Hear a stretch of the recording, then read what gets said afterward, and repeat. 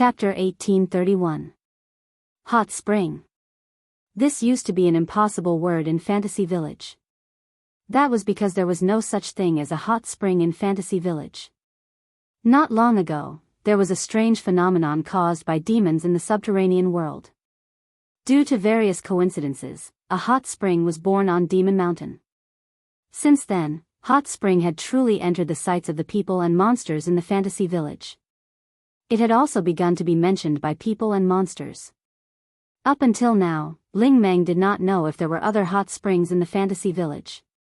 However, for Ling Meng, who had not soaked in a hot spring not long ago and had not soaked in a hot spring ever since she resolved the mutation, the term hot spring was somewhat fresh to her. When she heard Patrice say that Remilia invited her to soak in the hot spring, Soul Dream didn't know how to react. On the other hand, Marissa and Sensei Maruan's eyes lit up, revealing expressions of reminiscence. Hot spring? Ever since the last mutation was resolved, he hadn't soaked in it again, right? That hot spring in Demon Mountain, right?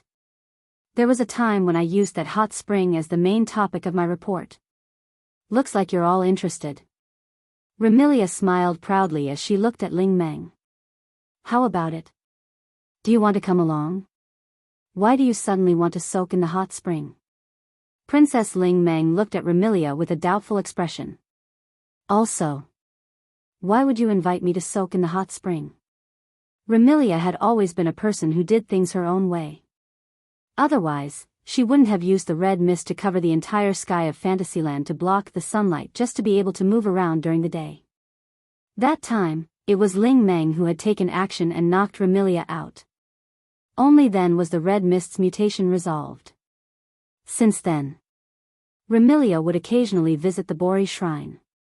She even used the Bori Shrine as a venue to hold banquets, causing Soul Dream a lot of trouble. However, Remilia would invite Soul Dream to a place to play. This was the first time. Remilia's reply was unusually willful and casual. Nothing much. I just suddenly wanted to invite you to soak in the hot spring. Hearing this, Princess Ling Meng subconsciously felt that something was wrong, but she couldn't pinpoint what exactly was wrong. It had to be said that Ling Meng's intuition was accurate. It was so accurate that it made one's heart palpitate. Patrice seemed to have noticed that Ling Meng was using her intuition. She shot a glance at Ling Meng and said, "I've destroyed your shrine for nothing. Remy would like to invite you to the hot springs as an apology." Huh? Hearing Patrice's words, even Remilia was stunned. Even Raven Knight had a look of surprise on his face as he revealed an expression of astonishment. Apologize? Marissa nodded in relief. In the end, it's still an apology. That's not. Remilia wanted to explain, but she was interrupted by Patrice before she could finish her sentence. Remy is just embarrassed. Don't mind her. After speaking, Patrice shot a glance at Remilia, causing Remilia to recall something. Remilia opened her mouth slightly and unwillingly turned her head away, no longer denying it. Still feeling that something was amiss, Ling Meng narrowed her eyes as though she wanted to see through Remilia's thoughts. That's not right. Right at this moment, Sensei Maru said to Remilia in surprise. Aren't you a vampire? I thought you couldn't touch water. With Sensei Maru's reminder, Ling Meng and Marissa recalled something. As a vampire, Remilia's bloodline wasn't very high. Even though she had the power that most vampires with higher bloodlines didn't have, she still had the weakness of vampires. She wasn't afraid of crosses or holy light, but Remilia unexpectedly had weaknesses like sunlight and water that could only counter low-level vampires. If Remilia were to soak in the hot springs, she would probably melt in the water. Do you think I would be so stupid as to joke around with my life for a hot spring? Remilia crossed her arms. This time, a sincere smile appeared on her face. Don't worry, I can already touch water.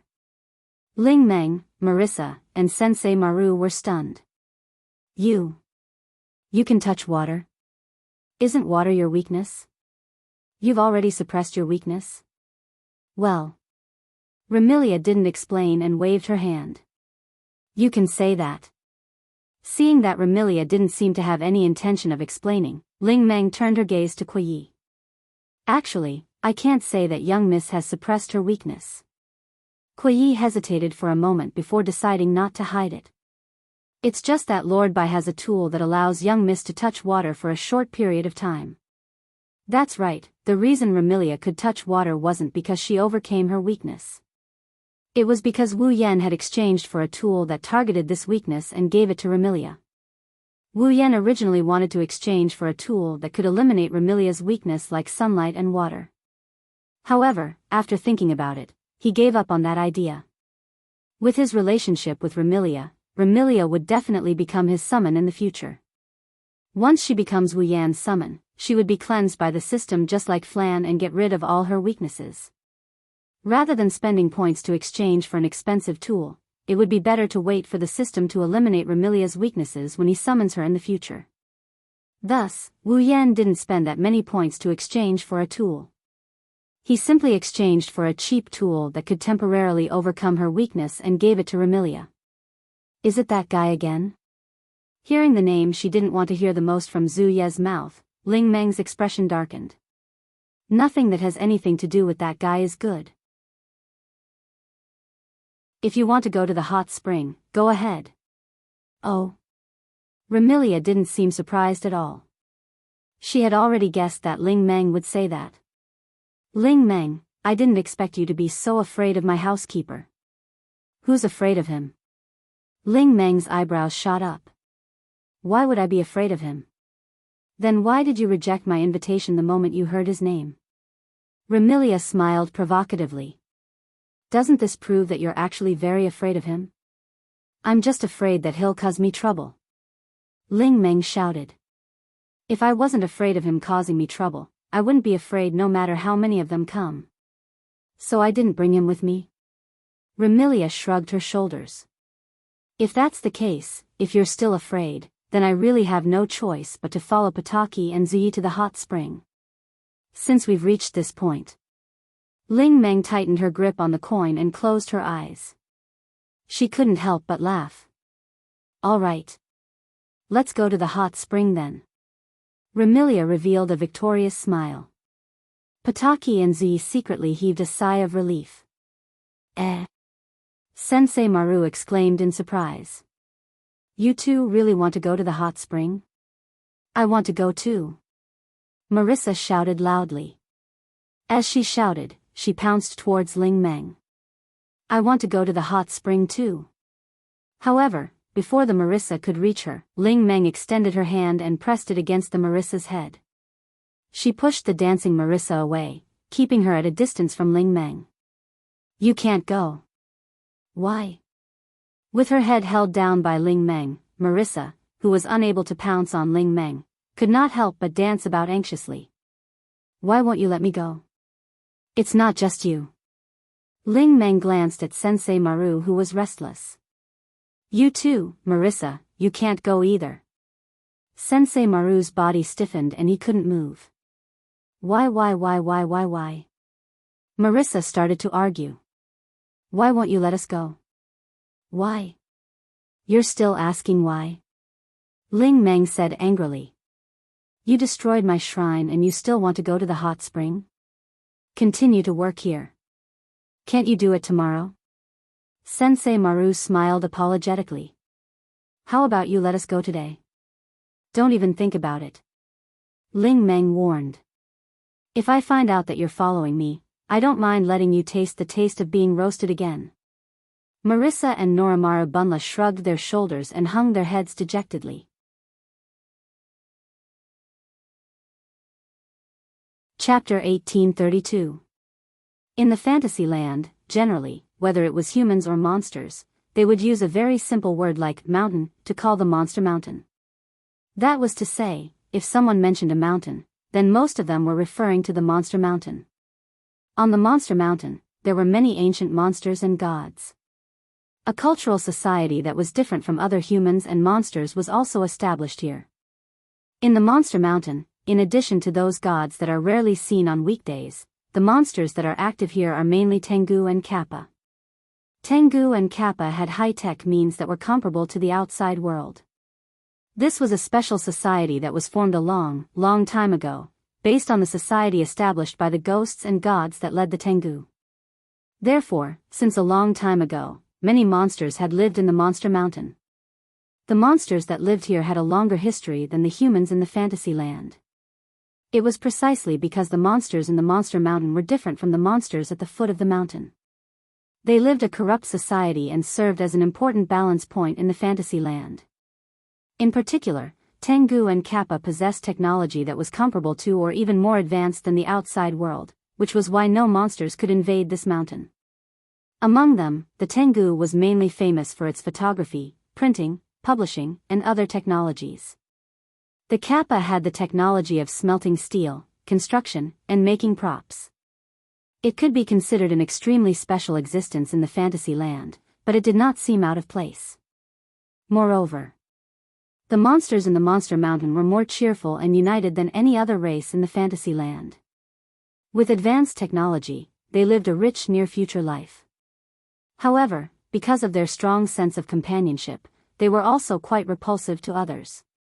Especially the intruders in the mountain, no matter who the other party was, they would do their best to drive them away. Therefore, there were many mysteries in the Monster Mountain that had not been confirmed by the monsters and people in the fantasy land. For example, there was a rumor that inside the Monster Mountain, it was an incomparably huge hole. The monsters in the Monster Mountain secretly lived in this hole, living the same life as the outside world. For example, there was a rumor that in the Monster Mountain, there was a technology. It only needed the light energy of the sun for a day.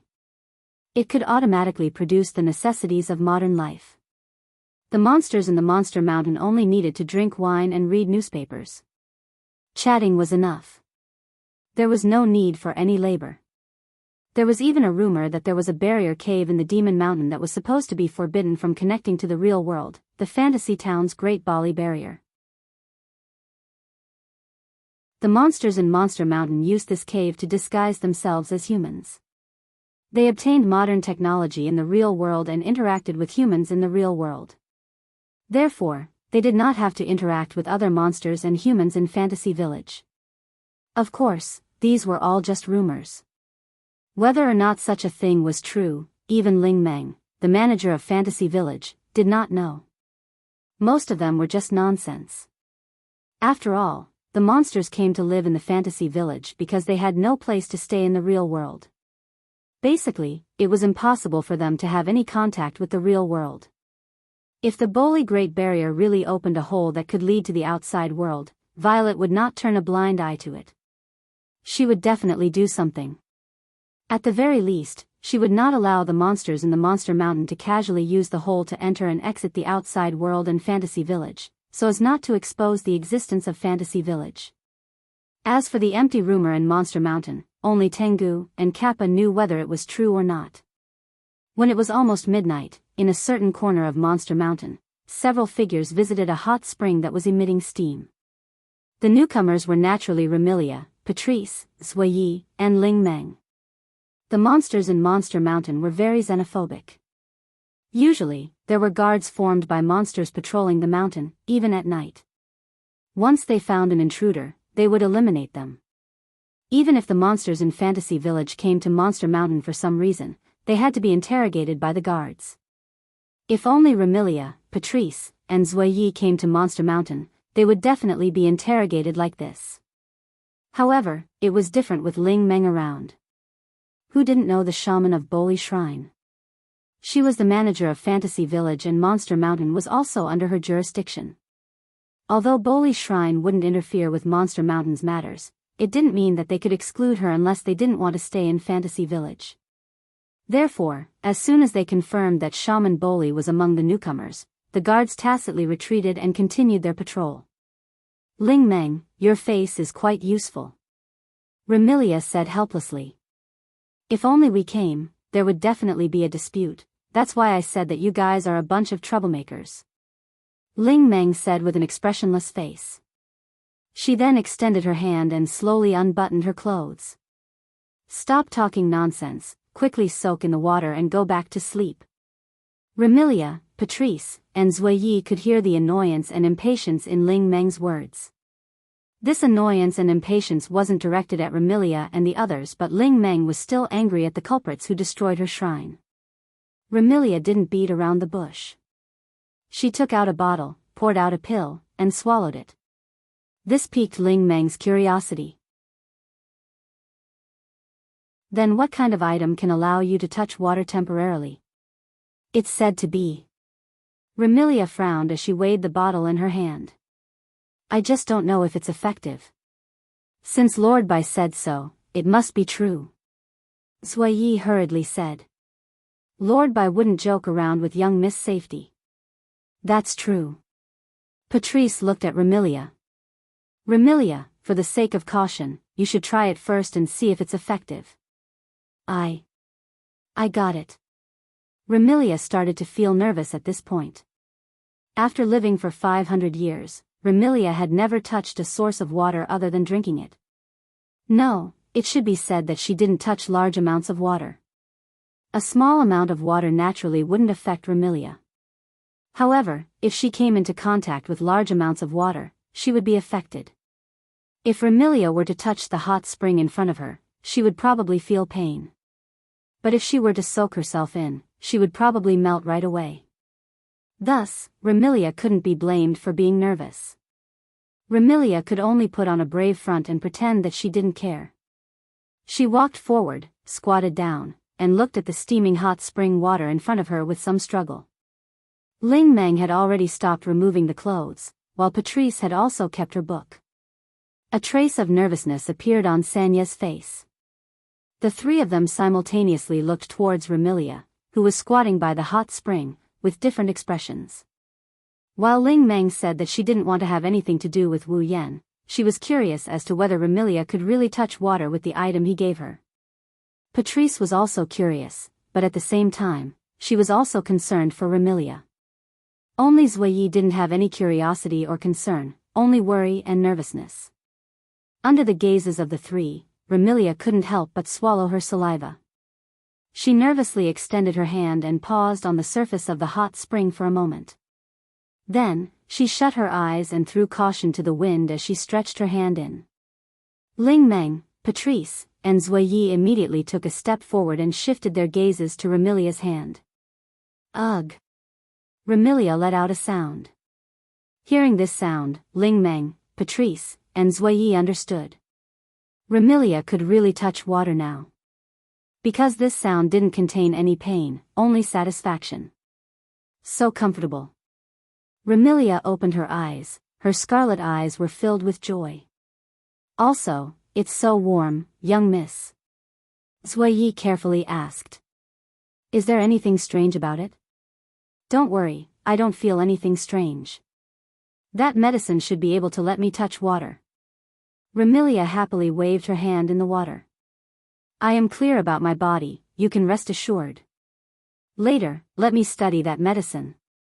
Patrice nodded. Perhaps you can find a way to overcome your weakness. Remilia gladly agreed. Since there's no problem, hurry up and get down. Ling Meng's tone was impatient as she continued undressing. I still have to find a place to stay later. Remilia and the other two exchanged glances and also started undressing.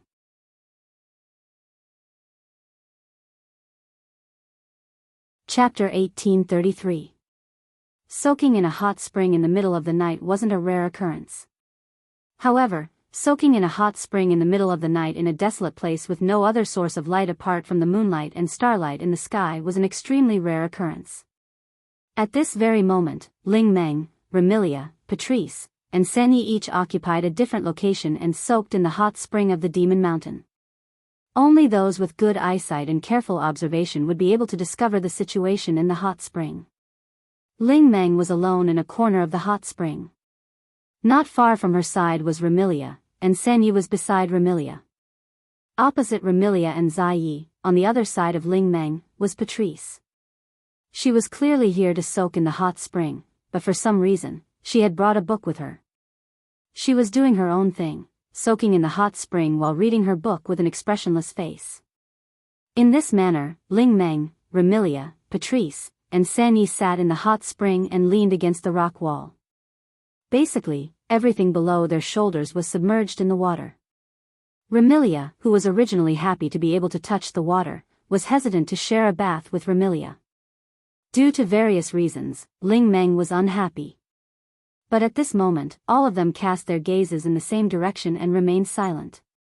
The three of them cast their gazes in the direction of Patrice. No. More accurately speaking, it should be Patrice's half-exposed chest that was submerged in the water. Because they were in the hot spring, it was needless to say that everyone was completely naked. If one were to observe carefully, no. There was no need to observe carefully. As long as one's vision didn't have a problem, they would be able to clearly see the differences in the figures of the various young ladies that were originally not very good-looking due to the existence of the clothes. First, it was Remilia. As for Remilia, one could only say that her figure was that of a proper young lady. She looked like she was only 10 years old. Her body hadn't fully matured and couldn't even be said to have grown a little. However, Remilia's figure was very slender. It was surprisingly watery, as if it was made of glass. Although it wasn't transparent, it was like a solidified white jelly. It gave people the feeling that if they pressed their fingers on it, they would be bounced back by the skin. It couldn't be said to be tempting, but it was quite easy to make people gasp in amazement. On the other hand, although Ling Meng's figure was more outstanding than Remilia's, she did not have the same feeling as Remilia. Instead, she appeared more refreshing and smooth. Even though she was soaked in water and surrounded by white steam, Ling Meng's fair skin could still be seen. If Remilia were to be compared to jelly, then Ling Meng would be a brightly colored candy. One could not help but lick her. Of course, Princess Ling Meng's figure could not be described as good. Her curves were very distinct, but it was still too early to say that she was impressive. She could only be described as cute. Then, it was Night. In terms of the size of the part that needed to be protruded, Night was the same as Ling Meng. They were the type that could only be grasped with one hand. They couldn't be considered voluptuous or impressive. However, Zhiyi had a delicate body that reminded people of ice, snow, and rivers. It was an extremely beautiful body. Her chest wasn't large, but the shape was beautiful. Her skin wasn't as smooth as Ling Meng's, but it was far more exquisite. It wasn't as watery as Remilia's, but it was soft and tender like a blooming cherry blossom. It gave people an indescribable sense of beauty. The water from the hot spring dripped down from her cherry blossom-like skin. It was a beautiful sight that could take one's breath away. It was very alluring. Remilia, Ling Meng, and Night. Out of the three of them, Night's figure should be the most suitable and the most attractive. However, compared to Patrice, it was still child's play. At first glance, the feeling that Patrice gave people could only be described with one word. Soft and velvety. Just by looking at it with the naked eye, one would feel that it was extremely soft. If one was lucky enough to hug Patrice, they would definitely feel as though they had thrown themselves into a bed. It would be extremely comfortable and blissful. Compared to this softness, Patrice's most prominent part was still the most eye-catching part. Even if the water flowed past, it wouldn't be able to find a gap to squeeze in. It was a pair of voluptuous breasts that were tightly pressed against each other. In addition to her soft and firm waist, slender thighs, and fully developed figure, this was undoubtedly the dream of all men. It was the most perfect figure in the world. It was the embodiment of both men's desires and women's longing.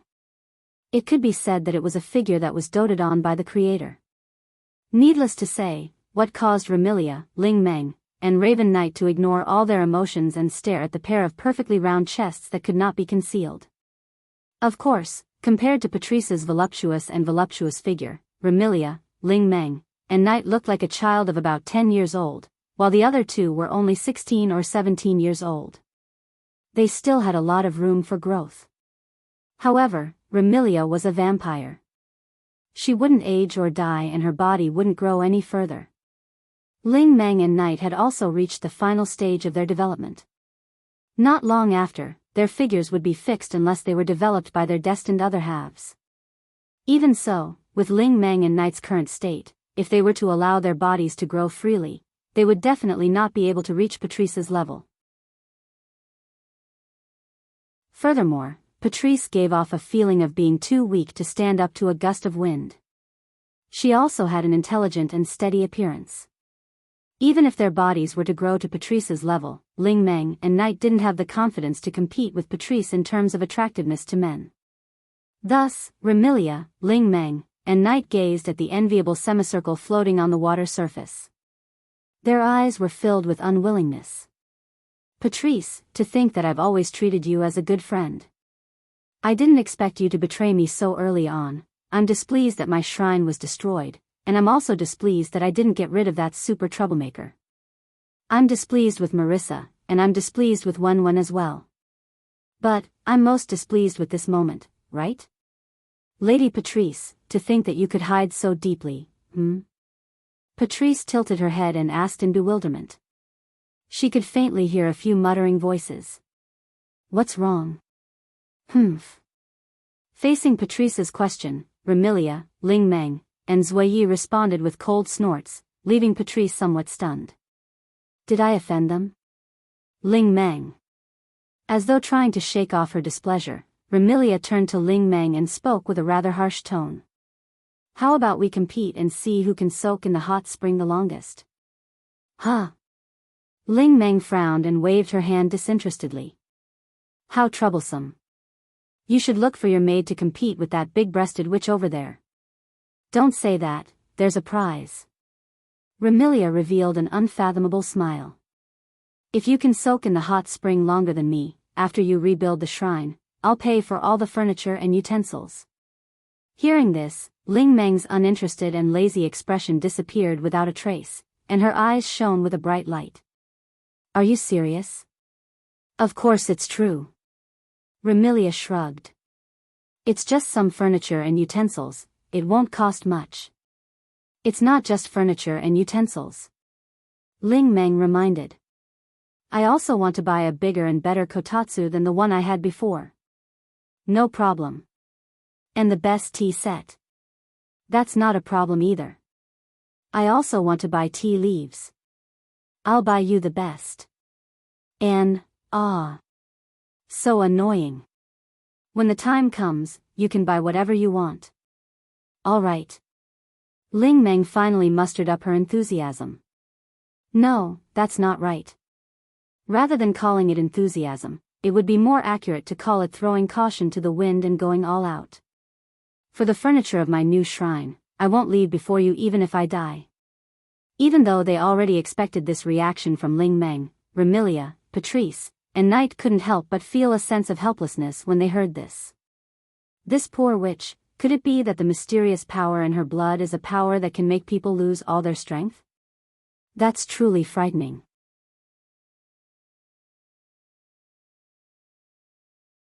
Chapter 1834. Generally speaking, hot springs aren't suitable for prolonged soaking.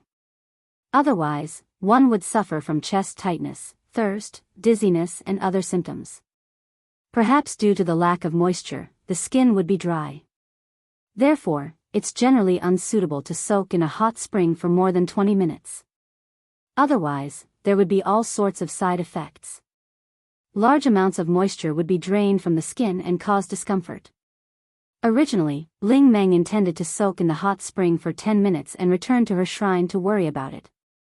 However, after Remilia proposed the bet, Ling Meng decided to stake it all. As time elapsed, Ling Meng, Remilia, Patrice, and Sanyi had entered the hot spring for 30 minutes. Roughly 40 minutes had passed since then. I can't take it anymore. Patrice's body was originally weaker than an average person. Although she wasn't a human but a witch, her resistance to the hot spring was much stronger than an average person. However, after 40 minutes, her calm face turned red and she surrendered. Lady Patrice. Seeing Patrice acting as though she was drunk, her head swaying left and right. She looked as though she was about to fall into the hot spring and faint. Zuoye's face turned red as well. He rushed over and helped Patrice up. Lady Patrice, are you all right? Zuoyi. Patrice mumbled in a daze. I feel dizzy. This. Zouyi turned his gaze to Remilia, his expression somewhat awkward. Young Mississippi. Zouyi. Her face was also red. However, Remilia, who was still at ease, waved her hand at Zouyi. Help Patrice to the shore to rest. But. Zouyi hesitated. Young miss, don't you need me to accompany you? Don't worry, I'm fine. Remilia said with a dull expression. You can wait on the shore with Patrice. Raoyi glanced at Remilia, who appeared to be at ease, and then at Patrice, who was fainting. He could only nod his head in agreement. I understand, young Mississippi. Leaving these words, Jinyi helped Patrice out of the hot spring and walked towards the shore.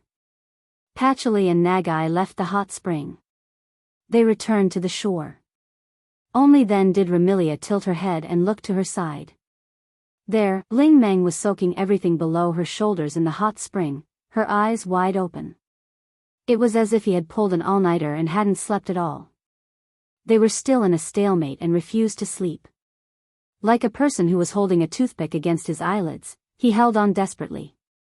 Taking a closer look, Ling Meng's face was redder than a monkey's butt. Her pair of large, watery eyes that used to be filled with laziness were no longer filled with laziness. Only dullness remained, and she even drew circles in her eyes. A sly smile appeared on Remilia's blushing face. How is it? Are you okay?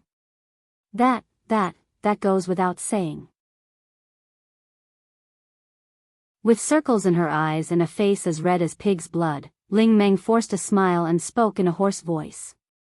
It's still too early, is that so? Remilia shrugged her shoulders with a do-as-you-please expression. Don't try to be brave, it was natural for Remilia to be so calm. The medicine Wu Yan gave Remilia, rather than allowing her to come into contact with water, it's more accurate to say that it's enhancing her body's adaptability to water, even if it's a hot spring. Thus, for Remilia, as long as the medicine was still in effect, her body would be able to adapt to the hot spring. She might not be able to soak in the hot spring for a long time, but at the very least, she wouldn't experience any side effects. If Remilia wanted to soak in the hot spring for 1 or 2 hours, she would be able to do so.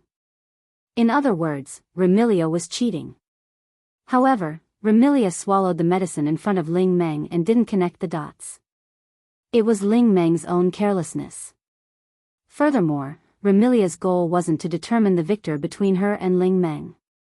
Remilia turned her head and saw Ling Meng's increasingly red face. She raised an eyebrow. Still not giving up? It's still too early, too early. Ling Meng seemed to have lost her mind. She kept muttering these words, but her head was also spinning along with her eyes. I can. Seeing this, Remilia no longer tried to hide her emotions. Her face tensed up as she called out to Ling Meng. It should be about time, right? There would always be times when a person's blood would surge due to excessive heat or some other reason. Soaking in the hot spring could also cause a person's blood to surge and increase their blood circulation. Here came the problem. If one soaked in the hot spring for too long, their blood circulation would increase and their blood would surge. What kind of situation would occur? Those who could adapt to the hot spring would feel dizzy and their bodies would overheat. It was possible that their skin would turn red. Those who couldn't adapt to the hot spring would experience the effects of excessive blood circulation. For example, a nosebleed. How was Ling Meng adapting to the hot spring? Was there even a need to ask? Ling Meng had only soaked in the hot spring once, and this was only her second time. After soaking in the hot spring for such a long time, the surrounding air was rather dry and her body had lost most of its moisture. Thus, Ling Meng's nose began to bleed. Drip, Ling Meng's face flushed red at a speed visible to the naked eye. The look in her eyes became even more lifeless. Her tense face collapsed as a drop of dark red blood dripped down from the tip of her nose into the hot spring. Seeing this, Remilia's eyes lit up. With lightning speed, she collected the drop of blood floating on the surface of the water. Then, she acted as if she couldn't take it anymore and floated out of the hot spring. I can't take it anymore. You won. Ling Meng, who did not realize that she was having a nosebleed and did not react in time, was stunned for a moment before she realized what had happened and said foolishly. I won. That's right. Remilia admitted since she had achieved her goal. You won. Then. Ling Meng said stubbornly. My furniture, I know. Remilia said helplessly. I will have someone send it to you when the shrine is rebuilt, too. Ling Meng seemed to have relaxed as she giggled foolishly. That's great. Ling Meng's head hit the surface of the hot spring and her entire body sank into the hot spring. Ling Meng. Remilia, Patrice, and Black Knight's exclamations reverberated through the steamy mountain and into the night sky. Fantasy Village, Scarlet Devil Mansion. Looking at the gem-like drop of blood floating above his palm, Wu Yan was speechless. Soaking in the hot spring until she gets a nosebleed? To think that you guys could come up with such a method. Wu Yan didn't know what expression he had when he said that. Soaking in the hot spring until she gets a nosebleed? Not everyone can do that, right? How did you know that Ling Meng would get a nosebleed? As long as the blood reaches a certain level, humans will have a nosebleed. Patrice calmly said. I think that Remy must have made up her mind. As long as Boli doesn't get a nosebleed, she will continue to soak in the hot spring. Are you for real? Wu Yan looked at Remilia, who was sipping her tea at the head of the table. What will you do if the potion's effects disappear? What will I do? Remilia said with a smile that wasn't a smile.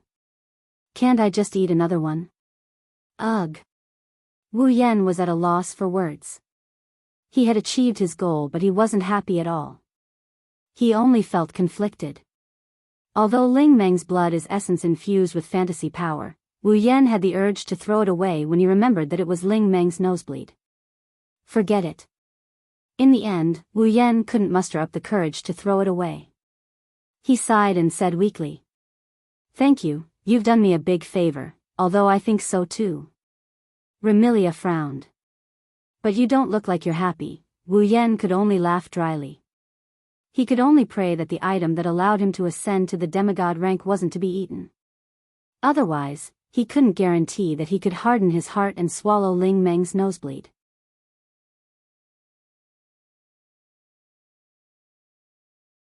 Chapter 1835. Today's weather was unusually clear. It couldn't be said that the sun was shining, but the sky was indeed blue, without a single wisp of cloud. In the cloudless sky, a streak of light, like a colorless shooting star, cut through the air as if it wanted to cut the sky in half. It flew past with a long tail of light and landed in a dense forest. From the very beginning, the owner of the flowing light already had its own destination. It did not slow down at all as it shuttled back and forth in the dense forest, passing by trees of different sizes that were equally lush, flying towards one of the directions in the forest. Not long after, a medium-sized manor house appeared in front of the streak of light. The streak of light didn't slow down until the manor house appeared. It landed in the open space in front of the manor house and showed its original form. It could be worn as casual clothes or as a suit. It had a very modern style of clothing. It was pitch black all over, and only the shirt under the jacket was white. The newcomer had black hair and red eyes. It was Wu Yan. Looking at the manor house in front of him, the corners of Wu Yan's mouth slowly rose until they reached a rather happy arc. He stopped and walked over. When he arrived in front of the manor house, Wu Yan didn't knock on the door. It was as if he knew that the owner of the manor house didn't lock it. He pushed the door open and walked into the manor house. He crossed the hall and went up the stairs to the second floor of the manor house. He didn't know if it was intentional or not. Wu Yan tried his best to eliminate the sound of his footsteps. He went up the stairs very slowly and crossed a corridor. He came to the door of a room. He tilted his head and listened with his ears. Wu Yan tried to hear the sound in the room. Faintly, Wu Yan could hear a very subtle knocking sound echoing in the room. If he didn't listen carefully, he wouldn't have heard it at all. This also proved that there was indeed someone in the room. This confirmed it. Wu Yan smiled and pushed open the door in front of him. What entered his field of vision was a Western-style, slightly dreamy room. Just like a dollhouse where dolls lived, the room was brightly lit, and there were some pink decorations in different places. The color of the furniture was also relatively bright, and it was quite girly. In such a room, the young lady sat gracefully on the floor. His head was lowered, and in his hands was an extremely delicate, palm-sized doll. He was fiddling with something with a serious look on his face. The hem of the sleeveless blue dress was spread out like a cake skirt. With the young girl as the center, it formed a circle on the ground. The young girl was like a housewife knitting a sweater. While she continued with the work at hand, she exuded an otherworldly aura. Seeing this scene, even Wu Yan's eyes lit up.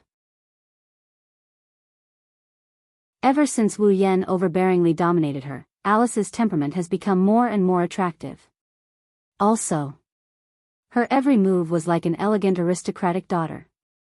It's hard for anyone to look away, even Wu Yan couldn't bear to look away when he saw her like this. And the arrival of Wu Yan.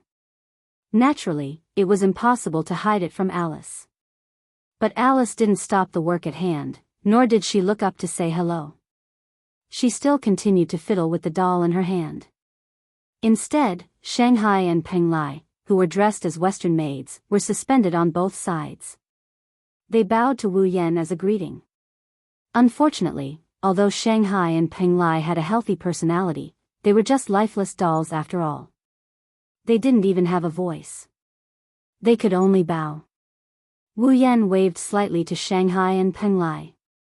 Without saying a word, he walked directly into the room and sat opposite Alice. He stared straight at Alice and didn't move anymore. Under Wu Yan's invasive gaze, Alice remained expressionless. However, her pair of beautiful eyes had some ripples. Obviously, being stared at so brazenly by Wu Yan, even with Alice's indifference, she couldn't calm her heart. She wasn't as calm as she looked on the surface. Regarding this, Alice was angry and helpless. Angry, naturally, she was angry at herself, and also angry at Wu Yan. Helpless, she was helpless at herself, helpless at the thick-skinned Wu Yan. Alice never knew that in this world, there really existed a person who could break the peace in her heart with just a gaze or an action. One must know that in the past, even Marissa and Patrice couldn't break the peace in Alice's heart so obviously. Ever since this man appeared, Alice realized that she was becoming more and more different from her past self. At least, not in front of this man. Could it be that this guy was really her nemesis? With such a helpless thought, Alice stopped what she was doing and raised her head to meet Wu Yan's eyes. Is there something?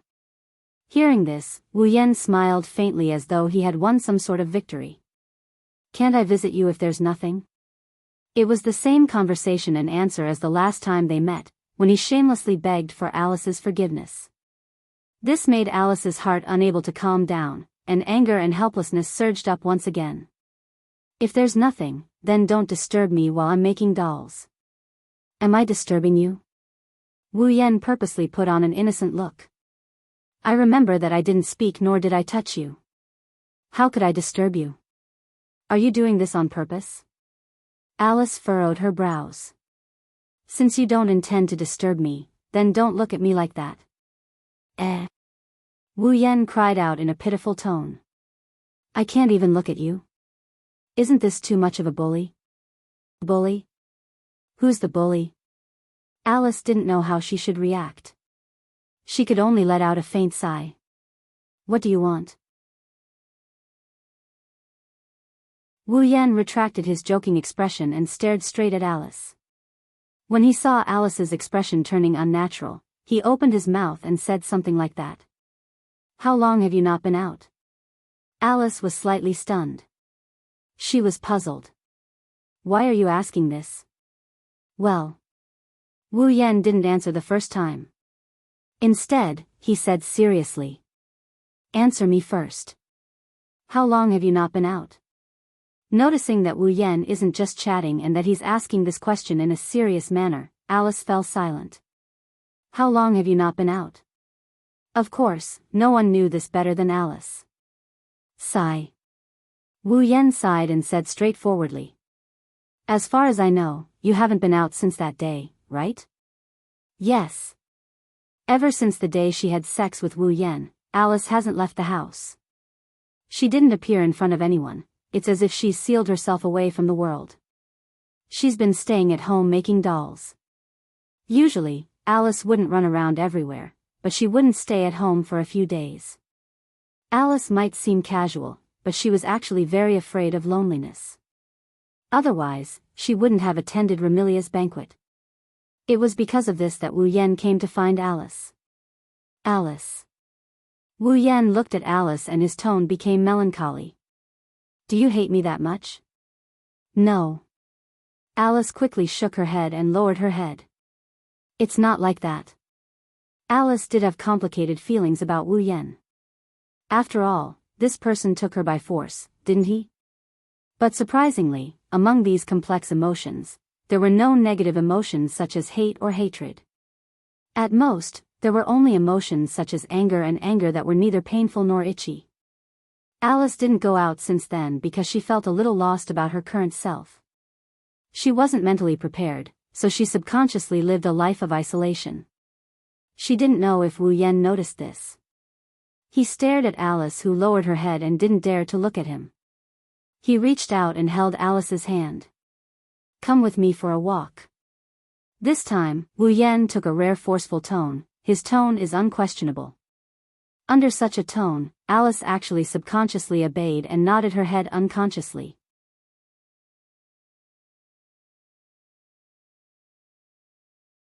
Chapter 1836. Fantasy Village, Bori Shrine. Wu Yan held Alice's hand as they walked up the stone steps in front of the Bori Shrine. Wu Yan held Alice's hand as they walked up the steps at a steady pace. At this moment, Alice was like a child who was afraid of strangers. She didn't object to Wu Yan holding her hand.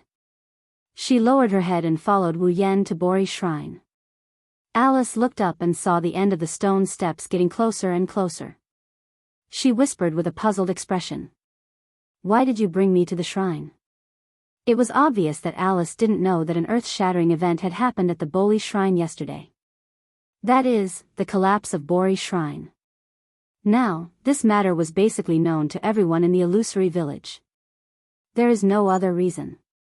As long as there is no problem with eyesight and perception, they should be able to see that yesterday, that a dream seal, released by Ling Meng, fell from the sky like the sun.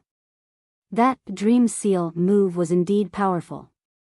It was so powerful that no one in the entire fantasy village couldn't feel it. Even the ordinary humans in the human realm could see it even if they couldn't feel it. So, who wouldn't be curious after witnessing such a powerful attack? It was impossible to hide the collapse of the Bori Shrine. Under such circumstances, Alice, on the other hand, had a puzzled look on her face. She probably didn't know about this matter that was known to everyone. One could only imagine what kind of isolated life Alice had been living for the past few days. If Alice was allowed to go on like this, perhaps Alice would completely become a reticent person who no longer saw people. That was hard to say. Wu Yan once again confirmed that his decision to drag Alice out of this mess was the right one. He scratched his cheek. Well, yesterday, I caused quite a bit of trouble. I have to go check it out, right? Trouble? Alice's face was still filled with confusion. What trouble? Wu Yan bitterly smiled and told Alice what happened yesterday in a concise manner, causing Alice to reveal an astonished expression. You destroyed the Bori Shrine? Actually, that's not my fault. Wu Yan tried to shift the blame. It's that hateful black and white who attacked the shrine without permission. I didn't want to destroy the shrine at all. Marissa? Alice shook her head helplessly. Indeed. She's the only one who can cause such a big trouble. Alice tightened her grip on Wu Yan's hand as she continued with a complicated tone. Then, is Marissa at the shrine now? You can say so. Wu Yan looked at Alice with a smile. What? You don't dare to see Marissa? Alice opened her mouth slightly as if she wanted to refute, but she couldn't say anything. Dare to see Marissa? It wasn't that she didn't dare to see Marissa. It's just that Alice didn't know how she should react to Marissa. It couldn't be helped. Who asked Alice, who had a Yuri plot towards Marissa, to be eaten alive by a certain wolf? Who asked Alice to truly follow the harmony of yin and yang, and the great Tao of male and female pairing? That's why Alice was so conflicted. In this regard, Wu Yan only said one sentence. Marissa is your best friend in Fantasy Village. She's the closest person to you. I don't want you to be afraid to face her. Hearing this, Alice's heart calmed down. That's right. Marissa was Alice's best friend and the closest person to her in Fantasy Village. Even if she had a relationship with Wu Yan, her Yuri plot towards Marissa couldn't be realized. She couldn't stay away from Marissa because of this. This was the kind of friendship that only existed between women. It was far more intimate and delicate than the friendship between men. Following Wu Yan's footsteps, Alice followed behind Wu Yan and walked to the end of the stone steps. After the two of them walked down the stone steps, the current state of Bori's shrine was presented before their eyes.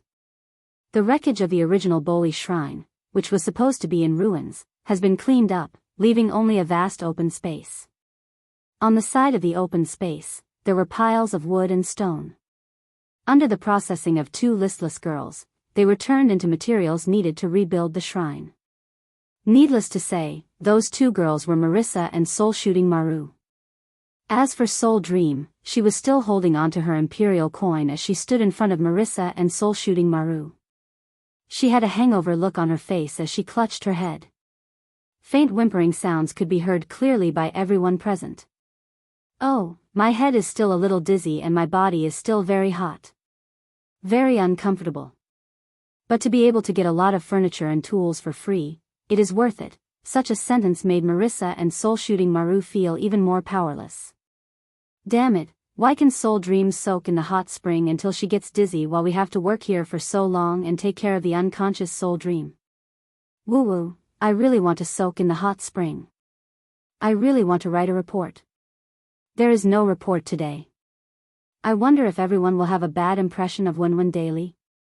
Seeing this, Wu Yan and Alice looked at each other speechlessly. Soul Dream, who was still holding her head, inadvertently turned her head to look in the direction of the stone steps. She saw the man and woman standing at the end of the stone steps and was momentarily stunned. When she saw Wu Yan, her eyes widened and she shouted. You actually dare to come? The sudden shout startled everyone present. It also caused Marissa and Soul Shooting Maru to notice Wu Yan and Alice. The two of them ignored Alice and shouted at the same time. You absconding bastard. You finally appeared. What do you mean absconding? Wu Yan retorted. The one who destroyed the shrine was not me. Why should I abscond? You were the one who told me to destroy the shrine. Marissa shouted. If you didn't want Soul Dream's blood, I wouldn't have become like this. It is all your fault. I didn't destroy the shrine either. Soul Shooting Maru said indignantly. Then why do I have to be responsible for rebuilding the shrine? Marissa and Soul Shooting Maru's resentment has been accumulating for a period of time. Now that they have an opportunity to vent, the two of them showed signs of not being able to stop. Don't just focus on talking. Soul Dream pointed at Marissa and Soul Shooting Marabune as she issued an order. Hurry up and continue. Marissa and Soul Shooting Maru wanted to say something, but under Soul Dream's imposing gaze, they immediately withered and obediently continued processing the wood and stone in their hands. Wu Yan could only bitterly smile at Alice before he looked at Ling Meng and awkwardly said, Sorry, Ling Meng. Do you need my help? No need. Soul Dream said without hesitation. She even looked at him as though he was an unwelcome person and waved her hand disdainfully. Nothing good will happen when you appear. Hurry up and leave. Don't hinder me from rebuilding the shrine and don't give me any trouble.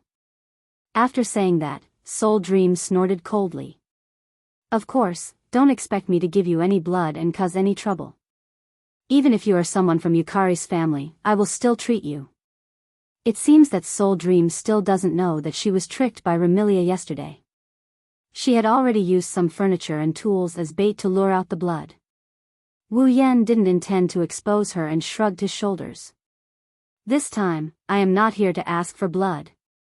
Not here to ask for blood? Soul Dream was startled and immediately became vigilant. If you are not here to ask for blood, then what are you here for? Looking at how Ling Meng is acting as if she's guarding against some dreadful beast, Wu Yan felt a bit depressed. Can't I be here to make amends and to help? I already said that I don't need your help. Soul Dream was unmoved. Just don't cause any trouble. Alright. After being rejected by Soul Dream, Wu Yan could only compromise. You really don't need help? No need. You don't need to apologize? No need. You can't even use gold coins as a gift? No. Just as Soul Dream was about to reject him, the word gold entered her ears. She suddenly choked and crossed her arms. With a thoughtful expression, she nodded her head. That's fine. Wu Yan, Alice, Marissa, and Sensei Marumi were speechless.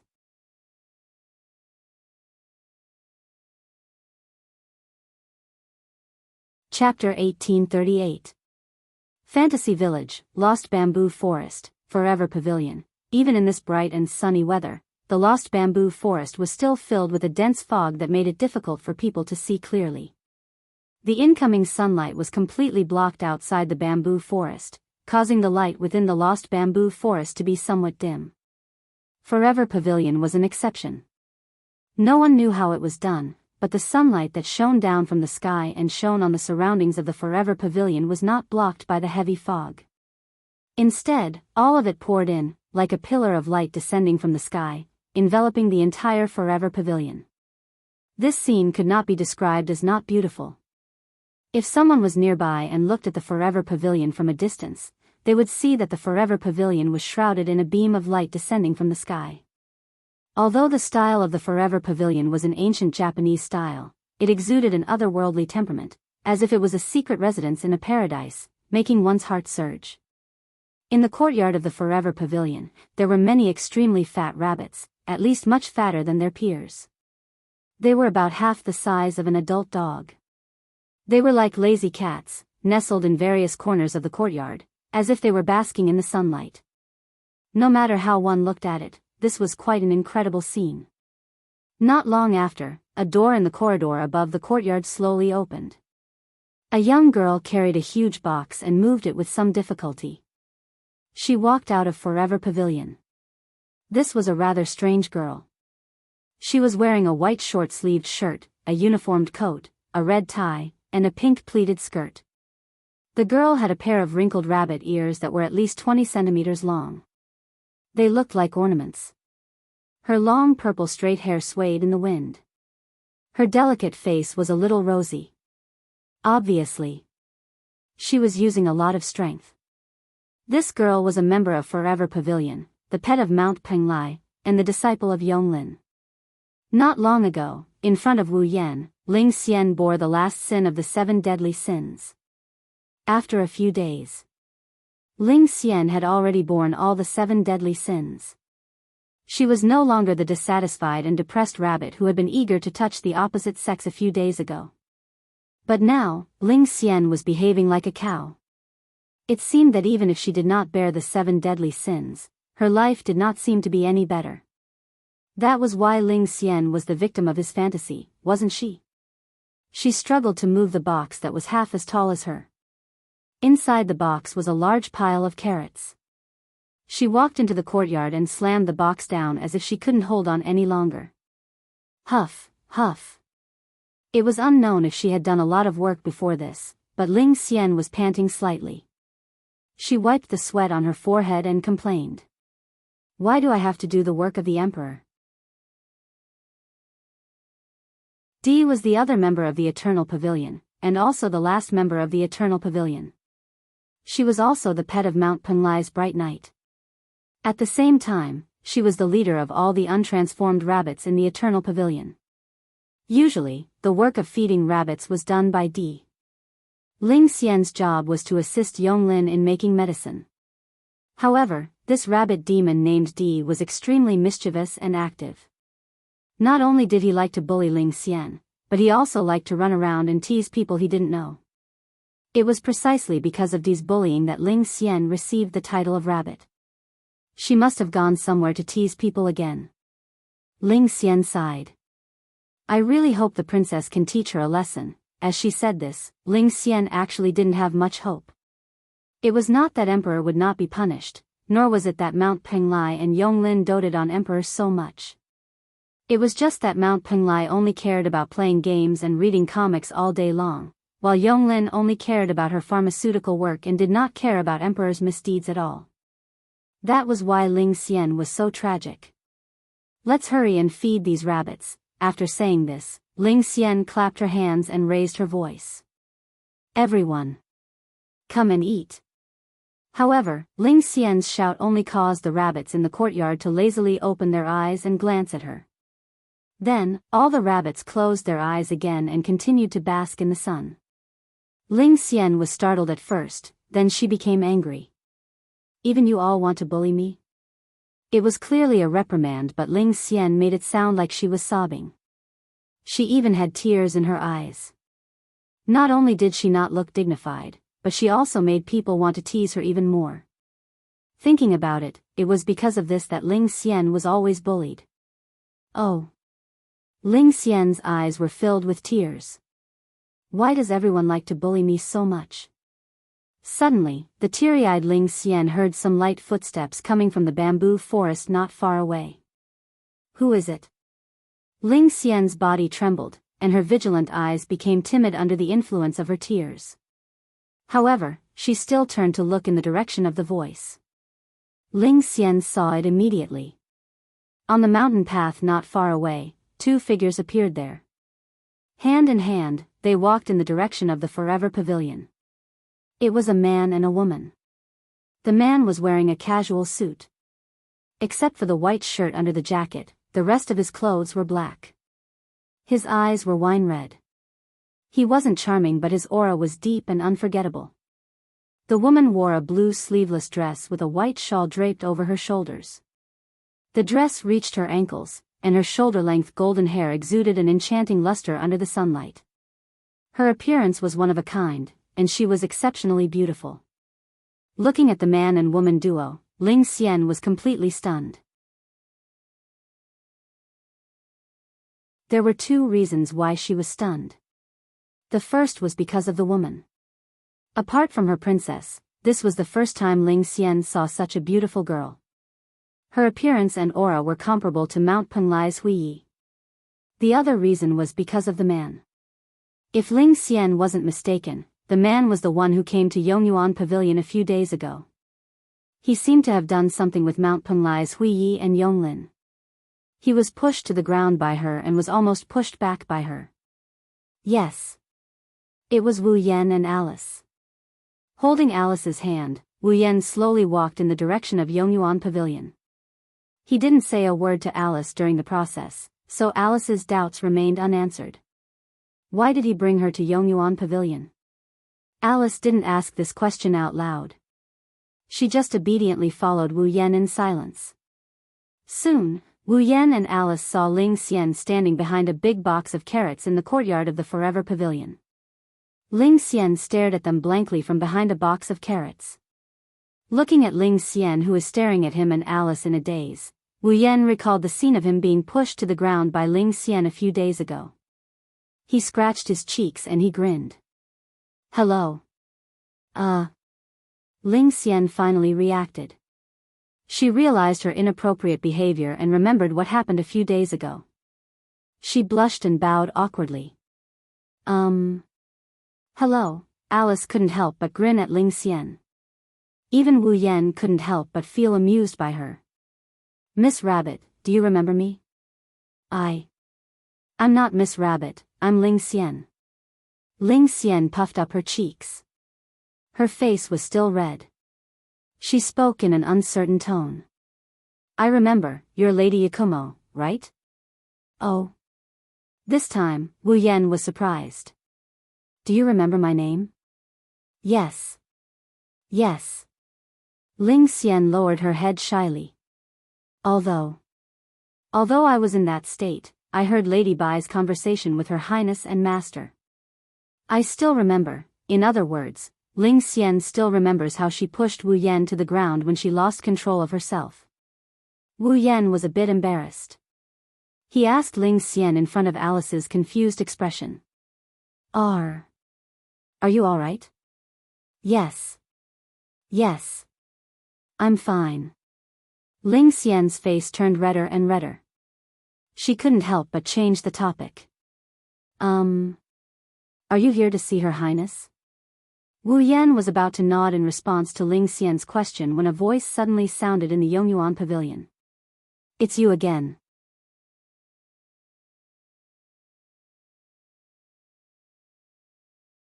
Chapter 1839. Sure enough, it's you again. As the voice echoed, a tall and plump figure walked out of the Yongyuan pavilion. She came to the wooden corridor and attracted everyone's attention. First, she looked at Wu Yan and Alice, who are holding hands. Then, she waved her hand at Ling Xian, who is standing beside her. Her expression is as mysterious as ever. She waved at Ling Xian, who is standing beside her. Adumbra courtyard, go back to work. Yes. Master. Ling Xian answered in fear and trepidation.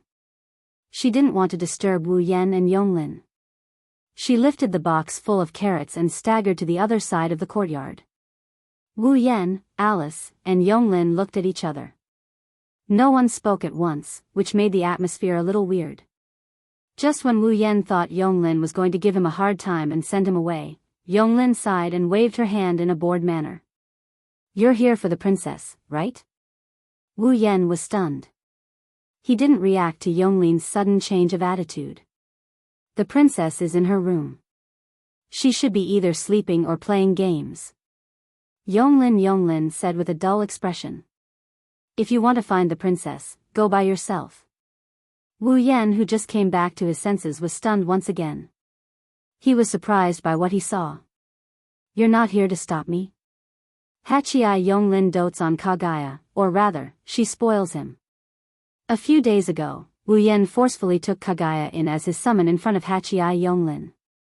Hachii Yonglin should be hostile towards Wu Yan since he performed life fusion with her. He didn't know why. With Yonglin's wisdom, what exactly did she think about the matter of him accepting Mount Penlai's Kagaya as a summon? Did she secretly try to remove the situation where Mount Penlai's Kagaya's life force fused with him? But logically speaking, Yonglin shouldn't let him come into contact with Mount Penglai Hui so easily. After all, last time, Wu Yan took Kagaya of Penglai Mountain as a summon in front of Yonglin. Yonglin didn't have the power to stop him. In that case, even if Yonglin didn't feel regretful, she would feel unwilling. Logically speaking, he wouldn't let Wu Yan get close to Mount Penglai anymore, right? Who knew what Wu Yan would do? Even if Yonglin didn't take Wu Yan down last time, her favorability towards Wu Yan must have dropped to the negatives. That's why she chased Wu Yan out of Yonsei Pavilion in such a hurry. This time, why did he compromise without a second word? Yonglin glanced at Wu Yan as if she saw through Wu Yan's thoughts. Do you think that the princess would hide all the facts from me? At this point, Wu Yan understood. Kagaya of Penglai Mountain must have told Yonglin about Wu Yan and the system. Also. And it was the kind that didn't leave out anything. This Kagaya. Wu Yan was dissatisfied. Speaking of such an important matter so carelessly, aren't you afraid of attracting unnecessary trouble?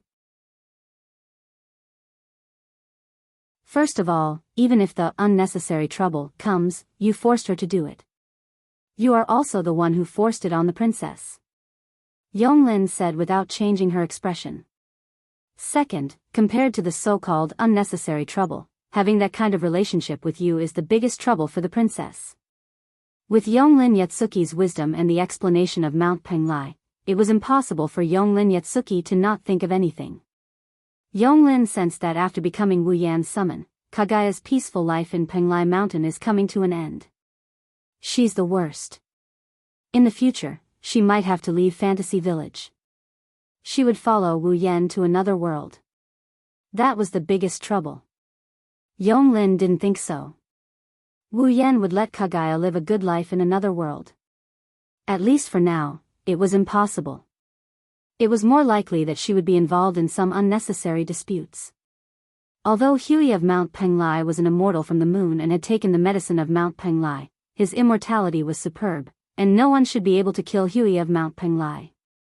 But even something like the system, which even Yonglin couldn't understand, appeared. What else was impossible?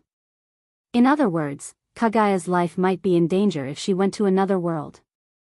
Yonglin is angry at Wu Yan for bringing about an uncertain future for Kaguya of Penglai Mountain. But, she's also thinking about it.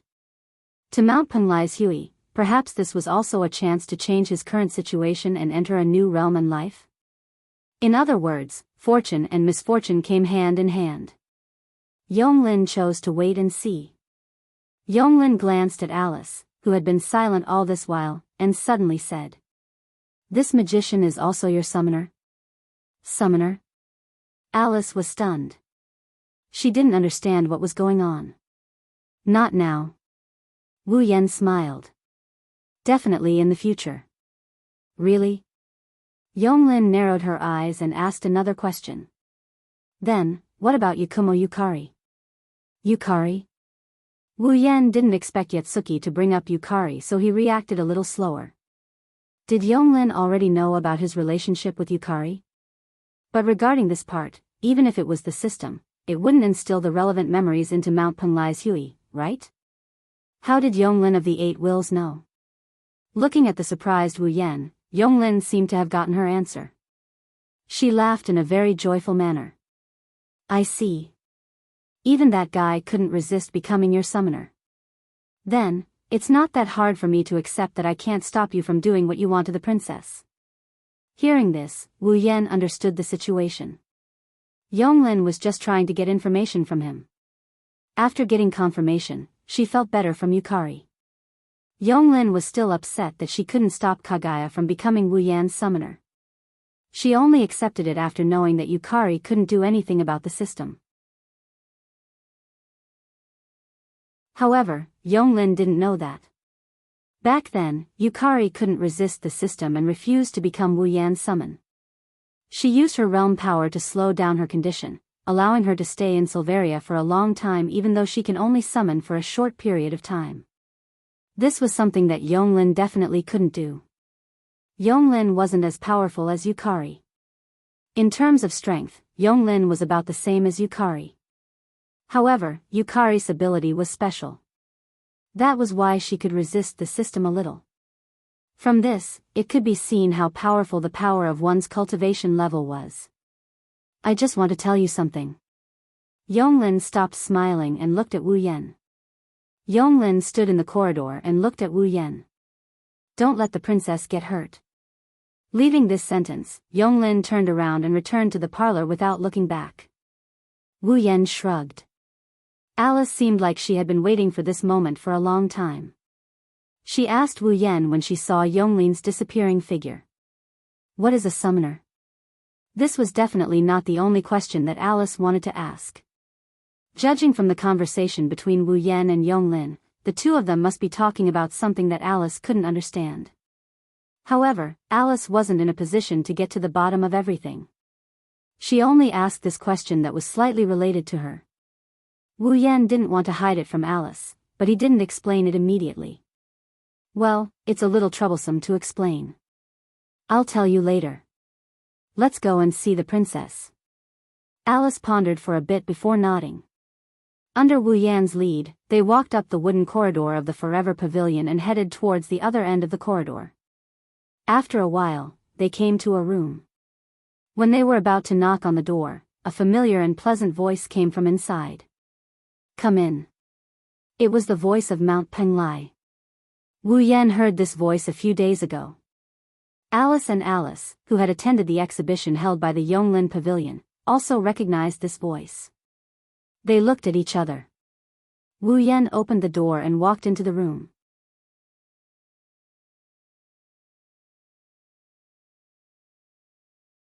Chapter 1840. Compared to the first time they met, this time, the situation in Mount Penglai's room was a bit different. The boxes filled with game discs and mangas all over the ground disappeared. No one knew where they were taken by Mount Penglai Kagaya, leaving the retro-style tatami completely exposed to the air. The room also seemed to have been specially tidied up. Compared to the first time, it was a lot cleaner and didn't feel sloppy.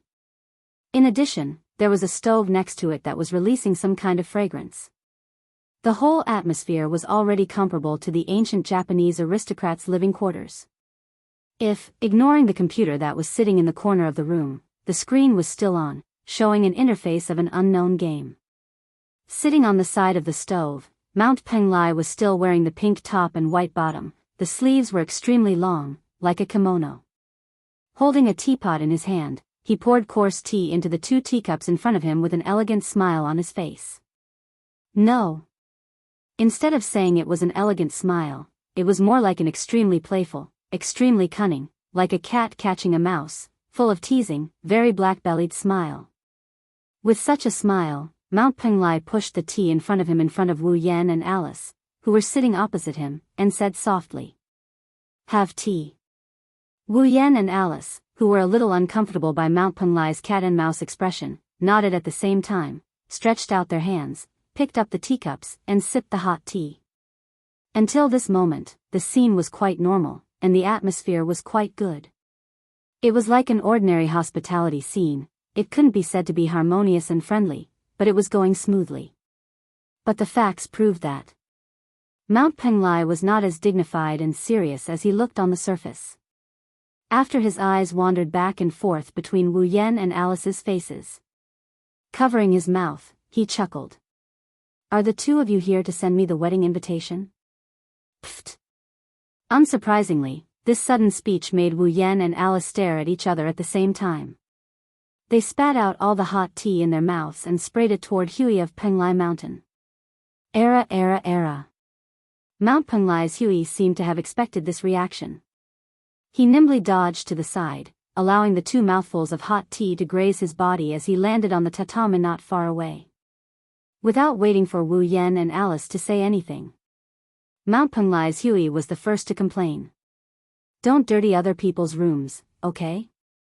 Can you not speak so carelessly?" Alice raised her voice, unwilling to be outdone. "What nonsense are you talking about all of a sudden? I knew it. You can't be so honest." Wu Yan picked up the handkerchief on the side, wiped his mouth, and rolled his eyes. "How on earth did you think of that?" "Intuition," Mount Penglai Huey said with a smile.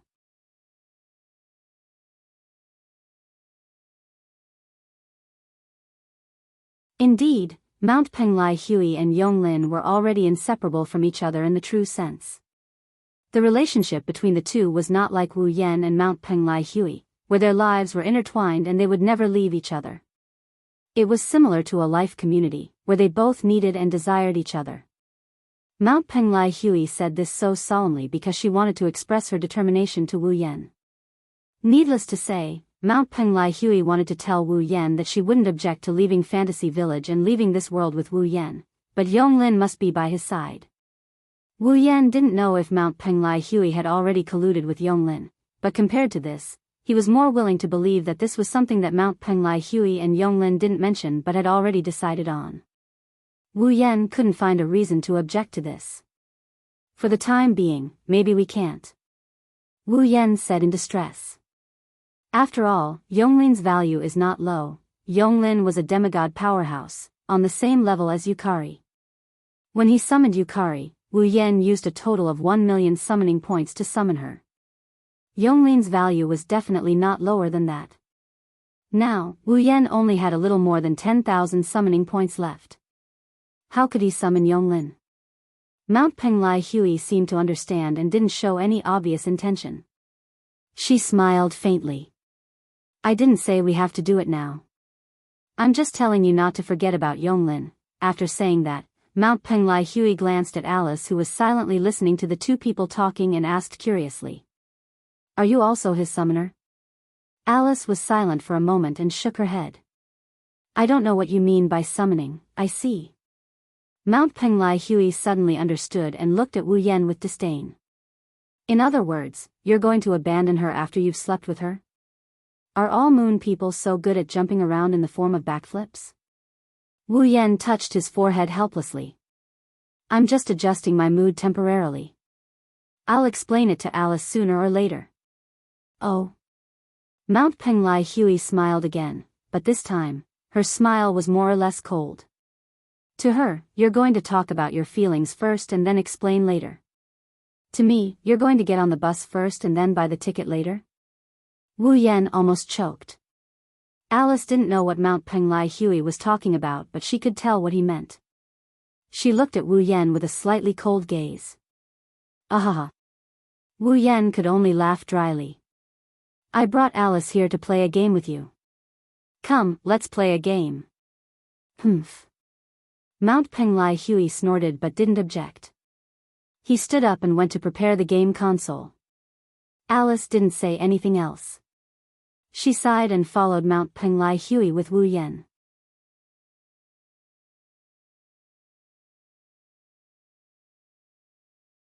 Chapter 1841. For the whole day, Wu Yen, Alice, and Hui of Penglai Mountain had been hiding in the room and playing games. They were having so much fun that they completely forgot about the time. They didn't even eat lunch or dinner. After all, Hui of Penglai Mountain had the glorious title of a princess neat. It should be said that she lived up to this title. Throughout the day, Hui of Penglai Mountain showed enthusiasm that she didn't show during their 2 meetings. Not only did she no longer maintain her dignified, elegant, and even black-bellied personality, but she was also immersed in the game. It was hard to imagine that such a person was actually a princess who had lived for thousands of years, or Princess Hui who once conquered an era with her beauty. However, it wasn't without reason. That's right, Hui of Penglai Mountain was indeed a homebody. She was very homebody and liked to play games very much. However, in the past, Hui of Penglai Mountain could only stay in the room and play games alone. It was rare for someone to play with her, so how could she not enjoy herself? Wu Yen, on the other hand, is having even more fun. Thinking back to the past, Wu Yen was also a homebody. Although he wasn't as homebody as Hui of Penglai Mountain, he still liked to play games. Ever since he obtained the Soul Fusion system and came to the Spalier world, Wu Yen had never played games again. Instead, he ran around the Spalier world and each dungeon world to improve his strength. Of course, there were many dungeon worlds that also had games. In fact, the theme of Sword and Saber Dominion world was games. However, Wu Yen had only lived in SAO for 3 years. He had played games before. Since then, he had never played games again. Under such circumstances, how could he not have a good time? Therefore, for the whole day, Wu Yen and Hui of Penglai Mountain were an unprecedented combination. They were immersed in the game. They couldn't extricate themselves. As for Alice, she was a little conflicted. Unlike Wu Yen and Hui of Penglai Mountain, who had not played games for a long time, Alice had been playing games since she was born. Until now, he hadn't played any games at all. At the end of the day, Alice was originally a monster who had cultivated from a human to become a magician. In the era when Alice was still a human, games were not popular at all. After becoming a magician, she came to the fantasy village and had no chance to come into contact with modern technology and games. Therefore, during the whole process, only Alice looked very uncomfortable, unable to keep up with Wu Yen and Mount Penglai's enthusiasm. Many times, Alice wanted to stay out of it and silently watch Wu Yen and Penglai Mountain Hui play games, but she didn't know why. Every time Alice wanted to quietly withdraw, Wu Yen could keenly feel it and pull her back. This also made Alice understand that Wu Yen was not really completely immersed in the game at all. At least, he definitely diverted a little attention to pay attention to her.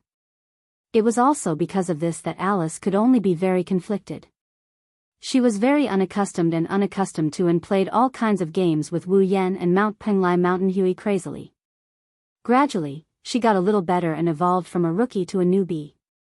Unfortunately, no matter how enthusiastic Wu Yan and Mount Penglai Mountain Huey were in the game, no matter how fast Alice gradually got used to it, time would still quietly pass by.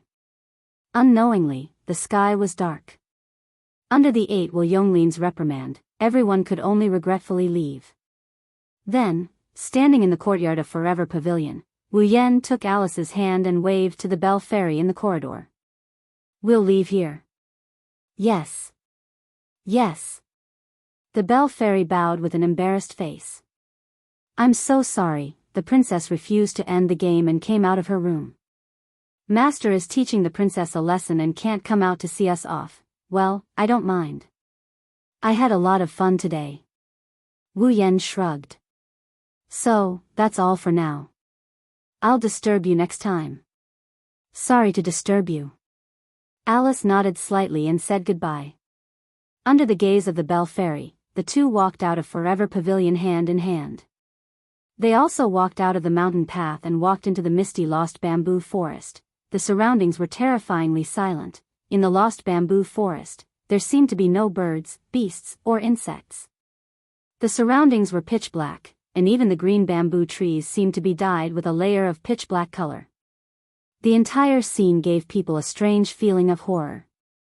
Walking in this bamboo forest where monsters could jump out at any time, Alice stared at the back of Wu Yan, who was holding her hand and walking in front of her in silence. At this moment, there was only one emotion in Alice's heart. That is, confusion. She is puzzled by Wu Yan's actions for the entire day. For the whole day, Wu Yan seemed to have gone to the Boli Shrine to apologize to Ling Meng. Then, he came to Forever Pavilion and said a lot of things that Alice didn't understand. Then, he said a lot of things that Alice also didn't understand. Then, he played the game until now and did a lot of things. However, there was one thing in common among these things. That is, Wu Yan has always allowed Alice to stay by his side. He didn't even try to hide anything from her.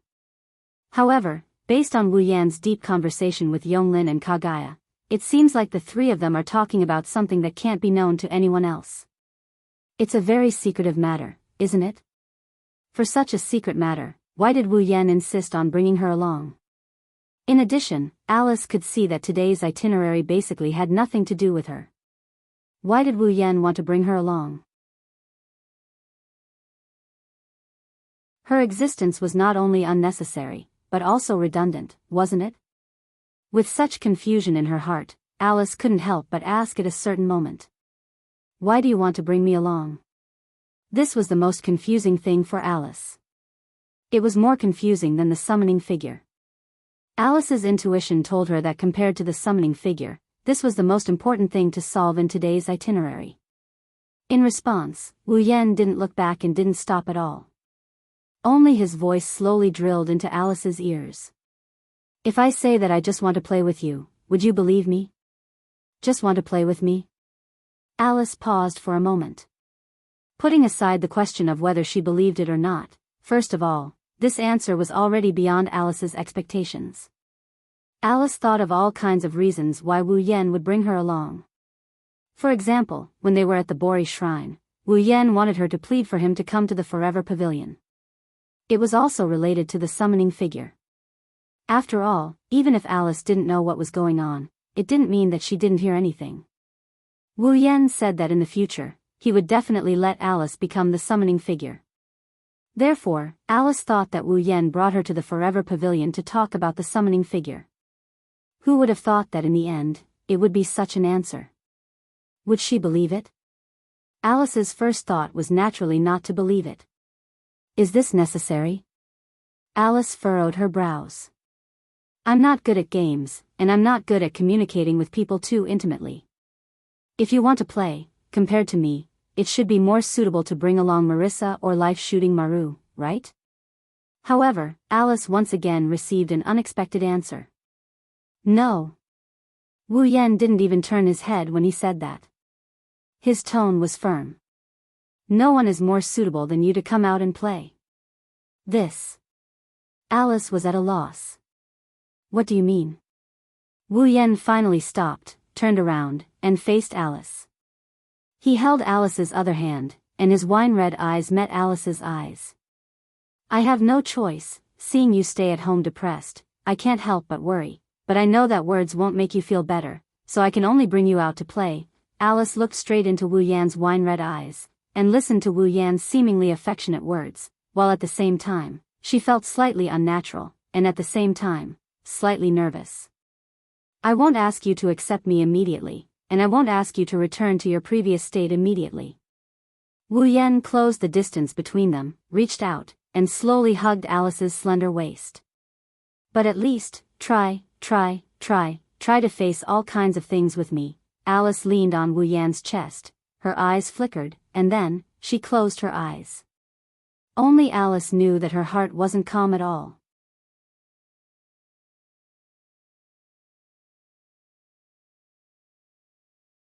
Chapter 1842. Phew. On the way back to the Red Fiend mansion, Wu Yan let out a long sigh of relief. There was a hint of joy on his face, and his footsteps were also somewhat brisk. It was obvious that he was in a good mood. Just now, Wu Yan sent Alice home. Compared to when she was still at home this morning, on the surface, Alice seemed to be as calm as ever, and her performance was as calm and indifferent as usual. However, Wu Yan, who had carefully observed Alice, saw a slight change. That was, the brilliance in Alice's beautiful eyes was much brighter than when she was still making dolls at home in the morning. Thinking of this, Wu Yan couldn't help but recall Alice's figure when he saw her at home this morning. How should he put it? She was as beautiful as ever. However, under this beauty, there was a hidden gloominess. She was like an old man in his twilight years, giving people a feeling that she had no vitality. When she returned home, Alice already had the feeling she had when she first met Wu Yan. If one had to describe it, it would be that the brilliance on Alice's body had slightly converged these days. It wasn't until just now that the sense of existence that belonged to Alice returned without a trace. Of course, it would be a bit of an exaggeration to say that not a single detail is missing. Alice's heart is definitely no longer as calm as it used to be. At the very least, Wu Yan saw signs of Alice recovering.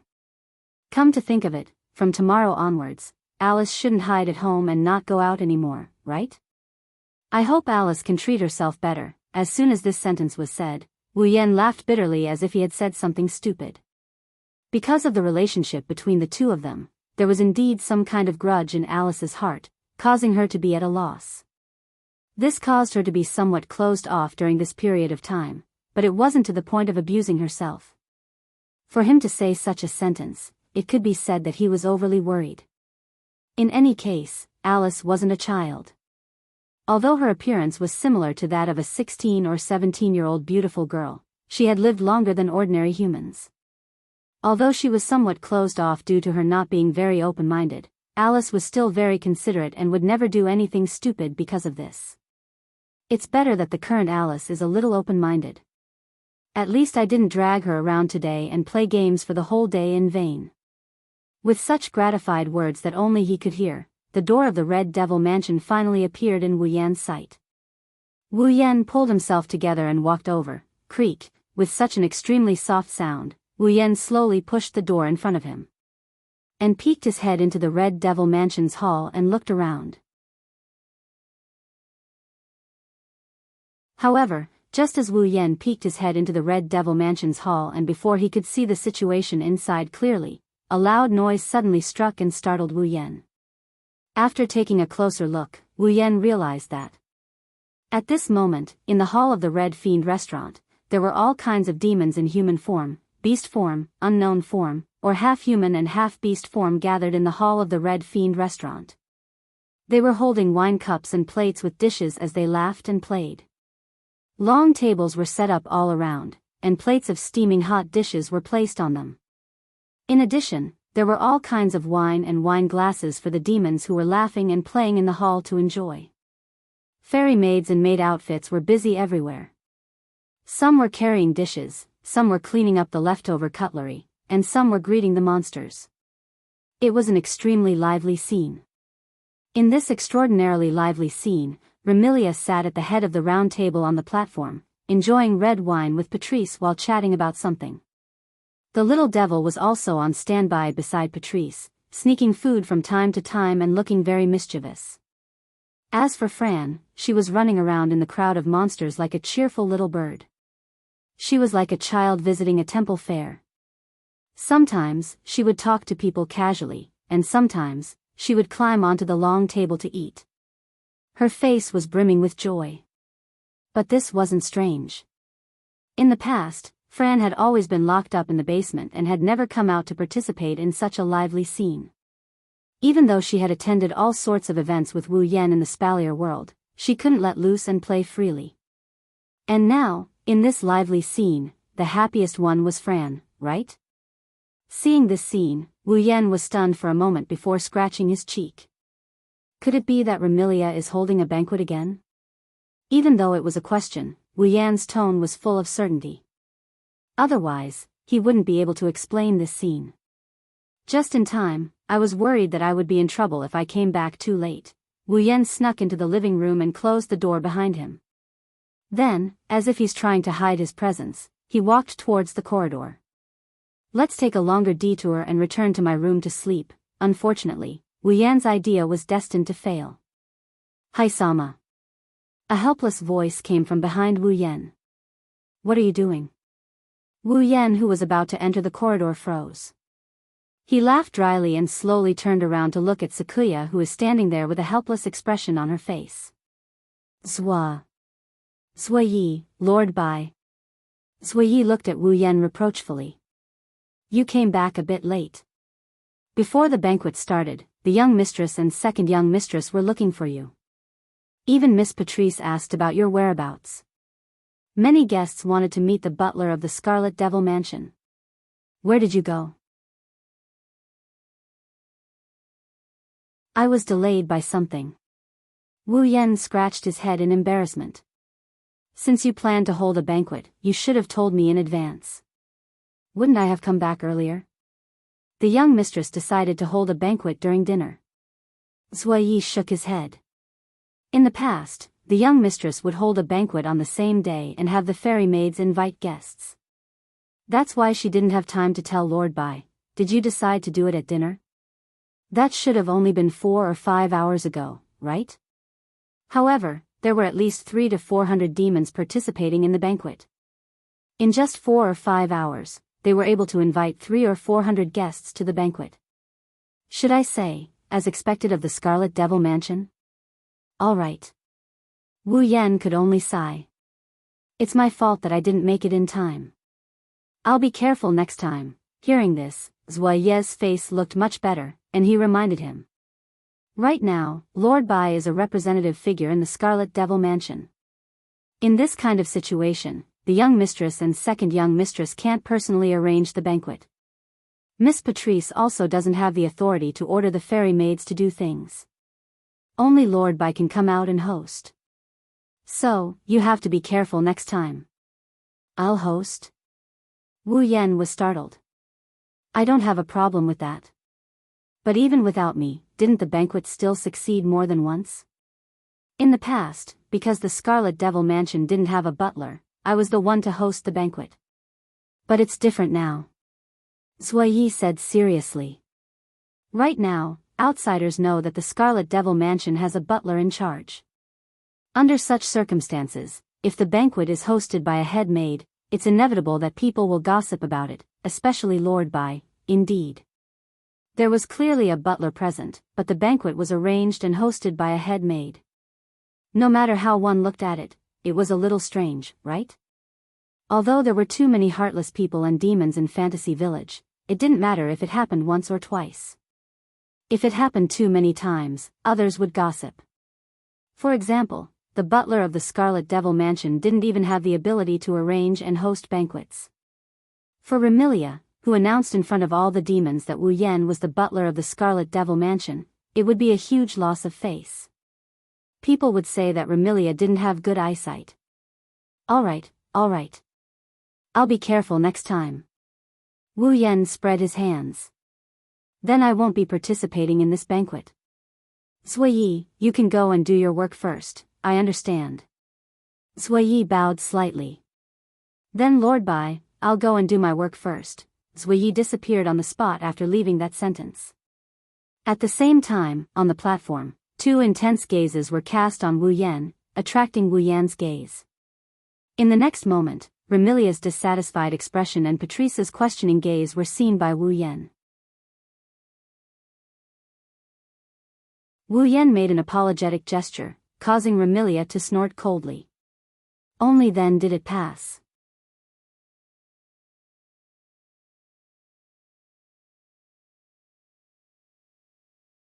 Chapter 1843. Scarlet Devil Mansion, Remilia's room. Yay! Fran cheered and jumped onto the bed. She had a smile on her face that hadn't disappeared since the beginning. She twisted her body on the quilt. She looked really happy. Her wine-red eyes were curved into crescents. The banquet is so fun. Remilia's expression softened when she saw Flan's reaction. She felt like this banquet was worth it. However, she still looked at Wu Yan with a dissatisfied look. It would be even better if you weren't late. Didn't I already apologize? Wu Yan said helplessly. Besides, you didn't tell me beforehand. How would I know you were going to have a banquet? Well, it's your fault. Remilia said stubbornly. Who told you to go out all day? Can't you just stay at home? Home. Home. Wu Yan couldn't help but smile. Well, I have all kinds of things to do. Don't throw a tantrum. I'm not throwing a tantrum. Big brother, big sister, stop arguing. Fran jumped up and muttered. Hurry up and sleep. Got it. Wu Yan and Remilia laughed at the same time as they walked up to her. At this point, Remilia didn't reject sleeping with Wu Yan. She's acting very naturally. And this also proved that. Remilia was gradually getting used to having Wu Yan by her side. Oni-chan. Flan hugged Wu Yan's neck and she hugged him. Hurry up and help Fran change. Fran wants Big Brother to hug Fran to sleep. Okay. Wu Yan shook his head and pinched Fran's nose affectionately. He gently undid her clothes while she whined. Now, Fran would no longer be locked in the basement. However, in the eyes of everyone, Fran was still a child. They would definitely not allow Fran to run around as she pleased. So, Fran didn't go out often.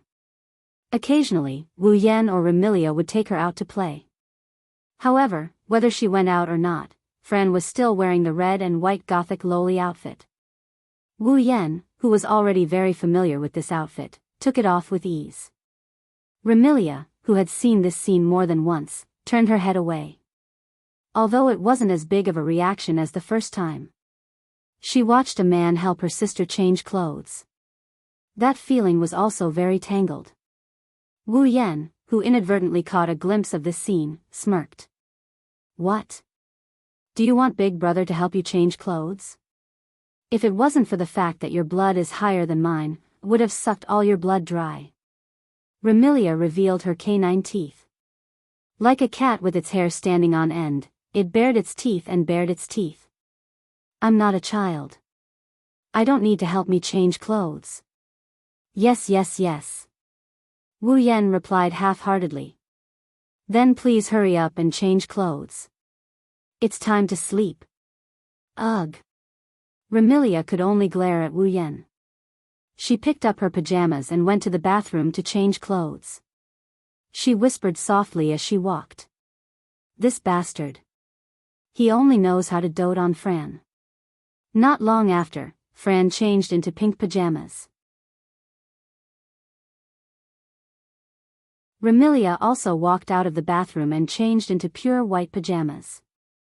Flan looked at Wu Yan with a hopeful expression. Wu Yan chuckled and he picked her up before lying down. Remilia also laid down on the other side of Flan, resting her head on a pillow. Hee hee. Fran, who was sleeping between Wu Yan and Remilia, didn't immediately close her eyes to sleep. Instead, she kept laughing happily. What's wrong? Remilia asked in confusion. Why are you laughing? Why don't you sleep? Fran just wants to laugh. Fran said. Because Fran is very happy right now. Wu Yan and Remilia's hearts melted. They couldn't help but move closer to Fran. One patted her head while the other hugged her. Very happy right now? Who wouldn't be? Hey, big brother, big sister. Fran looked up. Stars seemed to be flashing in her eyes. She was extremely beautiful. Let's stay together forever and never separate, okay? This was Fran's most fundamental wish. Apart from this wish, Fran had no other requests. Remilia seemed to recall Fran's crazy appearance when she was mentally unstable and the lonely figure in the basement. Tears welled up in the corners of her eyes. She hugged Fran tightly. Big sister will never leave you. Fran hugged Remilia tightly. She turned to look at Wu Yan expectantly. Wu Yan looked into Fran's eyes and he grinned as he uttered those words. Our lives have long been fused together. Neither of us can leave the other. Fran giggled. She hugged Wu Yan tightly and leaned her body against Wu Yan. She felt the familiar warmth of Wu Yan's body. She breathed in his scent and enjoyed the feeling of their lives fusing together. She curled up in Wu Yan's arms. After a while, Fran finally began to feel sleepy. She slowly closed her eyes and murmured in a low voice. Fran loves big brother and big sister the most. After that, Fran closed her eyes and fell asleep.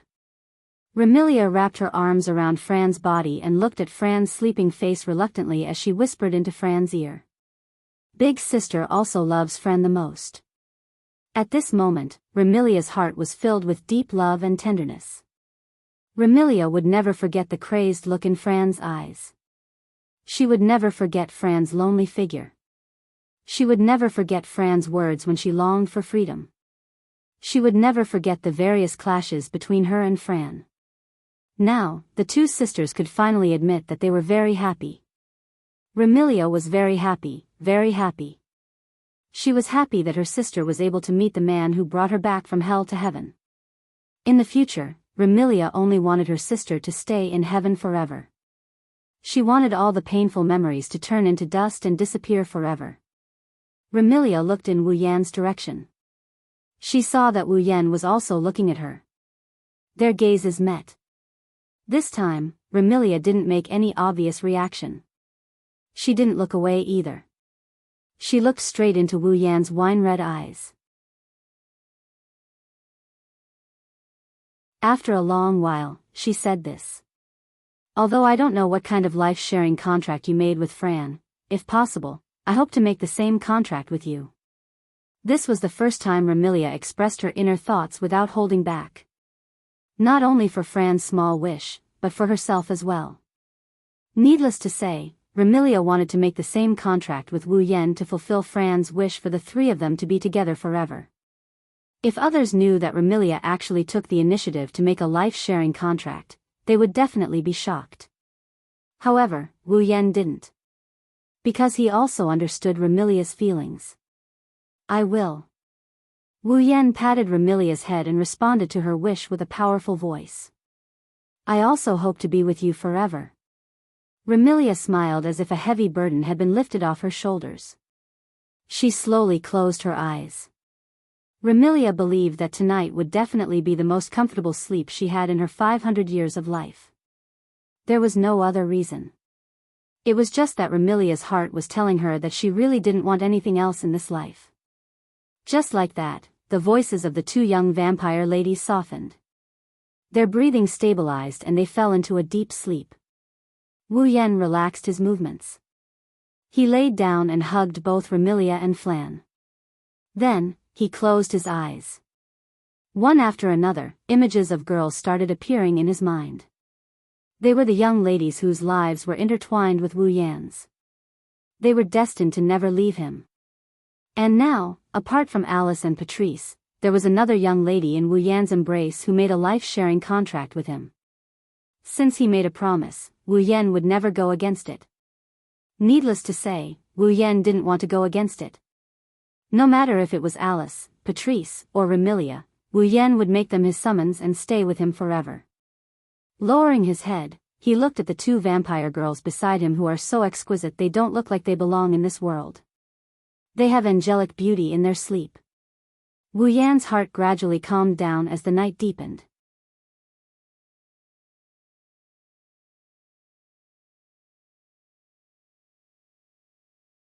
Chapter 1844. The next day, with no sunlight shining in, no lights pouring down, no alarm clock ringing, and no one waking him up loudly, Wu Yan woke up. Next to him, Remilia and Fran hugged each other tightly. They were still sleeping and showed no signs of waking up. Last night, although Wu Yan slept with Remilia and Fran at the same time, he only stayed in the room and did not participate in the banquet held in the Red Devil Mansion like Remilia and Fran. Remilia and Fran, one enjoyed a long time at the banquet, and the other played crazily for an entire night. Even if they were vampires, their physical strength was not as weak as that of ordinary people, and they were mentally exhausted. In addition, vampires were nocturnal creatures and could not adapt to daytime life, especially Remilia and Fran, whose bloodlines were not very high. Therefore, after sleeping for a while, they should not be able to wake up in a short period of time. Wu Yan yawned, pulled himself together, and straightened his body. He glanced at Remilia and Fran who were sleeping beside him. He first moved Fran's little feet away from his body, then helped the two little girls cover with the quilt, and then got up and put on his clothes. Originally, at this time, Wu Yan should go back to sleep. But today, Wu Yan still had something to do. Therefore, at this time, even if he continued to sleep, it was impossible for him to sleep. He might as well get up and finish his work as soon as possible. Of course, it was still unknown whether or not this matter could be carried out smoothly. Today's Red Devil Mansion was a little quiet. There was no other way. After all, last night's banquet, the fairy maids were busy until the morning before they finished cleaning up the mess. The fairy maids in the Red Devil Mansion were ordinary. They all worked during the day and at night. But because the owner of the Red Devil Mansion was a vampire, there were more fairy maids working at night. And this phenomenon was even more obvious when the banquet was held. Once Remilia decided to hold the banquet. That day, many of the fairy maids working during the day in the Red Devil Mansion would be transferred to work at night. In order to cooperate with the banquet, the number of fairy maids working during the day was greatly reduced the next day. So, today, the number of fairy maids working in the Red Devil Hall would be surprisingly small, no more than 10. And of course, among these fairy maids who were still working, there would definitely be a dutiful and perfect fairy maids. When Wu Yan entered the Scarlet Devil Mansion's main hall, he saw that the long table, dishes, cutlery and whatnot from last night had all been cleaned up.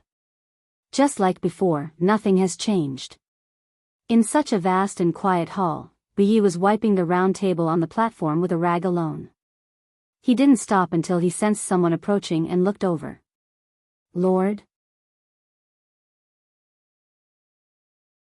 After seeing the full appearance of the person who came, Yi was startled for a moment and stood up in surprise. You're up? Even though they didn't spend a lot of time together, Sakuya had a rough idea of Wu Yan's daily routine. She also knows how lazy Wu Yan is in the morning and how much he likes to laze in bed. In the fairy maid's understanding, Wu Yan should have woken up in another 2 or 3 hours. But now, he had woken up so early.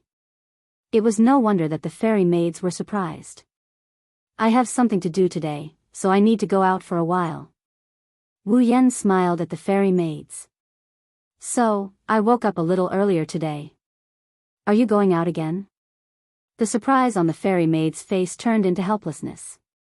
Then, Lord Bai, please come back early today. There might be a banquet tonight. A banquet? Wu Yan's face fell and he said angrily. We already had one yesterday. Do you plan to have one today? With young Miss Personality, it's not impossible. The fairy maids explained. It mainly depends on young Miss' mood. If young Miss wants to have a banquet, it's not strange to have one at any time.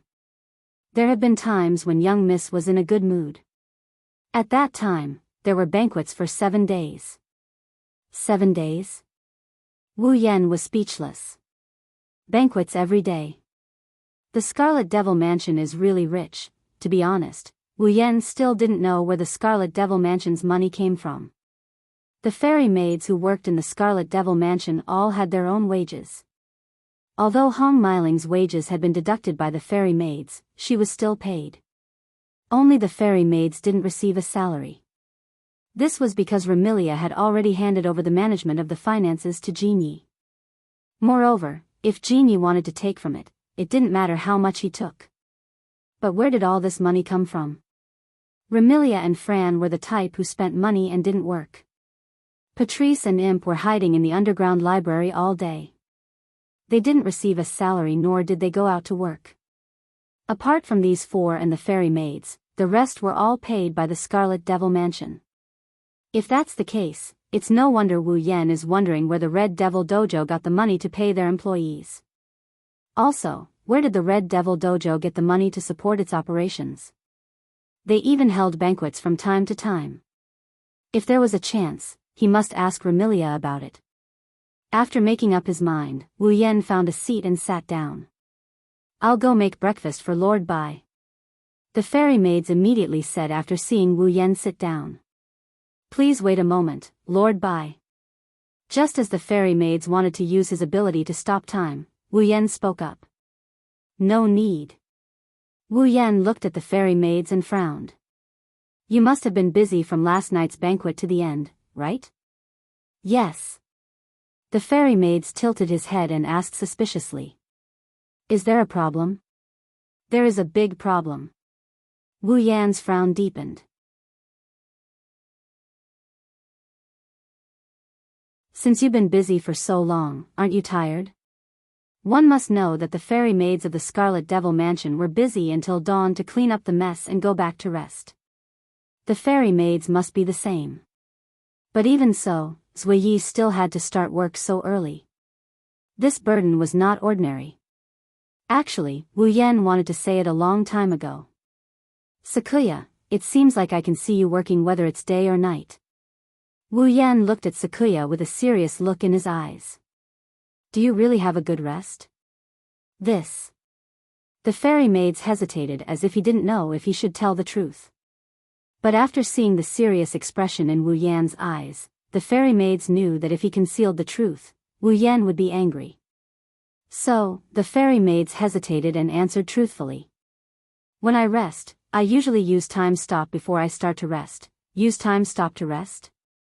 Wu Yan said with a faint smile. "In other words, you're still using your ability when you're sleeping?" The fairy maids nodded nervously, which made Wu Yan stare at him. "How can that be considered rest?" "When people sleep, they will enter a state of deep sleep. This is the best way to keep the body in good condition." The fairy maid said that he had been using time stop when he was sleeping. However, when he entered a state of deep sleep, it would be like relaxing the body and the ability would be unconsciously removed. In other words, the fairy maids could only sleep lightly when they slept. In that case, could it be considered a good rest? Even if he could, he would accumulate some invisible fatigue that he couldn't feel.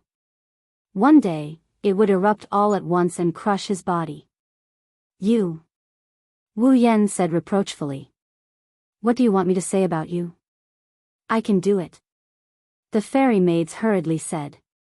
"Although I've always been in a light sleep, at least I can still subconsciously use my ability," but the fairy maids rest for a longer time when time stop, using a long sleep to make up for it? Wu Yan couldn't get over it. "But you don't have to do this, right? Can't you take a good rest?" "This." Zuiyi began to falter, and his voice became lower. "Without the fairy maids, a lot of work in the Red Devil Hall will be delayed. Work is work. Rest is rest." Wu Yan raised his voice. "No matter how busy you are with work, you can't always be like this. Why don't you take a good rest?" But, no buts." Seeing that the fairy maids didn't seem to want to listen, Wu Yan warned him. "I didn't ask you to put down your work and rest every day, but at least, you have to take a good rest every once in a while. Otherwise, don't blame me for using force." Looking at Wu Yan's indisputable look, the fairy maids could only nod with a rare grievance.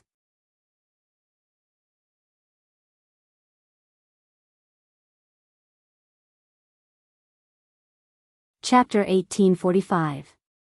In the sky, a stream of light quickly flew past, like a fleeting meteor, with a long light tail, flying in another direction at a speed that was difficult to be seen by the naked eye. The direction this stream of light flew was the opposite side of the monster mountain, which was the opposite direction of the monster mountain, as if it was flying towards the depths of the fantasy town. In fact, the fantasy town did not cover a large area, so that a mountain that people and monsters talked about referred to the monster mountain, because this was the only famous mountain in the fantasy town. The forest referred to the magic forest, the bamboo forest referred to the lost bamboo forest, and the village referred to the human world. Flying at such a high speed in the fantasy town, which did not cover a large area, it would not take long for it to reach the border of the fantasy town, which was the location of the Holy Great Barrier. With the speed of the stream of light, it should not take long for it to reach the Holy Great Barrier. However, when the stream of light was about to reach the Holy Great Barrier, it was very close to the edge of the Holy Great Barrier. The speed of the stream of light began to slow down slowly. If one observed carefully, they would find that when the stream of light slowed down, it happened to be when an endless, dazzling, orange-yellow grassland appeared in front of the stream of light. It was obviously a grassland, but the color of this grassland was an incredible orange-yellow. And that orange-yellow color was actually a field of sunflowers that grew on the grassland, almost taller than a person. It was because of this field of sunflowers. Looking down from the sky of the fantasy town, this grassland was a golden orange-yellow color. Moreover, the color was very dazzling, and one could tell at a glance that these sunflowers were. They were really good-looking. This field of sunflowers. It was called the sunflower field. Originally, sunflowers were a kind of flower that would rotate with the movement of the sun, also known as the sunflower field, and this field of sunflowers was called the sunflower field. It could be said that he lived up to his name. This sunflower field was located to the south of Fantasy Village. It was a bowl-shaped field, so it was difficult to see it from a distance. It was quite far from the human realm, so not many people would come here. It could even be said that no one would come here. However, this vast and well-grown sunflower field was very beautiful. As a result, although not many people came here, there were quite a few people who knew of its existence. It was definitely worth a look. Of course, the reason why fewer people came to the sunflower field was not only because it was a little far from the human world, but more importantly, it was said that at night, this place would become a summer concert venue for energetic monsters. If he were to join them, he would be surrounded by a large number of monsters. Who knew when he would be eaten by one of the monsters? During the day, the sunflower field wasn't safe either. The sunflowers in the sunflower field were all very ordinary sunflowers. Although they looked good, none of them had the tendency to turn into monsters. Therefore, during the day, this was also a good place for many monsters to play hide and seek. If he came here during the day, not only would he be teased by many monsters, but he might also be dragged out until night and not be able to walk out of the sunflower field. At that time, he would also be surrounded by many monsters and become the monsters' food. In general, this was a rather dangerous place, at least for humans who had no strength to truss a chicken.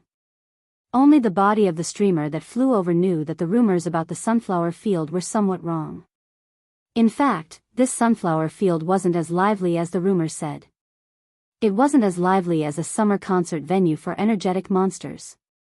During the day, there were almost no fairies who would simply come here to play games. Because this seemingly extremely dazzling sunflower field was the territory of a certain monster. As long as one knew the true identity of a certain monster, one could not help but be afraid of it. Including the former monster sage Yakumo Yukari and the brain of the moon, Yakumo Yonglin.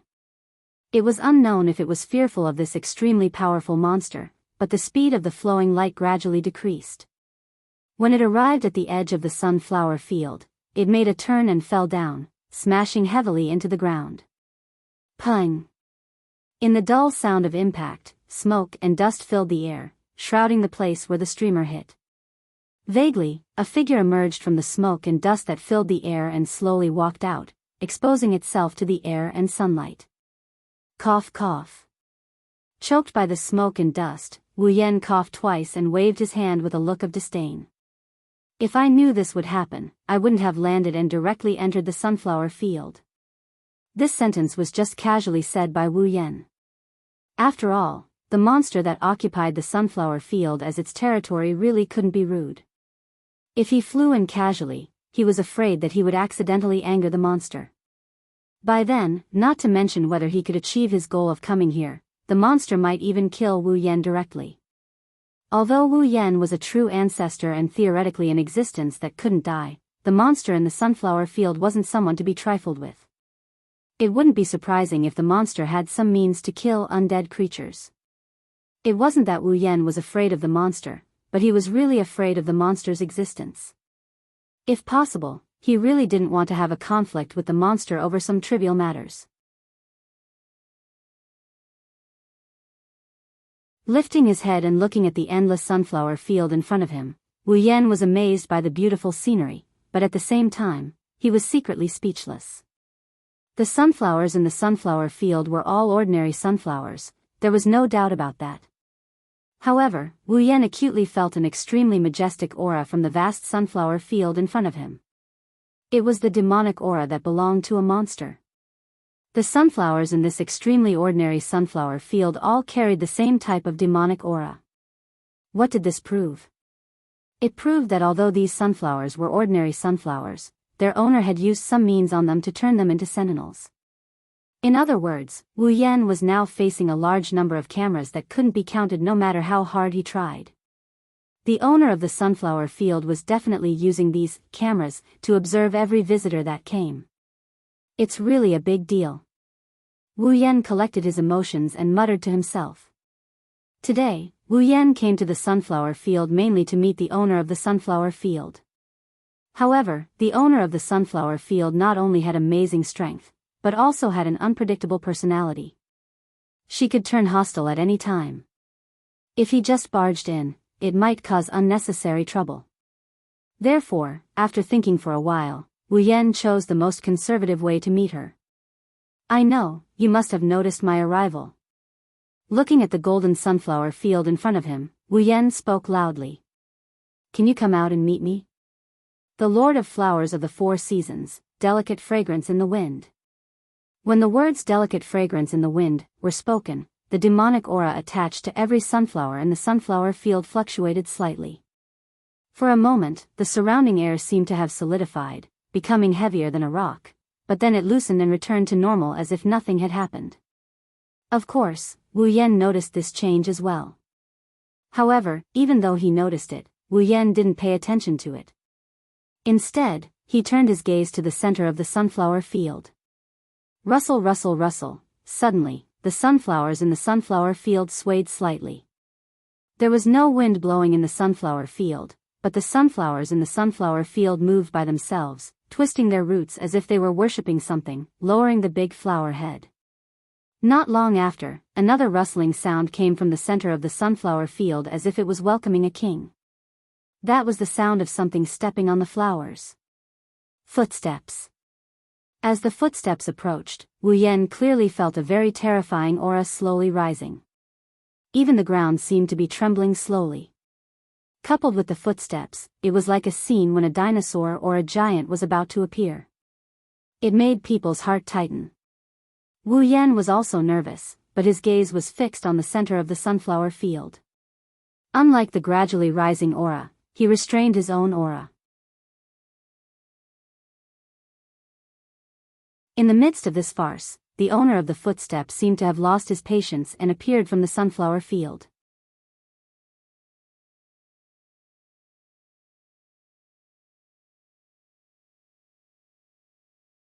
Chapter 1846. Amidst the flourishing sunflowers, the young lady was like a noble lady on a field trip. She walked steadily and appeared under the sunlight amidst the clear sounds of her footsteps. That was a girl who couldn't be ignored from all aspects.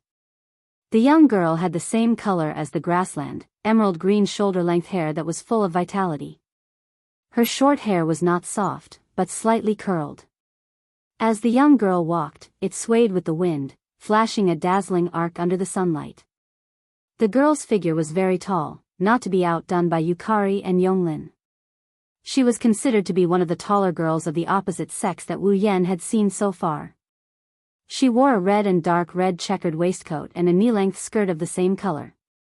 She wore a yellow bow tie and a white long-sleeved shirt under the waistcoat. She looked very energetic when matched with the checkered waistcoat and skirt. This young girl, who seemed to be full of vitality from all aspects, had an indifferent and strong feeling on her delicate and pretty face, as if she did not care about anything. She held a flower-like parasol in her hand, and with extremely elegant movements, she slowly walked out of the sunflower field. As the girl appeared under the bright sunlight, she was exposed to Wu Yan's eyes. An indescribable pressure also came head-on like a tide, making the sunflowers around the sunflower field lower their heads even more, as if they were afraid of angering the girl. It was very human-like. However, Wu Yan didn't have the time to care about the human-like behavior of a bunch of normal sunflowers. He didn't even have the time to marvel at them. His gaze was completely taken away by the girl in front of him. This was not only because the girl had a top-notch beauty, but also because the other party's red eyes seemed to be inadvertently fixed on Wu Yan. It made Wu Yan's instinct to danger began to ring like an alarm bell. Intuition told Wu Yan. The girl in front of him definitely had a powerful strength that didn't match her beautiful appearance. In fact, there was no need for Wu Yan's intuition to tell him this. The pressure that surged all over the sky already told everyone who could see this scene that the girl in front of him. Just how extraordinary was he? And from the system's feedback, the information about the girl. It also clearly proved this point. Delicate Fragrance Kazumi, Level 97, Level 97. Other than the guardian tree that Wu Yan had seen on the Emperor Island in the Spalier world, this was the guardian tree. The highest level existence. However, Wu Yan was not surprised at all. This was because Wu Yan clearly knew the identity of the young lady before him. The Lord of Flowers of the Four Seasons, Delicate Fragrance of the Wind. One had existed long before the establishment of the fantasy village. It was a monster that had lived for an unknown number of years. Her original form was a flower spirit.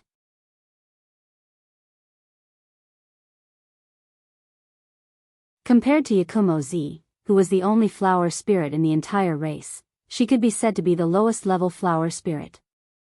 Her abilities were also very ordinary. She could only control the growth and movement of flowers. Rather than saying that this ability was ordinary, it would be better to say that it was weak. However, that high level 97 clearly told everyone that as a flower spirit that was supposed to be the lowest level and had the weakest ability, it did not mean that Delicate Fragrance Kazumi was a weakling. The Flower Lord of Four Seasons? A monster that had existed long before the establishment of the fantasy village and had lived for an unknown number of years? Perhaps, there weren't many people who could understand just how powerful Delicate Fragrance Kazakami was when these titles were revealed. Then, if he put it another way, it would be much easier to understand. The strongest existence in the fantasy village. If he did not include Ling Meng, who was considered outside of the standard in the fantasy village, in terms of strength and level, Delicate Fragrance Kazumi was stronger than Yakumo Z and Yakumo Yonglin. She was truly the strongest flower queen in the fantasy village. There was no doubt. Now, this publicly recognized strongest existence in the fantasy village was standing in an ordinary flower field. She held a parasol in her hand and looked at Wu Yan face to face. Her red eyes flashed with an indescribable light. However, this light gradually dimmed after sensing Wu Yan, who was standing outside the sunflower field. There was even a trace of dissatisfaction. In the next moment, a clear and cold voice came from the mouth of the strongest existence in the fantasy village, Delicate Fragrance Feng Jian. She gently echoed. "You are very boring." This was Delicate Fragrance Kazumi's impression of Wu Yan when she first met Wu Yan. It was because Delicate Fragrance Kazumi had deliberately used her powerful aura to suppress Wu Yan. Not only did Wu Yan not counterattack, but he also restrained his aura and did not collide with Delicate Fragrance Kazumi's provocation. Delicate Fragrance Kazumi was a very self-centered existence. Basically, other than paying attention to flowers, she was very indifferent to other things. In addition to flowers, the thing that could arouse Delicate Fragrance Kazumi's interest the most was fighting. Delicate Fragrance Kazumi was a battle maniac through and through. In this way, delicate fragrance Kazumi naturally felt bored that the other party did not resist her provocation. This was also one of delicate fragrance Kazumi's shortcomings. No matter who it was, even if it was the first time they met, delicate fragrance Kazumi would want to test the other party to see how strong they were. If they were strong enough, delicate fragrance Kazumi would excitedly fight with the other party. If they were too weak, delicate fragrance Kazumi wouldn't even look at the other party. It was precisely because she wanted to know if Wu Yan was strong enough to arouse her interest that delicate fragrance Kazumi released such a powerful aura as soon as she appeared. She tried to suppress Wu Yan and make Wu Yan resist. Unsurprisingly, this was definitely not a wise move. She deliberately provoked the person she met for the first time. It was conceivable that other people's impression of delicate fragrance Kazumi would definitely not be good. But delicate fragrance Kazumi didn't care at all. For delicate fragrance Kazumi, it didn't matter whether the relationship was good or not. She didn't want to deliberately make friends with anyone or even communicate with them. She only cared about whether the other party could fight with her. If not, it was better to simply admire the flowers than to make friends. This was delicate fragrance Kazumi. It was because he clearly knew this that Wu Yan temporarily avoided delicate fragrance Kazumi's provocation and collided with her. After all, outside of the collision, his strength would be roughly seen by delicate fragrance Kazumi. If he could arouse delicate fragrance Kazumi's interest, delicate fragrance Kazumi would fight with him without saying a word. If he couldn't arouse delicate fragrance Kazumi's interest, then delicate fragrance Kazumi would leave without saying a word. In that case, wouldn't there be no way to talk? That's why Wu Yan used this method to prevent Yukari Fujimi from determining his strength. That way, before she can determine his strength, Yukari Fujimi wouldn't attack him recklessly or run away. That way, they would have a chance to talk. Therefore, Wu Yan's face showed a smile as if he had everything under control and said such a sentence. I don't mind accompanying you to do those things that you think are interesting, but I came to you for some things that you think are quite boring. In that case, why don't you accompany me to talk about these boring things first, then do those things that you think are interesting? How about it? Getting a chance to talk didn't mean that delicate fragrance Kazumi was willing to talk to Wu Yan. Next, if he couldn't arouse delicate fragrance Kazumi's interest, he was afraid that she would leave without saying a word. Therefore, since the purpose of letting delicate fragrance Kazumi talk to him had been achieved, in order to arouse delicate fragrance Kazumi's interest in him and not to leave by herself, Wu Yan didn't need to hide anymore. Buzz! In the next moment, a rich scarlet light burst out from Wu Yan's body with a suffocating blood aura. In the rich scarlet light, Wu Yan's deep black short hair gradually elongated until it reached his waist. It dyed golden at a speed visible to the naked eye, mixed with a trace of blood mist, floating in the air. At the same time, Wu Yan's pair of wine-red pupils also turned into a gem-like purple. A burst of storm-like pressure like a volcanic eruption emerged crazily and instantly shrouded the whole place. The third red jade mode, Yakumo violet mode, was fully activated. The violent pressure pressed down without warning, making delicate fragrance Kazumi's shoulders sink, but her eyes suddenly lit up.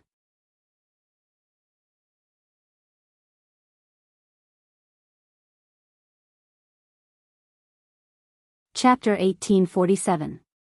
Fujimi fragrance was indeed very strong, so strong that even Yukari, who had the ability to create and destroy everything, could not guarantee that she could defeat her. Yukari even admitted that if she were to fight Fujimi fragrance head-on, she would most likely lose. But that was the old Yukari. After her experience in Silveria, thanks to the miraculous pond water that could transform people, Violet's strength didn't increase by a lot. She even went from level 95 to level 96. In the demigod rank, the difference between each small level was huge. After reaching level 96, Yukari's level was only one level away from Yukari Fujimi. Coupled with Yukari Fujimi's terrifying realm manipulation ability, if Yukari Fujimi and Yukari Fujimi were to fight, then Yukari Fujimi would have a 50% chance of winning. In other words, Yukari also had the ability to compete for the position of the strongest in Fantasy Village. Wu Yan's red jade mode allowed him to have all the power of the owner of the drop of blood, including level, ability, and all kinds of means.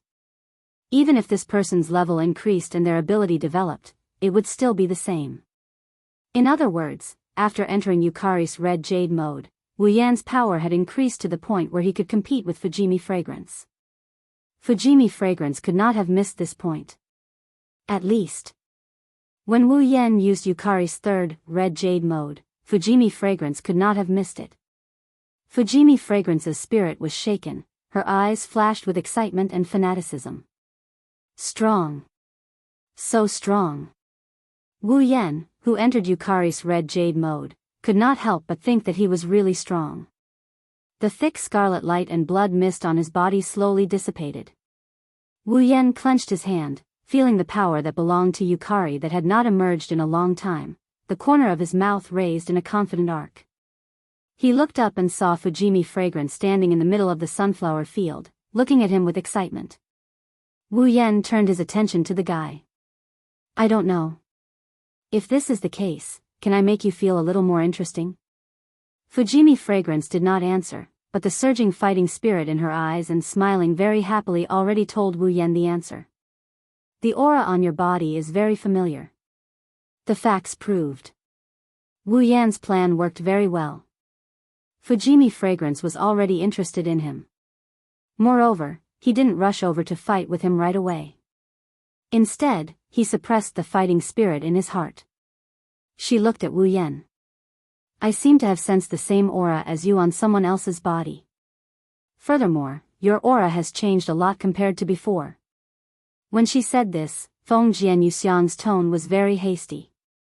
Obviously, she had already guessed who the others she was talking about was. Wu Yan didn't point it out, he just nodded. You can call me to the clouds. Cloud? Fujimi Fragrance squinted her eyes. So that's how it is. Although I don't know why you have the same aura as her and why it has changed so much, it doesn't matter as long as you are strong enough. It is indeed as you said, let's put the interesting things aside first. Fujimi Fragrance's expression returned to the initial indifference, gently glancing at Wu Yan.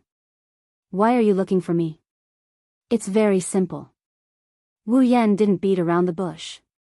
If he beat around the bush, he might attract the disgust of someone like Yuka Fujimi who does things her own way. Thus, he directly stated his purpose. I want a drop of your blood. As a flower demon that was supposed to be the lowest level and did not have the ability to compete with Yukari, how did Fujimi Fragrance sit in the position of the strongest in Fantasy Town? The reason was very simple. Fujimi Fragrance's fighting ability had nothing to do with her own ability. The combat ability that delicate fragrance Feng Jian relied on to survive was her close combat ability that no one could compete with. In other words, Fujimi Fragrance's real strength was the terrifying physical ability hidden under that seemingly soft and tall body. Moreover, Feng Jian Yuxiang's demonic power was almost endless. As a flower demon, Fujimi Fragrance could obtain vitality and vitality from nature. Her existence itself was inseparable from nature. In addition, she had lived for a long time. Fujimi Fragrance was equivalent to the embodiment of nature. Therefore, Fujimi Fragrance's blood was definitely blood essence containing the power of nature. This was the purpose of Wu Yan coming to Fujimi Fragrance. Blood? Fujimi Fragrance's expression did not change at all, even her tone did not fluctuate. Why? That's also very simple. Wu Yan smiled, his smile made Fujimi Fragrance's blood boil. Your blood can make me stronger. Stronger. Delicate fragrance Feng Jian also smiled. She smiled very happily. Are you also pursuing strength? No. Wu Yan suddenly opened his mouth and said such a sentence. I am pursuing invincibility. Invincibility? This time, Fujimi Fragrance was surprised. Looking straight at Wu Yan's eyes, there was a trace of change. You think you can do it? Of course. Of course. Wu Yan said this without any hesitation, he said it with a firm tone. Your blood is one of the factors that will help me embark on the path of invincibility. Is that so? Fujimi Fragrance was silent for a while, then she smiled again, but this time, the laughter was not full of happiness, but admiration. It seems that my previous evaluation of you was very wrong. You are more interesting than I thought. No, you are quite interesting. Wu Yan is definitely the first person to make a comment like this, other than Yuka Fujimi, who is interested in flowers and battles. She even expressed admiration for him. To put it bluntly, Wu Yan is definitely the first one to do so. Then, your firm belief in pursuing invincibility, let me verify it. Of course, admiration is admiration, but Fujimi Fragrance is not the kind of person who will accept others' existence because of a word.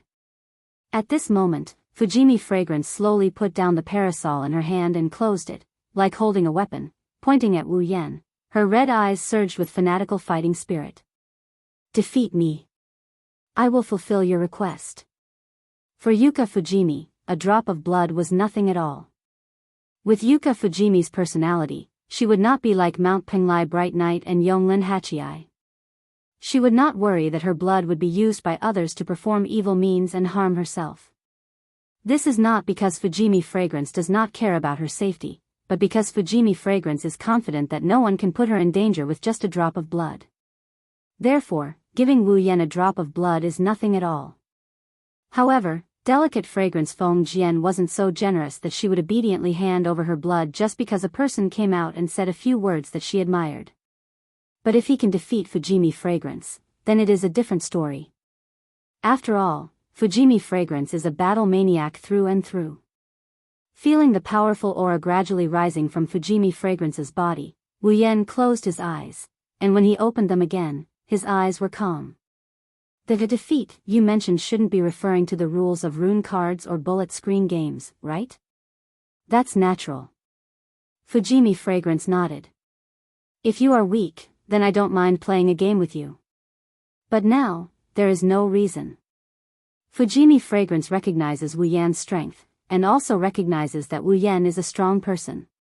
However, Fujimi Fragrance obviously did not consider it seriously. With the strength of the two of them, if they fight here, then the entire fantasy paradise is likely to be affected, and the Great Boli Barrier is likely to be destroyed. At that time, fantasy paradise will also be destroyed. It is precisely because of this that the Great Boli which set up the rules of rune cards to prevent fantasy paradise from being destroyed. However, Wu Yan knows that if he uses this excuse to avoid a direct battle, Fujimi Fragrance will treat it as an escape. So, Wu Yan raised one of his hands. On top of it, rich realm power suddenly emerged like an invisible wave. Realm, Eternal Night's four-layered barrier. The moment the words fell, the invisible realm power fiercely spread out, as if the whole world was dyed in color, quickly turned into a cage, and built four transparent barriers around it. Fujimi Fragrance immediately understood the meaning of Wu Yan's action. She stretched out her tongue and licked the corner of her mouth. Let's fight.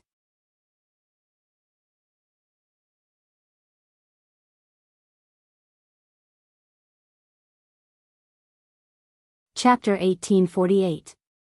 The transparent barrier enveloped the entire sunflower field, isolating it from the outside world. With this layer of Eternal Night's fourfold barrier as protection, when Wu Yan and Delicate Fragrance fought, if there was an impact to the surroundings, the first thing to be affected would be the Eternal Night's fourfold barrier. And if the Eternal Night's fourfold barrier was affected and destroyed, Wu Yan would stop. In that case, he wouldn't cause any damage to the fantasy village without knowing it. Of course, the plans certainly couldn't keep up with the changes. Even if the Eternal Night's fourfold barrier was affected and destroyed, Wu Yan wanted to stop, but it was still unknown whether Delicate Fragrance, who was fighting, would stop or not. However, with Delicate Fragrance's performance, it was impossible for her to stop now. Delicate Fragrance was a person who did things her own way. She wouldn't care whether Fantasy Village would be destroyed or not. Instead, it was better to set up this barrier in front of Delicate Fragrance. Wu Yan is sending a message to Yuka Fujimi. If you want to fight, I can accompany you.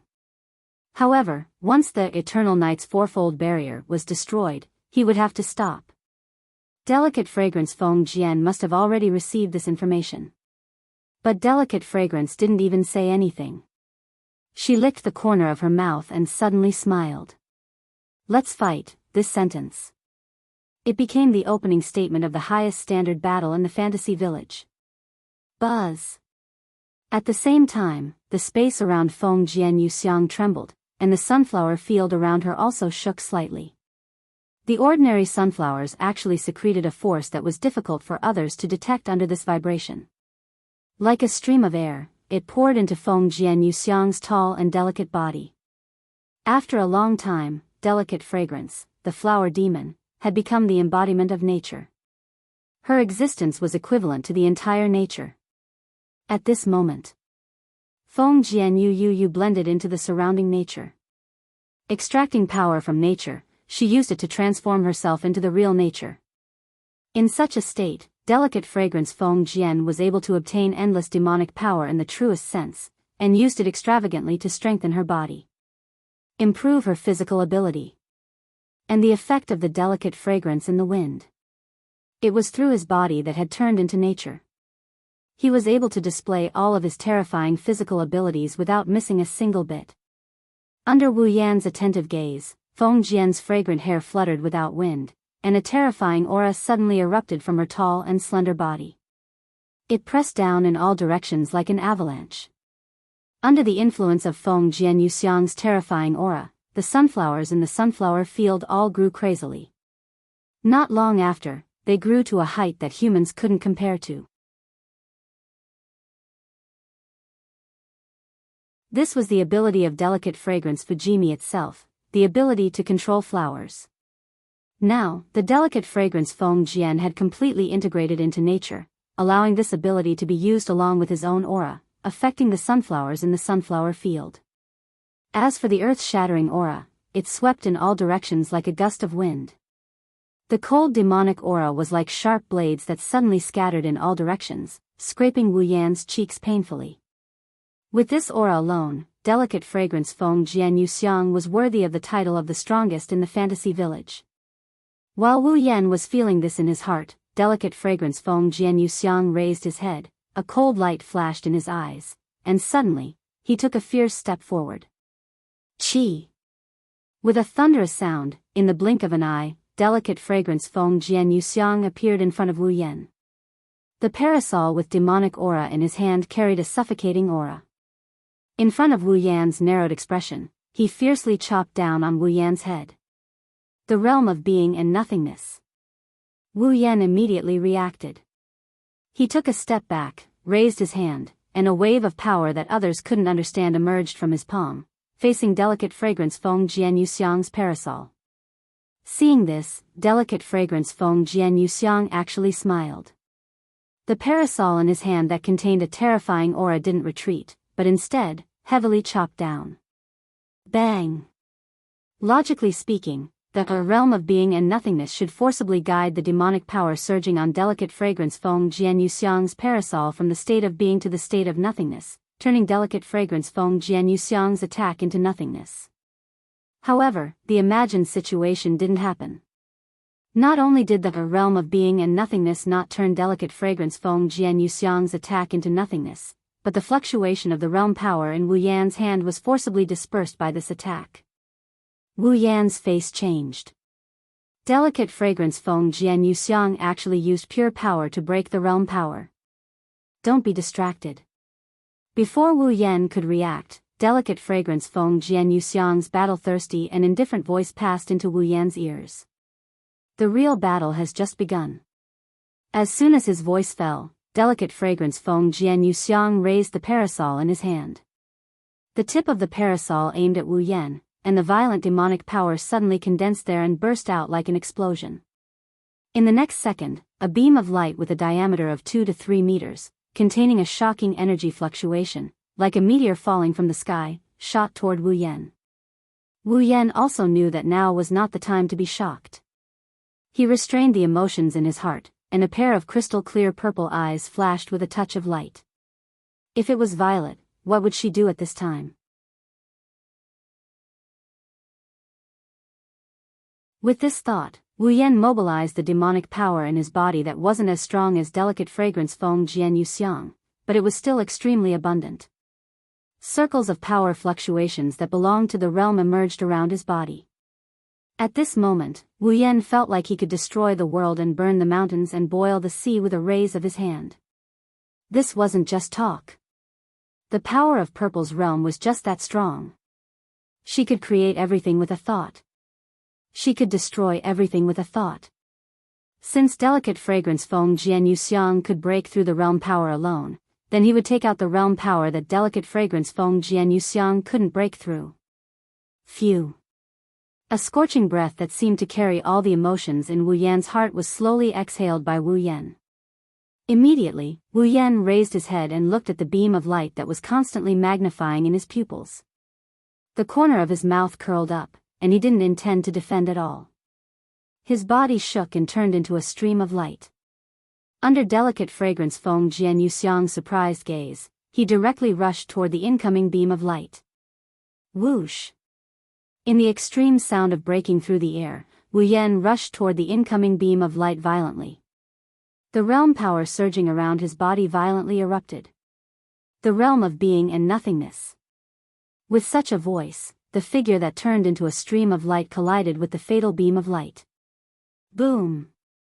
Above the sunflower field, a thunderous sound burst out, and a violent gale blew out all of a sudden, blowing all the sunflowers below in one direction.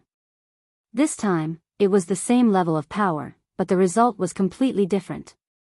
The beam of light that was filled with a power that was more terrifying than the one that easily defeated Wu Yan's realm of being and nothingness. This time, when it collided with Wu Yan's figure that was wrapped in the realm of being and nothingness, it quickly dimmed at the moment of collision. From delicate fragrance Feng Jian Yuxiang's perspective, she saw that the moment the beam of light that traversed the void collided with the stream of light that Wu Yan transformed into, it suddenly began to melt rapidly from the point of collision. Moreover, the melting speed was still spreading to the other side of the beam of light at an alarming rate.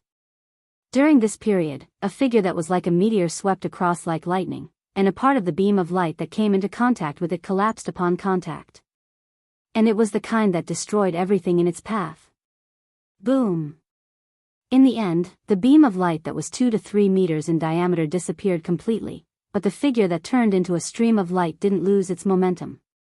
It streaked across the space and rushed toward delicate fragrance Feng Jian Yuxiang.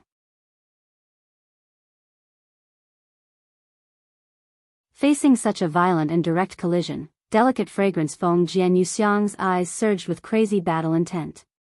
Come on! Delicate fragrance Feng Jian Yuxiang raised the parasol in her hand. Violent demonic powers surged out from her body and gathered at the tip of the parasol at an astonishing speed. In the end, the demonic powers condensed into a half-meter-sized light ball at the tip of the parasol. This time, it's double. As soon as she finished speaking, the light ball condensed from demonic powers exploded, turning into 2 extreme light beams that blasted toward Wu Yan's face. In the trembling space, the light beams crashed down fiercely. Double magic cannon. This was a move unique to delicate fragrance Feng Jian Yuxiang. Moreover, each magic cannon was much stronger than the previous one, which proved that delicate fragrance Feng Jian Yuxiang had brought out her full strength. In response, Wu Yan let out a loud roar. The realm power around his body once again became more violent, and he collided with the light beams without dodging. Boom! The sound of an explosion resounded in the air.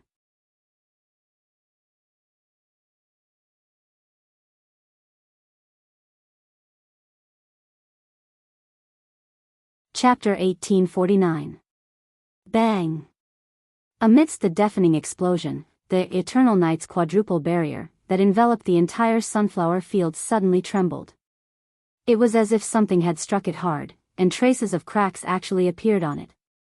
Inside the transparent barrier, a dazzling light shone, making it impossible to see the situation inside. However, the violent winds and waves were extremely conspicuous, turning into circles of ripples that constantly fluctuated and struck the Eternal Night's fourfold barrier, causing the cracks on the barrier to become even more obvious. Under such circumstances, traces of energy fluctuations began to leak out from the cracks on the barrier, reverberating through the air of the entire fantasy village. Holding onto her imperial coin, Ling Meng, who was gesturing at Marissa and Kamikaze Marumi, who were busy rebuilding the shrine, suddenly turned her head. She turned her head to look in a certain direction, an expression of shock and anger appearing on her face. Who is causing trouble for me again? As the overseer of the fantasy village, Ling Meng not only possessed invincible strength within the fantasy village, she was also keenly aware of any abnormalities that occurred within the fantasy village. Otherwise, how could she be the first to notice any abnormalities? Earlier, due to the Eternal Night's fourfold barrier providing a certain degree of resistance, Ling Meng did not pay much attention to it. Even a lazy person like Princess Ling Meng would not be able to detect any abnormalities. However, it was impossible for Princess Ling Meng to not detect the energy leaking out from the Yongye's quadruple barrier. Originally, Ling Meng was already vexed by the destruction of the Bori shrine. Now that someone else was causing trouble, it was no doubt akin to pouring a bucket of oil onto Ling Meng's head, causing Ling Meng to be thoroughly enraged. At some point in time, Marissa and Fumimaro had stopped what they were doing and walked over to Soul Dream's side with surprised expressions on their faces. Of course. The reason why they were surprised was completely different. Ling Meng. What's wrong? Looking at Ling Meng's expression that seemed to be on the verge of burning with rage, Marissa shrunk her neck and timidly asked. Your expression is so ugly. Who provoked you? Ling Meng did not notice anything strange. Marissa only noticed that Ling Meng's behavior was different. As the Crow Tengu, the life shooter Maru had a keen sense of perception. After frowning slightly, he exclaimed in surprise. Something seems to have happened. Things? Marissa was slightly taken aback. What is it? I don't know. Markummer shook his head. But something must have happened in Fantasy Country. Hearing this, Marissa no longer had any doubts. Takamaru Fumihara looked like a reporter who liked to hype up scandals, but every time he discovered a scandal, he would rush to the scene at the first possible moment. He wasn't just fooling around. Since the life-shooting Maru said that something had happened, there was a high chance that it was true. Could it be a mutation? Marissa's eyes lit up in excitement. Great! Finally, something interesting happened. It's a troublesome matter. Princess Ling Meng clenched her fists, a look of fury on her face. This time, no matter who the troublemaker is, I will treat him or her. Having made up her mind, Ling Meng was just about to rush towards the place where she had sensed the abnormality when a voice suddenly rang out from the surroundings and drilled into Ling Meng's ears. Wait! As the voice rang out, the space in front of Ling Meng, Marissa and Sensei Marumi abruptly split open. A pitch-black crack filled with malevolent eyeballs appeared in the space, imprinting itself into the eyes of Ling Meng, Marissa and Marumi. Then, a figure holding a parasol, her long golden hair fluttering in the wind, extremely tall and elegant, beautiful and dignified, slowly walked out from the terrifying spatial crack. This time, why don't you let us deal with it? Seeing the tall figure walking out from the pitch-black crack filled with malevolent eyeballs, Princess Ling Meng, Marissa, and the life-shooter Maru were shocked. Yukari? The newcomer is the demon sage that they haven't seen in a long time, Yakumo Yukari. On the other side, the highest standard battle in the fantasy village was still ongoing. Hovering in the air, Yukari Fujimi's posture was still as free and unrestrained as before, not even a speck of dust on her body. She held the parasol in her hand and looked forward, the two emotions in her eyes representing battle and admiration fluctuating at the same time. In front of Yukari Fujimi's gaze, Wu Yen, who had entered Yukari Fujimi's red jade mode, with his long golden hair stopped in place. His body also did not have the slightest injury, but the obscure realm power around him seemed to be stirred up. It was not calm at all. Needless to say, in that collision just now, Yukari Fujimi had a slight advantage. In fact, even Wu Yen himself did not expect Yukari Fujimi's strength to be so strong. It was clear that Yukari's level and power had increased a lot after the magical pond water's transformation. Coupled with her godly realm power, she should be able to fight Yukari Fujimi to a draw. However, Yukari Fujimi still had the upper hand. Although this advantage was weak to the point of being negligible, in the end, it was still an advantage, even if it was just a little bit, it could not change the fact that Yukari Fujimi was strong. This was also because the person who controlled the realm power was Wu Yan. Although because of the infinite armory, Wu Yan's speed of controlling the realm power was very fast. The degree of control was constantly increasing, but the realm power was not Wu Yan's own strength, it belonged to Yukari's strength. Even with the red jade mode and infinite armory, Wu Yan could perfectly control the realm power, but in terms of using it, he was definitely not as good as Yukari. After all, Yukari had used the realm power for at least 1,000 years, while Wu Yan had only used it a few times in battle. Compared to Yukari, who usually used the realm power in daily life, he was no match for Yukari. Therefore, if Yukari Fujimi were to fight with the current Yukari Fujimi, Yukari was absolutely confident that she could pull the victory to 50-50. But if it was him? Wu Yan estimated. Before the red jade mode lasted for a while, he could only maintain a 40-60 chance of winning. Yukari Fujimi's chances of winning were still relatively high. Wu Yan could estimate this point himself. Delicate Fragrance Kaze, who was standing in a higher position, naturally knew about this. However, Yukari Fujimi's fighting spirit still did not weaken in the slightest. It even had a tendency to become stronger. A 40-60 chance of winning? In the entire fantasy village, there were people who could exhaust their strength to fight with her, who was known as the strongest, and still be able to do this. It was absolutely possible to count them with one hand. Yukari Fujimi couldn't remember how many years it had been since she used her full strength to fight with an expert of the same realm. A year? 10 years? Or 100 years? Perhaps not that long, but for the battle-thirsty Yukari Fujimi, even a year was a long time. Now, there was finally an opponent who could make her use all her strength to gain the upper hand. Even she didn't dare to say that she could definitely defeat her opponent.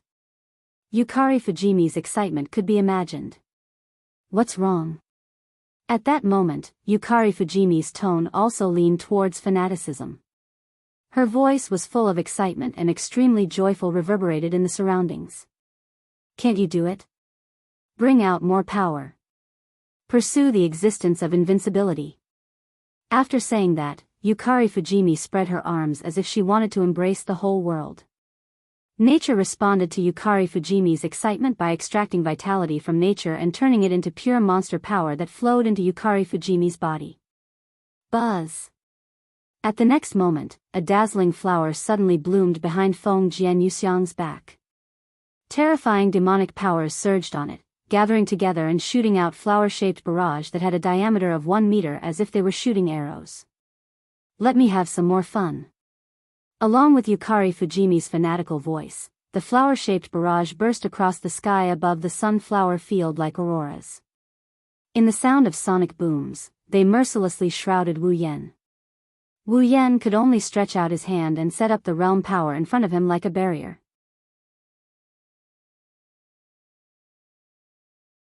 The realm of being and nothingness. Suddenly, the flower-shaped auroras that shot over disappeared as if they had never appeared before when they touched the barrier of the realm. However, at the same time, more flower-shaped barrage fell and blasted mercilessly at Wu Yan. Don't tell me you're only at this level? While turning the violent demonic power into a barrage of bullets, Delicate Fragrance Feng Jian taunted him with a joyful tone. This is not enough. Not enough. While speaking, the monster power that burst out from Yukari Fujimi's body became more majestic and violent, raising the power of the flower-shaped barrage by more than one level. TSK. Wu Yan was speechless. While continuing to support the realm of being and nothingness to erase all the barrage, his mind was spinning rapidly. If this continues, Wu Yan will definitely be exhausted to death by Yukari Fujimi, who has endless monster power and will never get tired. Therefore, the current situation must be changed. There's no other way. Wu Yan's purple eyes flashed with a flash of light. I can only use that.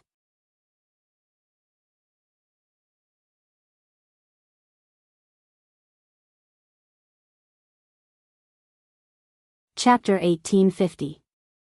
TSK. The flower-shaped bullet screen fell one after another as if they were scrambling to be the first to fall. Amidst the tsk sound like water extinguishing flames, they were wiped out by the barrier formed by the realm of being and nothingness. Come on. Come on. Let's fight.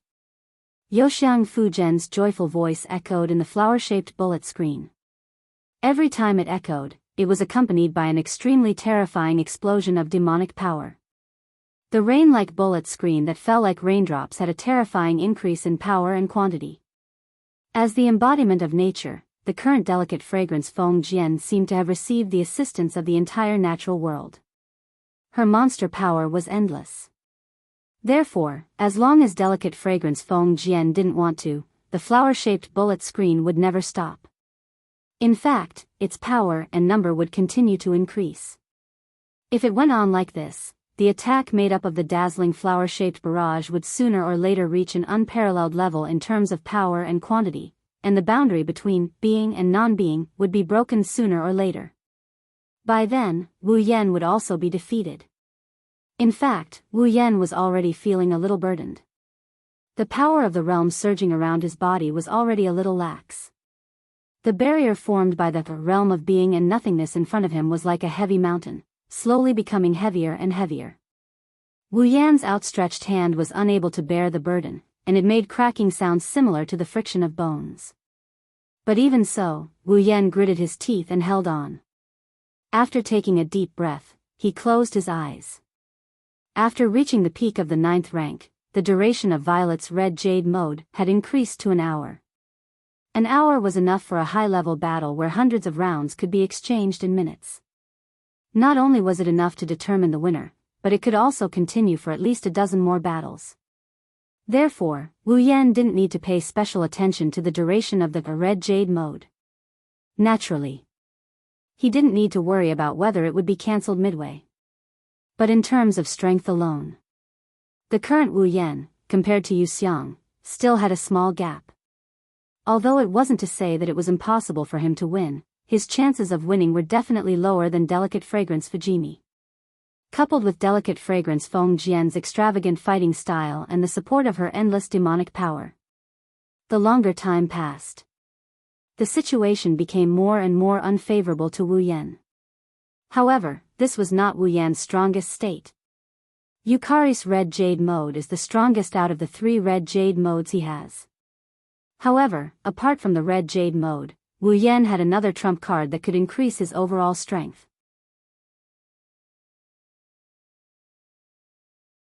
Now that I think about it, ever since I exchanged for it, I haven't been able to find an opportunity to use it. It was clear that the burden on his body was getting heavier and heavier, and the power of his realm was showing signs of not being able to support it. However, Wu Yan kept his eyes closed and showed a knowing smile. Now, it's finally time to use it. The moment he finished speaking, a burst of bright light suddenly skyrocketed and covered Wu Yan's body. Seeing the bright light blooming on the spot that she used as a target, Yu Xiang, who was wantonly squandering her endless demonic power, was slightly startled. The bullet screen also paused for a moment. This pause time, maybe. However, the suddenly skyrocketing rich light suddenly flourished again as if something was about to burst.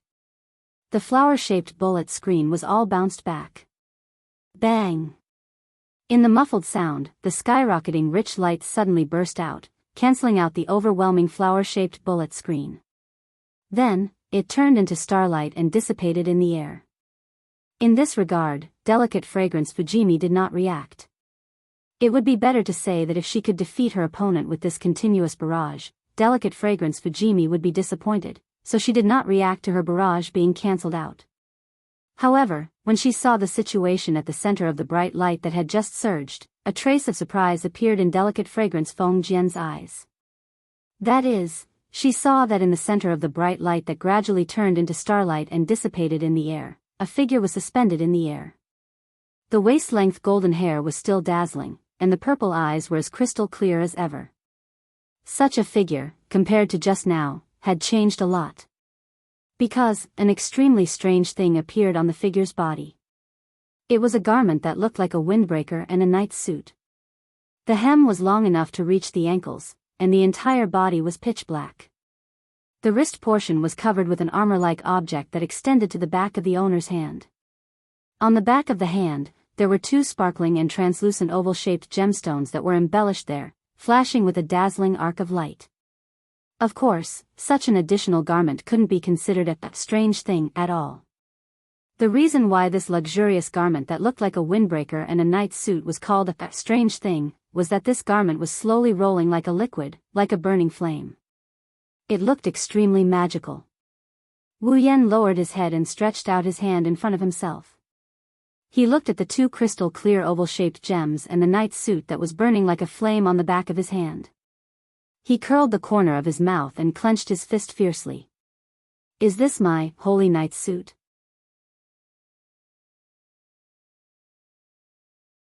Once upon a time, in the world of Star-Carved Dragon Knight, Wu Yan received a revelation about the holy knight's suit that could increase the owner's strength. He spent a total of 1 million equipment points, item points, ability points, and summoning points to ask the system to forge him a piece of equipment that could increase his strength in all aspects. The equipment's grade was as high as A.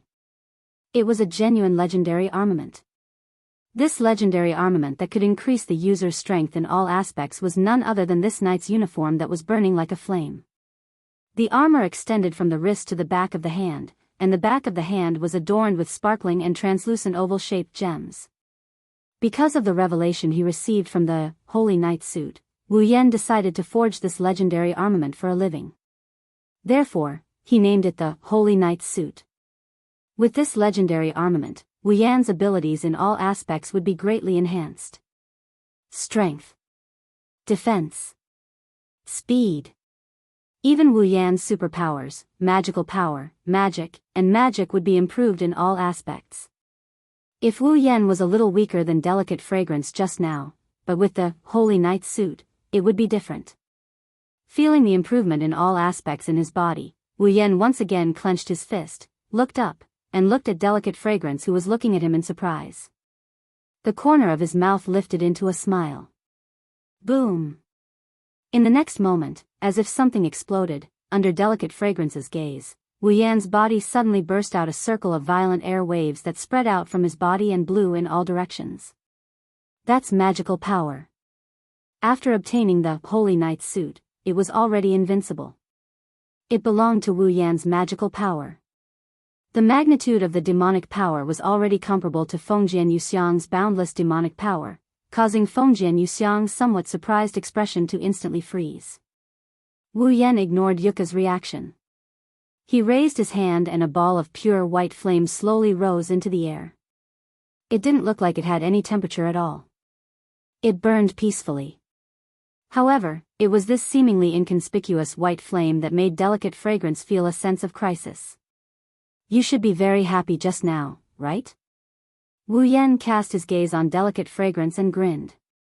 Now, it's my turn to fight back. After saying that, Wu Yan flicked his finger. The pure white flame that was only the size of a human head and didn't even have any temperature burst out like a comet, shooting toward Delicate Fragrance with a long fiery tail. As the pure white flame burst out, Delicate Fragrance felt a sense of crisis in her heart. Intuition told Delicate Fragrance that she absolutely could not touch that pure white flame. Otherwise, even if she had the ability to defy the heavens, she would definitely have to pay a price.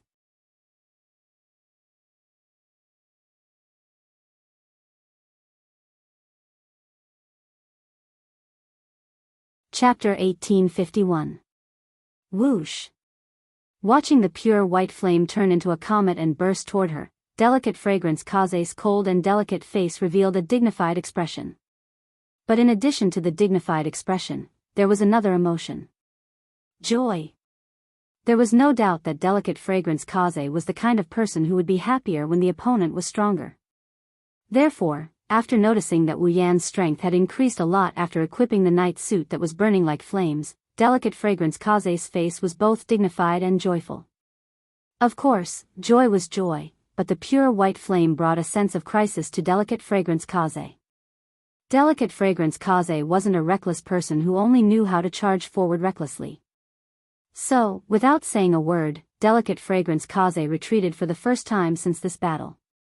Her figure turned into an afterimage and retreated at an extremely fast speed. Whoosh! Although Feng Jianyu retreated at an extremely fast speed, the pure white flame was even more ferocious. At the same time, the flames seemed to expand with the wind, suddenly expanding in size, and soon turned into a huge pure white fireball. Like a white sun, the pure white fireball suddenly flashed in the air, and its speed also increased sharply. Delicate fragrance Kaze's expression changed slightly. In a moment, delicate fragrance Kaze, who was chasing after her, suddenly exploded in her narrowed pupils. Boom! The terrifying fire waves swept wildly from the place where the pure white sun exploded. Waves of wind and waves with terrifying temperature raged in the air, scattering nearly half of the sunflowers below. After the explosion of the pure white fire wave raged for a while, a rather embarrassed figure flew out from the other side of the fire wave. After tapping a few times in the air, he stopped. It entered Wu Yan's field of vision. Seeing this, even Wu Yan was amazed. She was directly attacked by the white dragon's flame, but she wasn't injured? Yes. Feng Jianyu Xiang, who flew out of the pure white fire wave, looked extremely disheveled. The bright clothes on her body also had traces of scorch marks and damage. Delicate fragrance Kaze's white skin was exposed to the air. But delicate fragrance Kaze's aura still didn't weaken at all. The expression on her face didn't show the slightest pain. Instead, her fighting spirit was awe-inspiring. How long has it been since I fell to this point? Delicate fragrance Kaze glanced at the damaged and scorched clothes on her body. Her face was full of joy. You can make me so embarrassed, you're really strong. But delicate fragrance Kaze's hand slowly grasped the parasol handle. With a sudden pull, the black shadow formed by the parasol tore through the air. The strong wind blew away the surrounding pure white fire waves.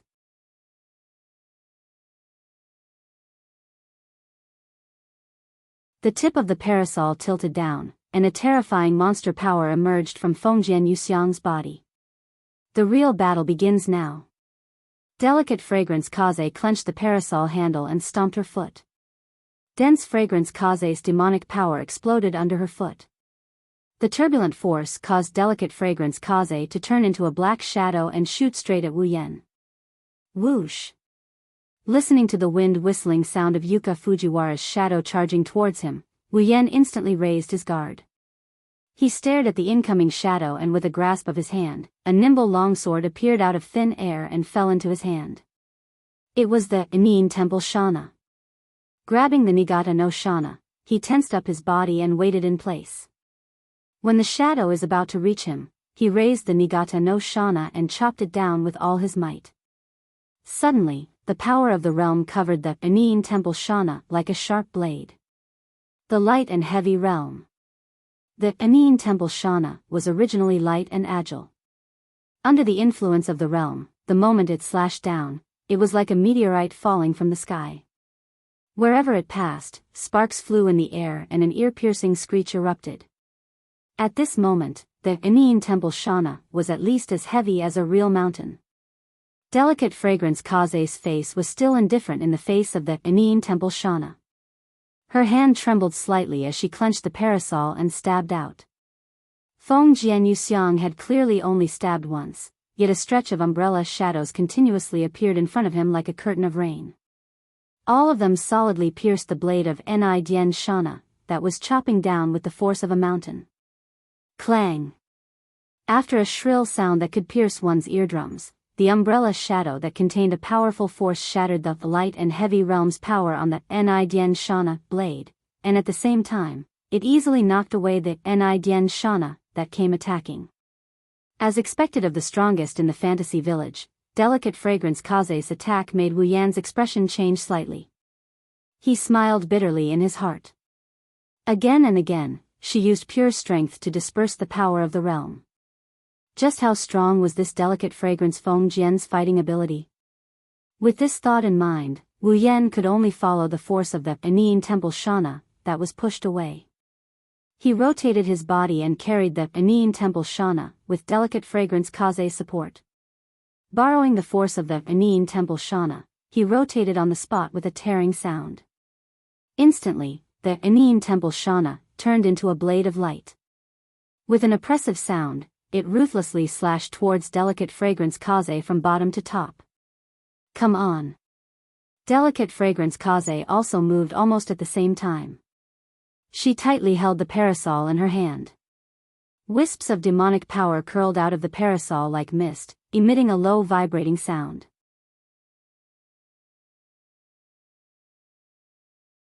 It surged up and heavily hit the Aenean temple Shana that was slashing towards her. Clang! The dull sound of steel colliding with steel resounded throughout the eternal night's quadruple barrier. Ha! Powerful demonic power fluctuated around her body and flowed through her palm to the parasol in her hand. Delicate fragrance Kaze slightly bent her body and coldly shouted. The demonic power on the parasol in her hands suddenly condensed and then exploded.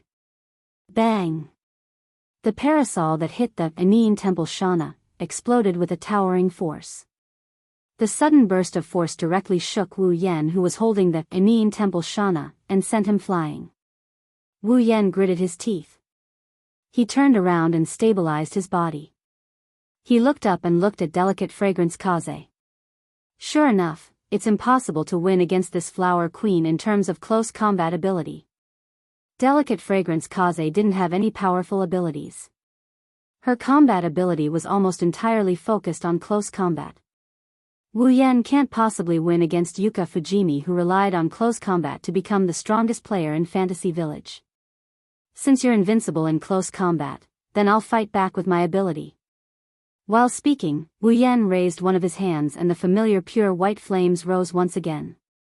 However, although the white dragon's flames were powerful, they didn't hurt delicate fragrance Kaze. That was why Wu Yan raised his other hand. A burst of pitch-black electric light flashed amidst the crackling sound of electricity. Holding the pure white flames in his left hand and the pitch-black electric light in his right hand, Wu Yan stared at the powers of the white dragon and black dragon respectively. Then, he actually brought the pure white flames and pitch-black electric light in the middle. Buzz! The moment the pure white flames and pitch-black electric light came into contact, wisps of white flames and black electric light burst out from the point of contact. The space was torn apart and distorted. Feng Jianyuxiang's face became extremely solemn, and there was a slight change in her eyes. Feng Jianyuxiang clearly felt that when the pure white flame came into contact with the pitch-black lightning, the demonic power in her body actually became sluggish. What exactly is that? How can it affect the operation of the demonic powers in my body? Delicate fragrance Kaze couldn't get an answer to this question, at least not at this moment. Because in Wu Yan's hand, the pure white flames and pitch-black electric light were constantly twisting along with the surrounding space. As they squirmed slightly, they slowly gathered together. Not long after, a ball of golden electric light flickered on its surface and its color turned into a dazzling golden flame that floated before Wu Yan.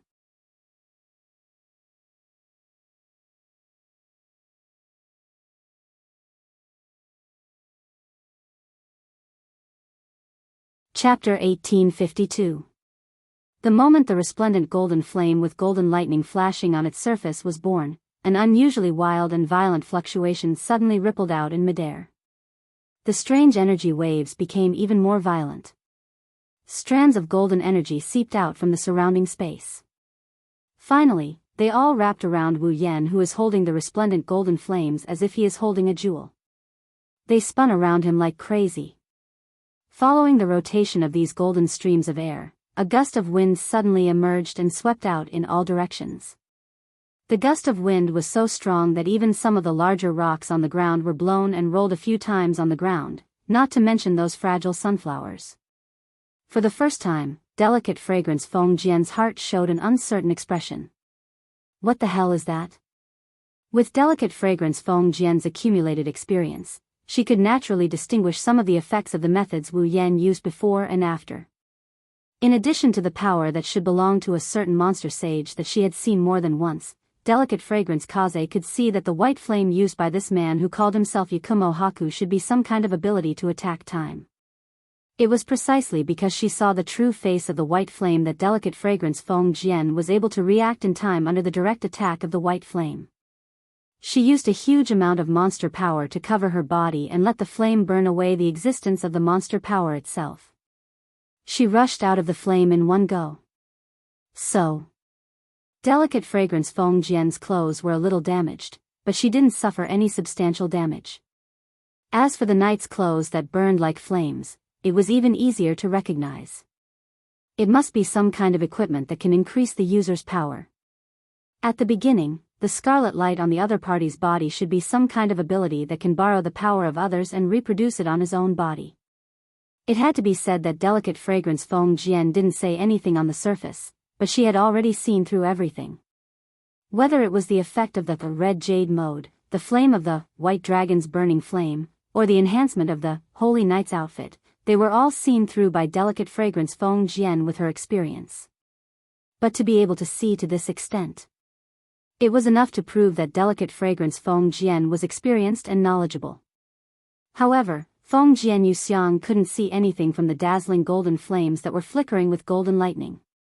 He didn't know what kind of power it had, nor did he know what kind of effect it would have. He didn't even know what kind of ability it was. How should I solve it? However, looking at the golden flame, Delicate Fragrance Feng Jian had a feeling that her palms were sweating, telling her it was definitely not just beautiful.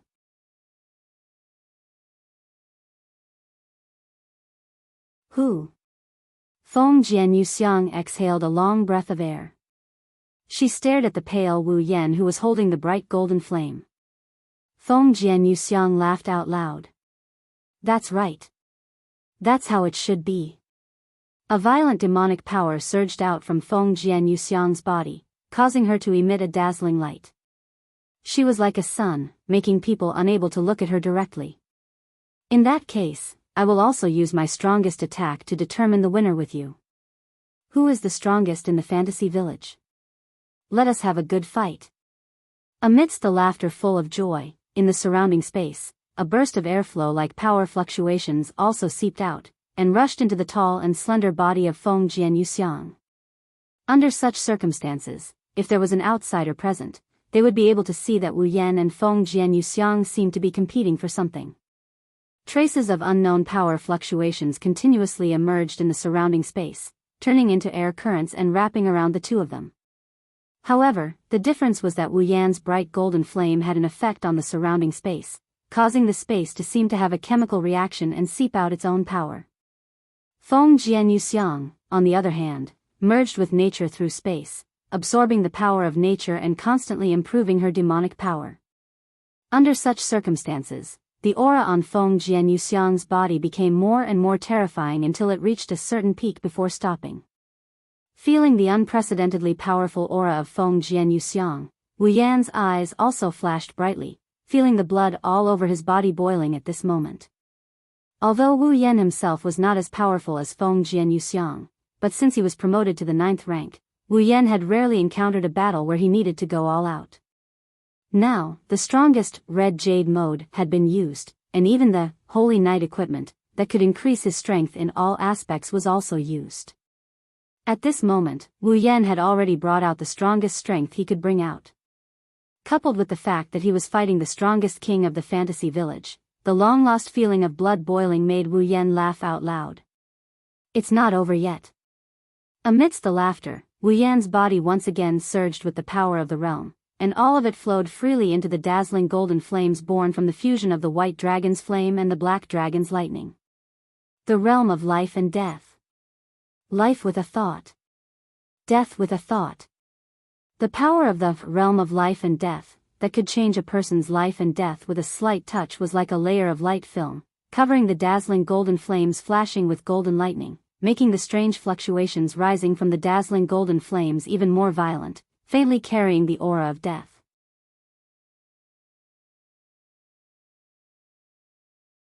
Looking up and looking at Feng Jian Yuxiang, who was exuding a terrifying aura, Wu Yan was not the slightest bit timid. His body was as straight as a spear, looking extremely imposing.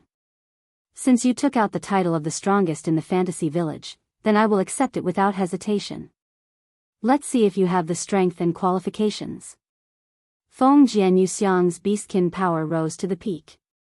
In the end, it almost materialized and wrapped her entire delicate body. Only the pleasant laughter echoed. If you can do it, try it. The laughter suddenly stopped. At the same time, the beastkin power on Feng Jian Yuxiang's body suddenly began to converge. After a moment, it actually flashed and split into a figure.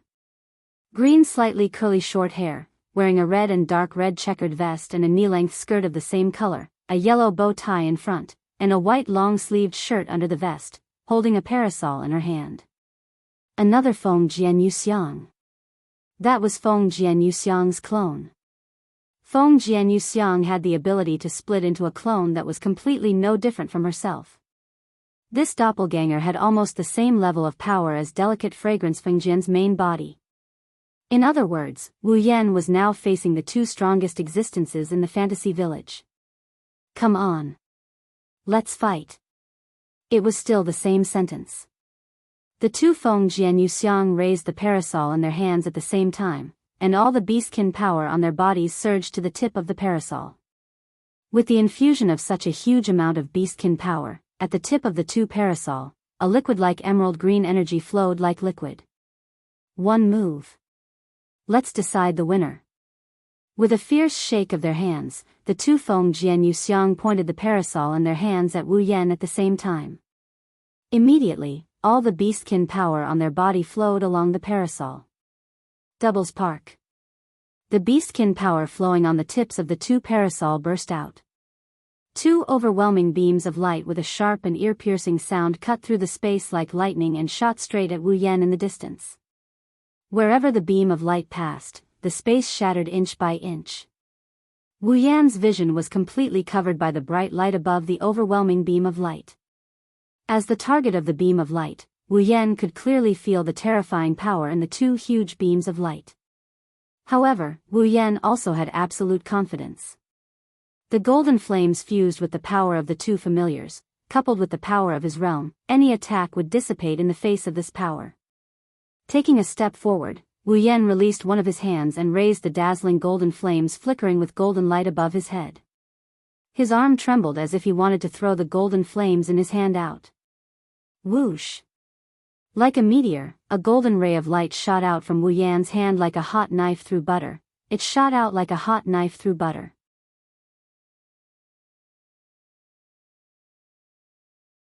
The moment the stream of light shot out, the surrounding space rippled like the surface of a lake with a huge rock thrown into it. It didn't take long for it to suddenly burst open, exploding into cracks more than 10 meters wide that spread along the trajectory of the stream of light.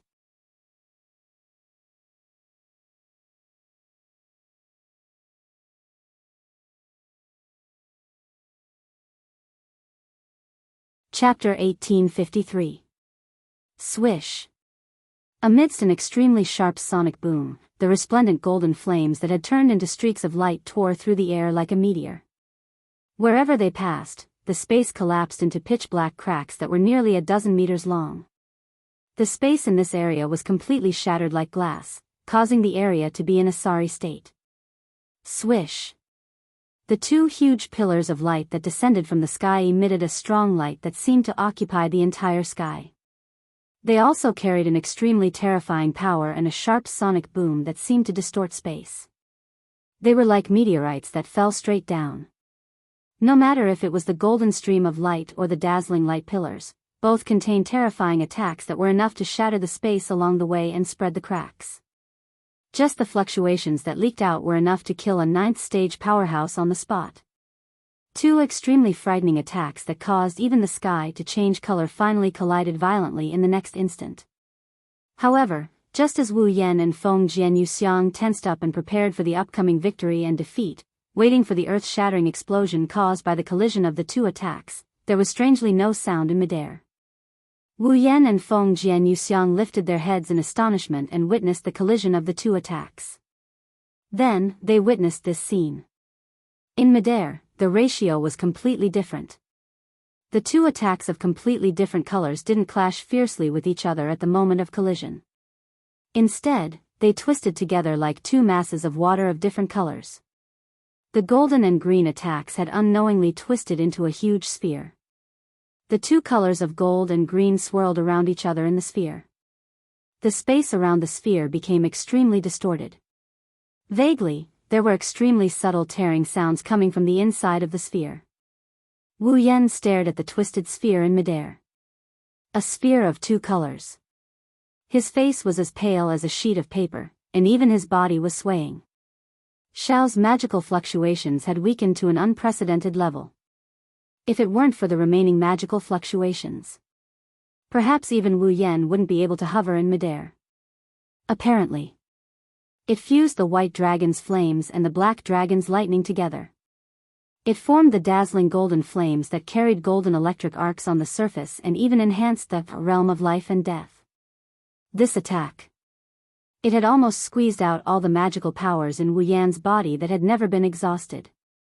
Compared to Wu Yan, Feng Jianyuxiang's situation was slightly better. After all, she was the incarnation of nature.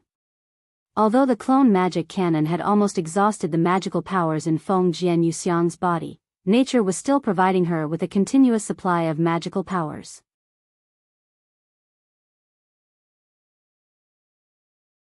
At this moment, even if the magical powers that she recovered were insignificant, it was still much better than Wu Yan's. However, Feng Jianyuxiang's face was also pale. She couldn't even maintain her avatar, and it collapsed directly. Feng Jianyuxiang's eyes were fixed on the distorted sphere in midair, and she didn't look away for a moment. Under the gaze of Wu Yan and Feng Jianyuxiang, in midair, the sphere that was constantly twisting and faintly emitting a subtle tearing sound suddenly fluctuated violently like magma before a volcanic eruption, and it suddenly expanded. Looking at the sudden strange fluctuations and the huge distorted sphere that expanded, Wu Yan and Feng Jianyuxiang both felt an uneasiness for no reason, making their hearts sink. In the end, the degree of distortion of the expanding sphere became more and more intense. The surrounding space also seemed to be suppressed by something, and there was a kacha-kacha sound.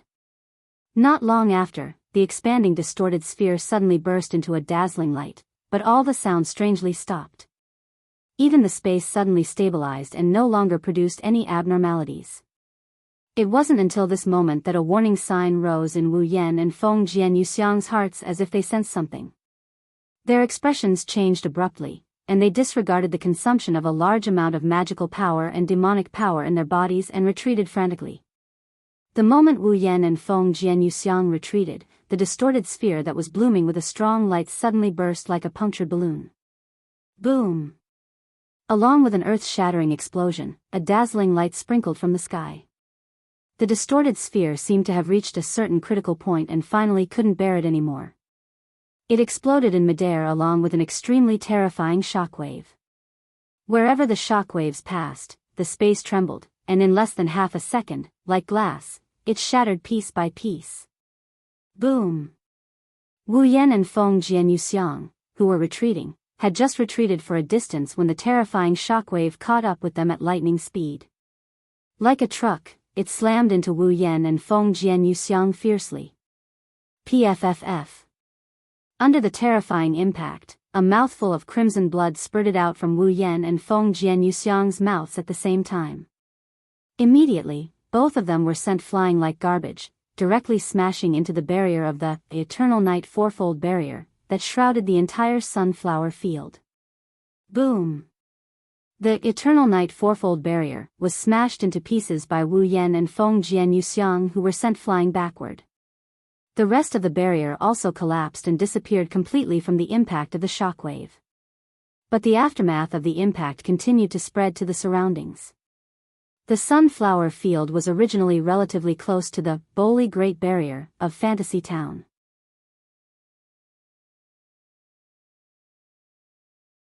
With the shockwave still raging, it wouldn't take long for the Holy Great Barrier to suffer the same impact. At that time, it would inevitably shatter directly like the Eternal Night Fourfold Barrier. At that time, without the most important Holy Great Barrier, Fantasy Town would not be able to escape the fate of destruction. Buzz. At the critical moment, in the sky, a pitch-black crack full of ferocious eyeballs suddenly split open amidst the tremors of space. A tall figure emerged from it and flashed into the sky. The realm of movement and stillness. As such a voice echoed in midair, an unusually huge force burst out from the tall figure in midair and shrouded it. It actually froze the shockwave that was rolling out like a stormy sea. Of course, it was definitely not enough to just freeze it. The realm of being and nothingness. At the next moment, the same voice, but with a different content, reverberated in the air once again. A force that was more than a little stronger than before once again enveloped this world, emanating circles of ripples that contained a strange power. Under the ripples, all the frozen waves that were touched by the ripples slowly disappeared from this world as if they had never appeared before. About 10 seconds later, the raging shockwaves in this area completely disappeared, leaving behind a silent scene. It was as if nothing had happened, which made people's hearts beat faster. After the shockwaves were completely wiped out, the tall figure in midair landed and stood on the ground. She had blonde hair, purple eyes, and wore a pinkish-white princess dress that was similar to a Taoist robe. She also wore a pinkish-white flower bud hat on her head and held a parasol in her hand. Who else could it be apart from purple? Yukari gently waved her hand, and a gentle force flew out and disappeared in 2 different directions. Then, it carried 2 people who were in a sorry state and had traces of blood on their bodies back to Yukari. Purple didn't look at Tensei Fujimi, but directly looked at Wu Yen. She looked at Wu Yen, who had completely fallen into a state of unconsciousness, and smiled bitterly. It's just a drop of blood. If you want to get it, there are many ways. Why do you have to make yourself like this? Although she said so, Purple knew that it was entirely because she didn't return to Wu Yan's side and had been hiding in the dark to spy on Wu Yan. That was why Wu Yan used the simplest and most violent method to obtain a drop of blood from Tensei Fujimi. It was her fault. Purple crouched down and pressed her hand on Wu Yan's body. After a while, she let out a sigh of relief. Fortunately, although the injury is serious, with Xiao Yan's recovery ability, he should be able to recover soon.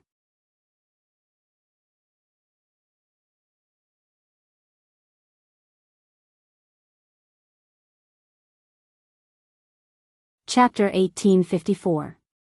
Originally, the Paladin outfit was based on the Paladin armor.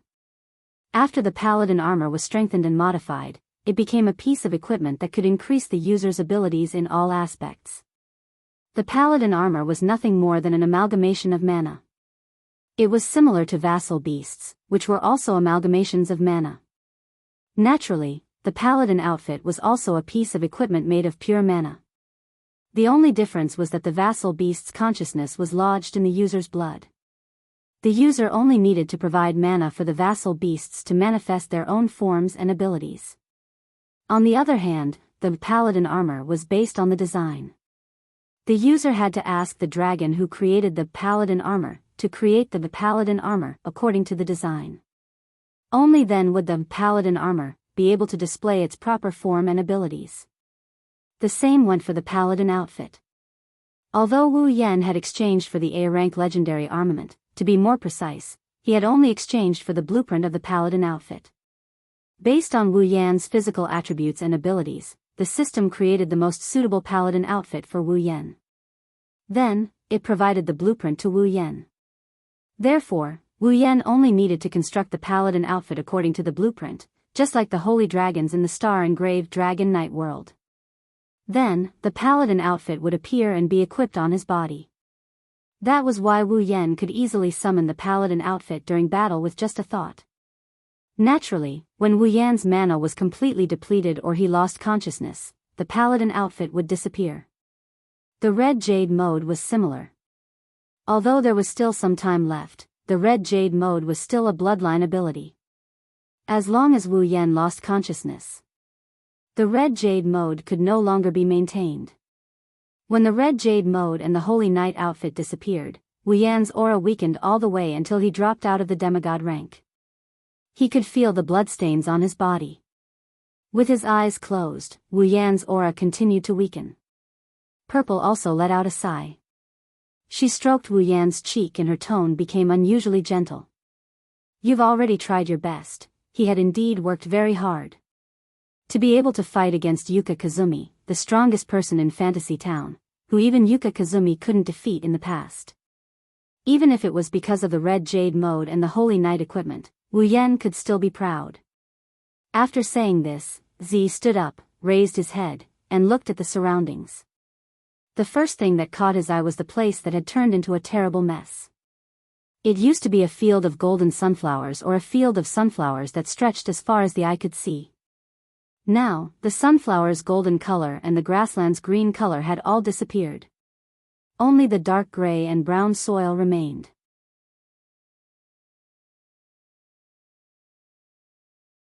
As if a typhoon had passed through, the scene became chaotic and battered.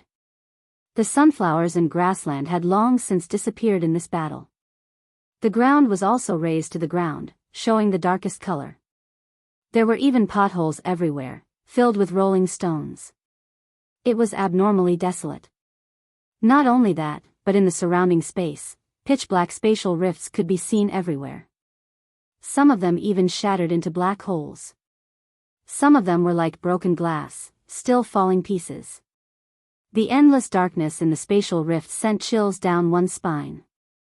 One could imagine what would happen if an ordinary person or a weak existence accidentally touched these spatial rifts. This should be the most serious destruction in Fantasy Town, right? Purple rubbed his forehead as if he had a headache. This is really worrisome. If Purple didn't rush over in time and stop the spread, Fantasy Town would have suffered more damage than this.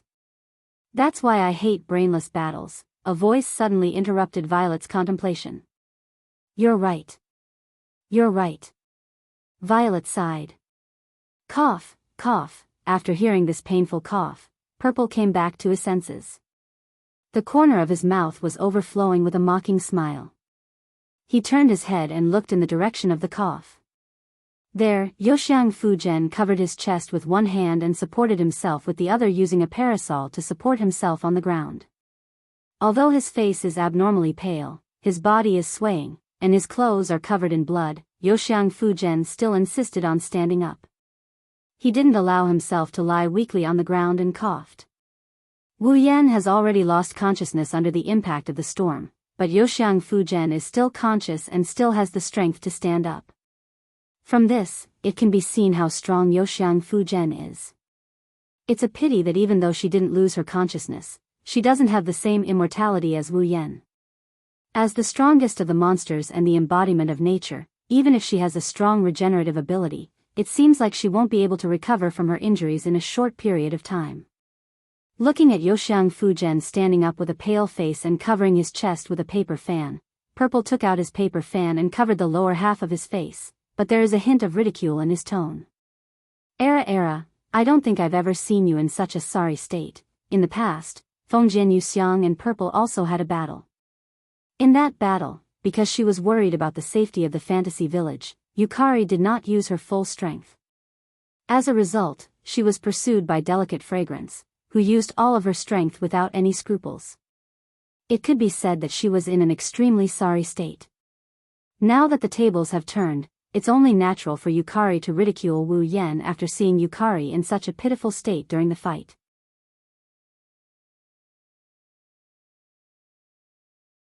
Yoxiang Fujian seems to have guessed that Purple will have this reaction. He covered his chest and didn't even look at Purple. He cast his gaze on Wu Yan, who fell into a coma. After a long time, he showed a somewhat empty smile. Looks like I've won, that's right. Wu Yan has lost consciousness, which is equivalent to losing the ability to fight. Although the injuries on his body are recovering at a speed visible to the naked eye, he can't continue to fight. On the other hand, Yoxiang Fujian, even if his body is injured enough to kill an ordinary human or demon a dozen times, his recovery ability is not as good as Wu Yan's. But with the support of nature, he has recovered some of his demon power. Maybe he can't do anything in close combat, but he can still use one or two magic cannon attacks. In other words, Yoxiang Fujian did win this battle. That's true. Purple also calmly admitted this statement, but his eyes have been staring at Yoxiang Fujian. But why do I feel that you don't seem very happy? I just can't accept this kind of victory. Yoxiang Fujian moved his body that is full of pain and said indifferently. If he didn't faint, the loser would probably be me, and I still have the ability to fight, so it's not a clear winner. If he didn't faint, the loser would probably be you. Still have the ability to fight? Purple looked at Yoxiang Fujian meaningfully. What a surprise. You would actually use hypotheses such as if, and probably, to justify yourself after a battle. It seems like you don't want to admit the result of this battle. This is indeed a very surprising thing. For Yoxiang Fujian, a battle is a battle, the process of a battle is ever-changing, anything can happen, so he definitely won't use if to evaluate a battle after the battle. After all, there is no if in a battle, the result is everything. Yoxiang Fujian did win this battle, there is no doubt about this. There is no if to say. Because Wu Yan did lose consciousness, he can't continue to fight. Yoxiang Fujian was very clear about this result. He frowned at himself for using if to deny this result, but after a while, he put on a chuckle. Maybe, I'm looking forward to another battle with him. Leaving this sentence, Feng Jianyuxiang propped up her body and opened her parasol. She turned around and slowly walked away. Today's weather is good, the flowers should grow well, right? Looking at the back of Feng Jianyuxiang, who was gradually walking away, Violet was silent for a long time. Then, she helplessly sighed. I'm really not good at dealing with her.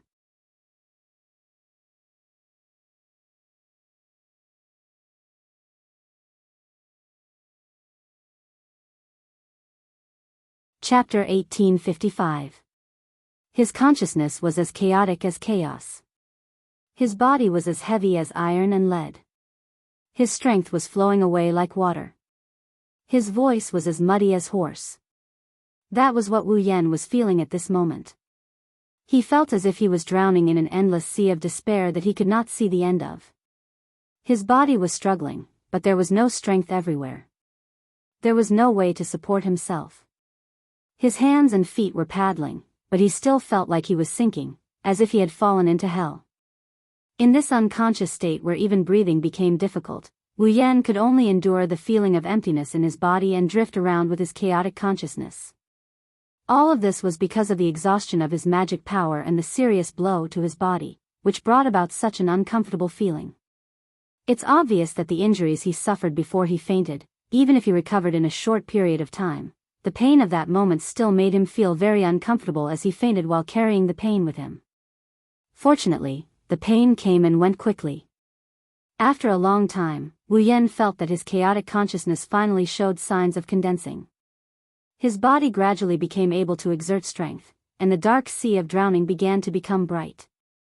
As if awakened, Wu Yan slowly opened his eyes, exposing a pair of somewhat slack burgundy pupils to the air.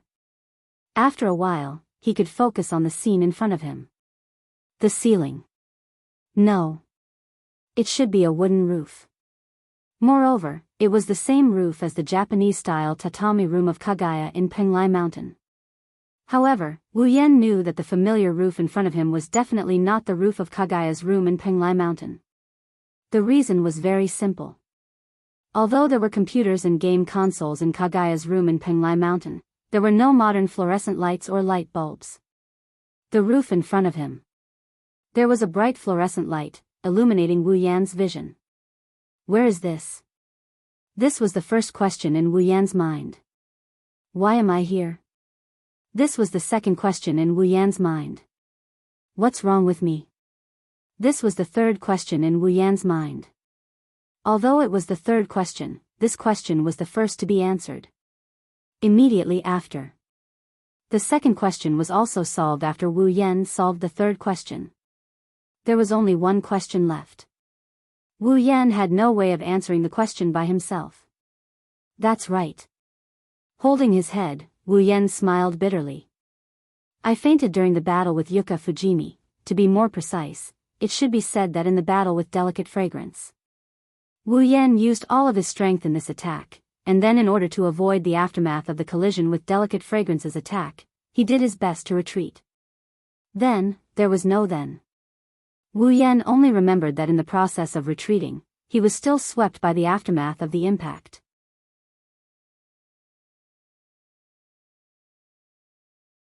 Immediately after, his body was in pain and he completely lost consciousness.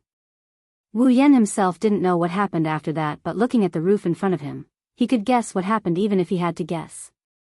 Someone must have arrived at the scene, found him unconscious, and brought him here. As a result, the second and third questions were answered. As for the first question, Wu Yan had no spare energy to think about it. There was only one thought left in his mind. I fainted. Then, in the battle between him and Delicate Fragrance, who won in the end?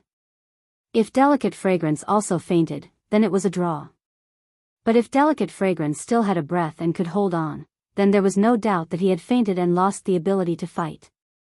Of the two possibilities, Wu Yan was more inclined to the second one. There was no other reason. It was just that Delicate Fragrance's strength had left a deep impression in Wu Yan's mind, so Wu Yan couldn't imagine Delicate Fragrance's appearance of being seriously injured and unconscious. Wu Yan felt that with Yuka Kazumi's strong and stubborn personality, she would most likely hold on until the very end and leave, right? This guess wasn't completely correct, but it was pretty much the case. That's why Wu Yan had such a bitter smile on his face. I didn't think I would lose in a battle with my full strength after such a long time. Wu Yan gave it his all in this battle. Not only did he use his most powerful red jade mode, he even equipped his paladin outfit and used his familiar's abilities. It could be said that he was truly going all out with his trump cards. Although he still had a lot of tricks and abilities that he hadn't used yet, they were nothing compared to trump cards like the red jade mode, the Holy Knight outfit, and familiars. It would only be embarrassing if he used them against Yuka Fujimi. As for summoning his familiars directly, that's even more ridiculous. Of course, if the host's strength increased, so would the familiars residing in the host's blood. But that was only if the host's strength increased. Wu Yan used the ruby mode to reach demigod rank. It wasn't Wu Yan's own strength, it was the result of an ability. Under such circumstances, the familiar's strength wouldn't increase. Therefore, when Wu Yan entered Violet's ruby mode and reached demigod rank, the familiar's strength remained at peak rank 9 Wu Yan's level. Even if they were boosted by the paladin equipment, they would barely reach demigod rank. How could a demigod rank familiar be used against Delicate Fragrance, who was already level 97 and only needed 1 or 2 more levels to reach peak demigod rank? That would be a disgrace. Plus, it would be foolish to let outsiders interfere in a fight of this level. It would cause a lot of uncertainties in the battle. Wu Yan rejected Natsuki, Nagisa, and Kanon's suggestion to fight Yukari Kazumi more than once.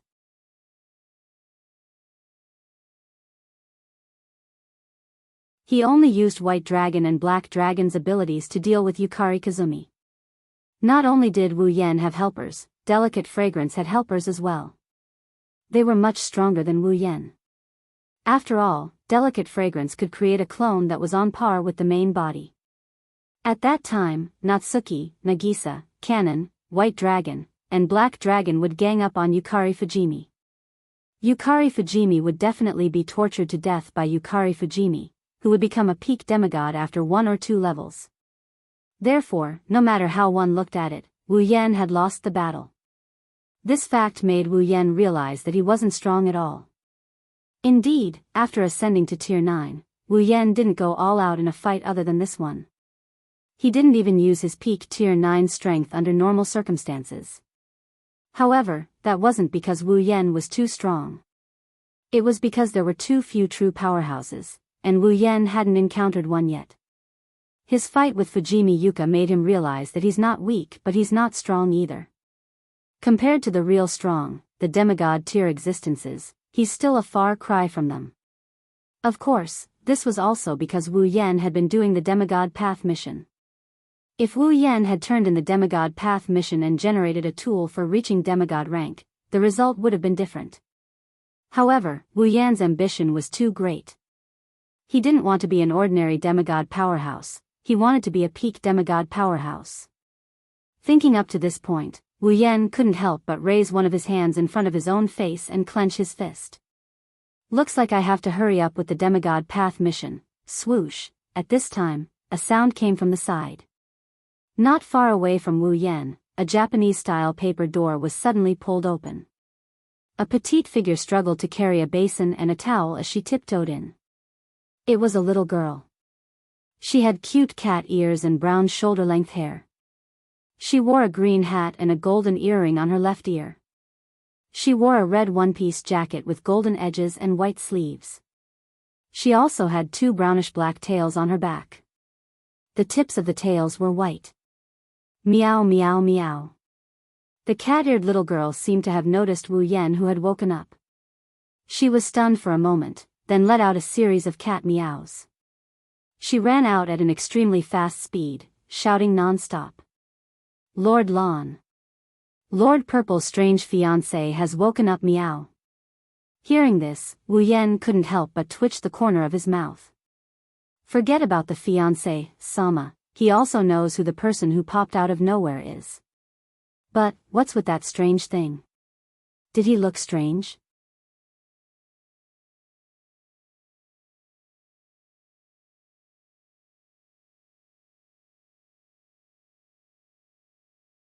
Chapter 1856. This was a small wooden house at the edge of the realm. The wooden house was the same as the Forever Pavilion in the Lost Bamboo Forest. It was the kind of ancient Japanese-style house. The scale was not very large. It could only be regarded as a little bigger than the buildings of ordinary people. From the outside, this small wooden house, excluding the living room, kitchen and other places, could probably only accommodate 4 or 5 people. Of course, this was the result of considering that each person had a room. The difference between the house and the Forever Pavilion was that even though the Forever Pavilion looked very old, the whole body was brand new, as if it had not been destroyed by the years. This small wooden house at the edge of the realm did not have such a feeling, but no matter who it was, no one would think that it was a very ordinary house. This was because an ordinary house would definitely not be surrounded by countless dark spaces. Moreover, in this boundless dark space, there were many ferocious eyeballs. In such a small wooden house, in a Japanese-style tatami room, Wu Yan sat on a bed directly on the ground. In front of him was a tray with a few dishes and a bowl of white rice. He was like a patient, being taken care of. As a matter of fact, Wu Yan is very hungry. Even if the dishes in front of him are very simple, he has the urge to gobble them all down. However, Wu Yan did not touch the dishes in front of him for a long time. There was still a calm expression on his face. The reason was very simple. It was just that there were 2 very strong eyes that had been staying on Wu Yan, which made Wu Yan a little uncomfortable. Looking carefully, on the side of the bed, a figure was staying there, staring at Wu Yan, who was sitting on the bed. It was a very tall young girl, not inferior to Yui, Fujimi Yoshiang, and Yonglin Yagi. The girl had a pair of fox-like ears on her head and 9 huge tails behind her. Each tail was more than 1.5 meters long. The hair on it was extremely soft and smooth. And it had a golden luster, and the end was white. At first glance, it was obvious that it was a fox's tail. The girl who had fox ears and a tail was also wearing clothes that were similar to Violet's. The front part of her body was like a Taoist robe, and a princess dress. However, the front part of the girl's body was not purple, but blue. The princess dress was also not pink and white. It was pure white, and the sleeves were very wide. The girl tucked her hands into her sleeves and sat cross-legged on the ground in a very standard posture. She wore a white hat on her head and she had short blonde hair that reached her shoulders. Her golden eyes were fixed on Wu Yan. She kept sizing him up as if she's trying to figure out something. Her eyes were filled with a sense of scrutiny.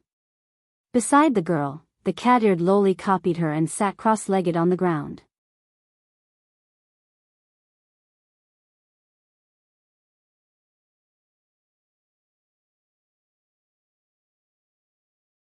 And this small wooden house at the edge of the realm was Yakumo's house. It was Lady Z's real residence. After knowing that this was Yakumo's house, Wu Yan guessed that Lady Z had rushed over after his battle with Yuka Fujimi and brought him here. However, Wu Yan didn't expect Blue and Orange to mention the matter of her fiancé. It wasn't hard to imagine. Although Violet was usually not very dignified, lazy, and had no moral integrity, her super strength and demon-like wisdom were indeed frightening. As Lady Z's Shikigami and Shikigami's Shikigami, Blue and Orange respected Lady Z from the bottom of their hearts. Now, someone suddenly came out and said that he was the fiancé of their most respected master and master's master. It was no wonder Blue and Orange looked at Wu Yen with such a strange gaze. Wu Yen secretly shook his head at this, but on the surface, he smiled at Blue and Orange. Did Lady Z deny this matter? Blue and Orange were speechless. Wu Yen. Needless to say, Lady Z didn't deny this matter, at least not in front of Blue and Orange. I understand how you feel. Wu Yen sighed. But, believe me, my relationship with Lady Z is more complicated than you think. It's much more important and meaningful than the relationship of a fiancé and wife. Isn't that right? Even their lives were intertwined and they couldn't leave each other. This relationship was much closer and more meaningful than the relationship of a fiancé and wife. Allah! Almost as soon as Wu Yen finished speaking, a familiar voice echoed from outside the door and traveled into everyone's ears. To hear you say that, Xiao Yan, it's not a waste for me to travel so far to bring you back. Hearing this voice, Wu Yen, Blue and Orange turned their heads at the same time. They saw Lady Z standing there with a paper fan covering her mouth. She was looking at Wu Yen with ridicule and joy in her eyes. I almost forgot. Little Yen is now called Yakumo Bai. That's a good name. Why don't we call you Yakumo from now on? Lady Z. Blue and Orange were shocked. What is Lady Z doing? Is she admitting that this man has the right to use Yakumo's surname? However, Wu Yen didn't care about Blue and Orange's shock at all. He shrugged as if he didn't appreciate the gesture. Forget it. It sounds like I'm marrying into her family. It's fine as an alias.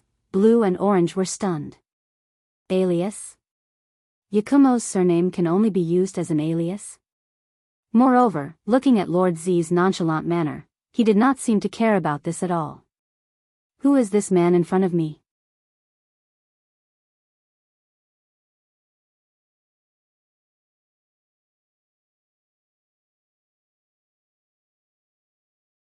Chapter 1857. For Blue and Orange, who respected Violet from the bottom of their hearts, the surname Yagyun was an honor. For this reason, Blue was proud of having the surname Yagyun. Orange had also been working hard to obtain the surname Yagyun. Now that someone had used such an honorable surname as an alias, one could imagine how complicated Blue's heart was. As for Orange, it was pure admiration. She looked at Wu Yen with sparkling eyes. Meow, using Yagyun's surname as an alias. Strange Lord Fiancé is really amazing. Meow. Hearing this, Wu Yen was speechless. To him, Yagyun's surname was indeed special, but it wasn't to the extent of being honorable. If it was, it would be good. If it wasn't, it would just be a pity. It was a good choice to use it as an alias. After all, Wu Yen needed to enter and exit various dungeon worlds. Sometimes, it was necessary to hide one's identity. Wu Yen never imagined that using Yagyun's surname as an alias would cause him to be worshipped. Moreover, why was it Strange Lord Fiancé again? Those who didn't know would think that he was Orange's fiancé. On the other hand, Blue couldn't quite let it go. Lord Violet, this is Lord White. Is he really your fiancé? All this time, Blue had been by Violet's side. It was more accurate to say that Blue had always been by Violet's side. Basically, other than when Violet was sleeping or when Violet ordered Blue to do something, Blue had always been by Violet's side. Therefore, Blue believed that she knew Violet better than anyone else, including some of Violet's closest friends. However, some time ago, when Violet came out of her room as usual, Lon noticed that there was a sudden change in Violet. For example, in the past, Violet had always been sleeping during the day. She would definitely move around at night. She had to sleep for 12 hours every day. However, since a while ago, Violet's schedule seemed to have changed a little. Sometimes, she would even move around during the day and sleep at night. In addition, Violet had always been full of praise for Blue's cooking, but some time ago, Violet would frown from time to time when she ate Blue's cooking, showing a slightly dissatisfied expression, and would even mutter such a sentence. Even though Blue's cooking is good, it's not as good as Little Yan's. Our appetite has been spoiled by Little Yan's cooking. It wasn't just these changes. Some of Purple's actions were also confusing Blue. For example, on the first day of the change, Violet suddenly made such a suggestion to Blue. It's been a long time since I've been to Fantasy Village. Why don't we take a stroll around Fantasy Village? Then, Purple, who had always been lazy to the point that she even threw the job of maintaining the great boundless barrier to Blue, strolled through the entire fantasy town as if she was homesick. Another example was Yukari, who used to use her gap ability to peek at all kinds of people, things in Fantasy Village.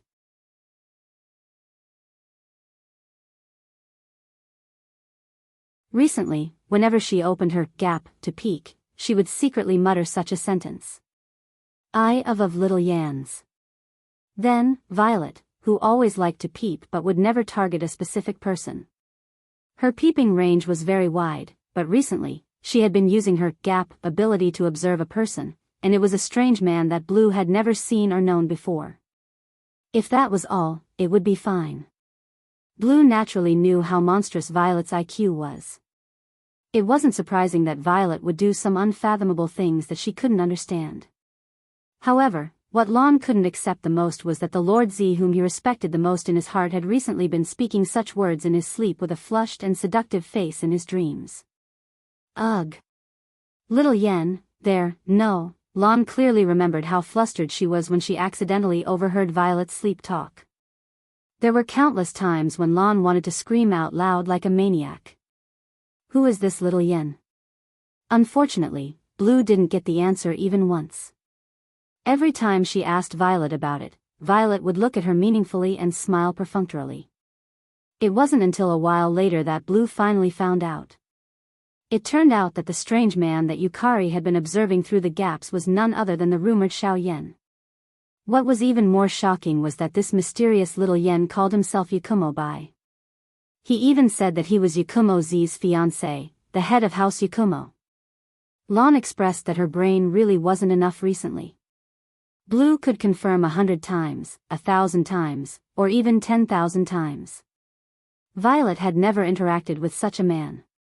She didn't even have the chance to meet him, greet him, or even walk past him. At least, that was what Blue knew. Aside from sleeping, Violet would always have Blue by her side.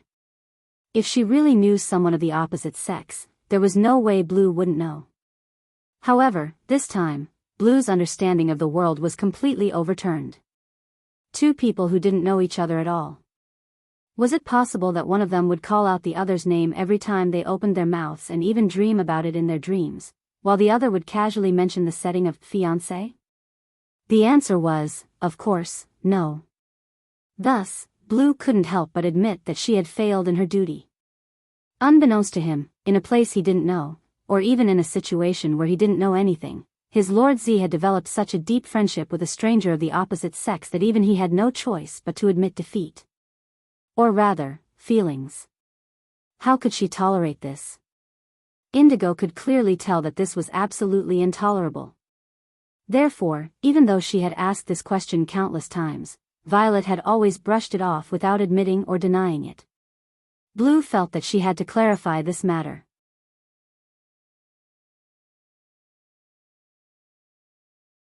Of course, the most important thing was that she had watched Violet secretly observe a stranger of the opposite sex every day.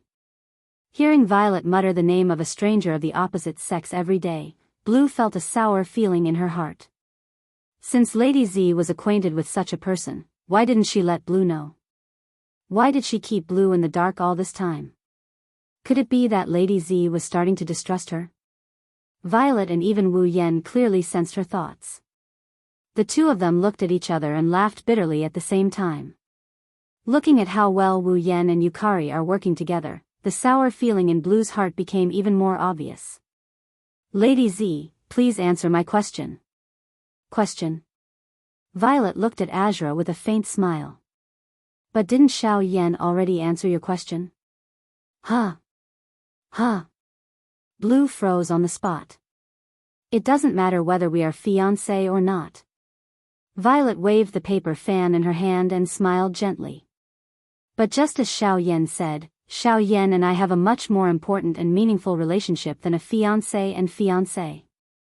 Hearing this, Blue finally took Violet's words seriously. Blue knew that Z had a habit of using the word we to refer to herself. Normally, it would be teasing and frivolous.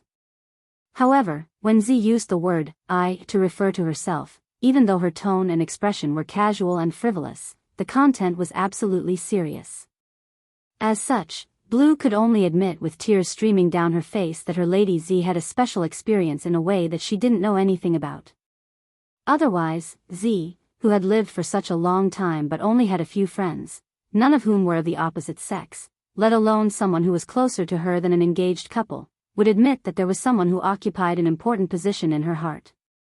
After admitting it, Blue could only lower her head and bow to Wu Yan. My apologies, Lord Bai. Blue was rude earlier, meow. Seeing her master lower her head, Orange didn't know what was going on, but she followed suit and lowered her head as well. My apologies, meow. Well. Wu Yan scratched his cheek and waved his hand nonchalantly. Just don't cause any trouble, Wu Yan grumbled as he looked at Yukari. I have a lot of things to complain about, I know. Z smiled and changed the topic of conversation. I have something important to tell you as well. Let's go somewhere else and talk about it all at once. Without giving Wu Yan time to react, Yukari waved her hand and a gigantic crack opened up at the bottom of the room. Wu Yan, Yukari, Lan, and Sheng were all sucked into the crack before they disappeared from the spot. The room returned to silence.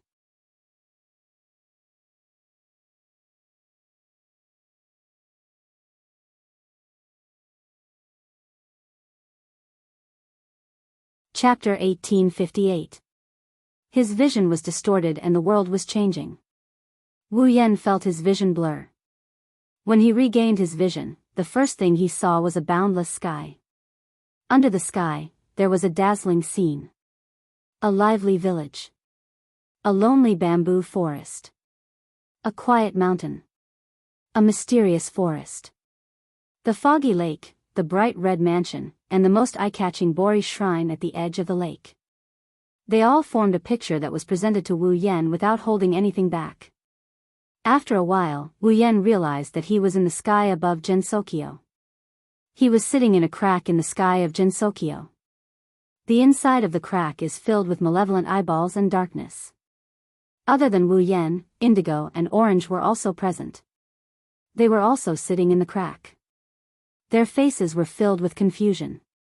They had no idea why Yukari was here to talk.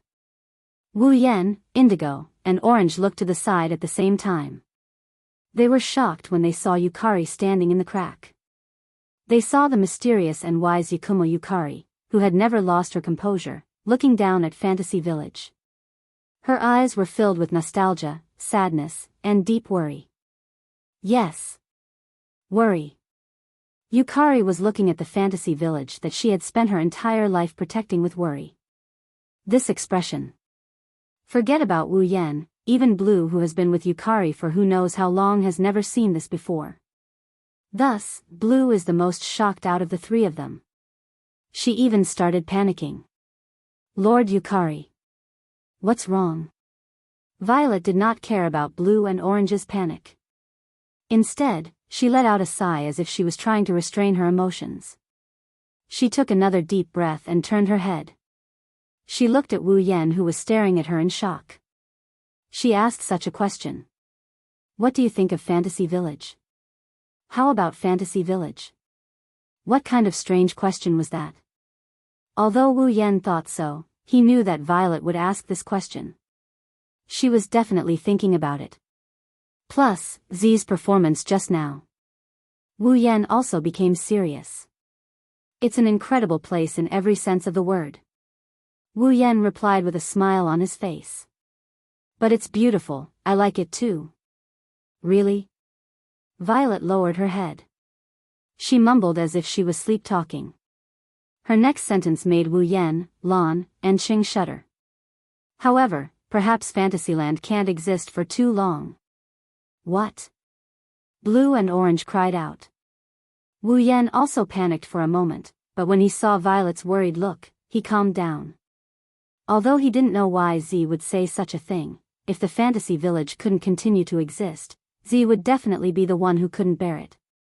Fantasy Village and the outside world were separated by two huge enchantments. One was the Great Boundless Barrier, and the other was the realm of illusion and reality.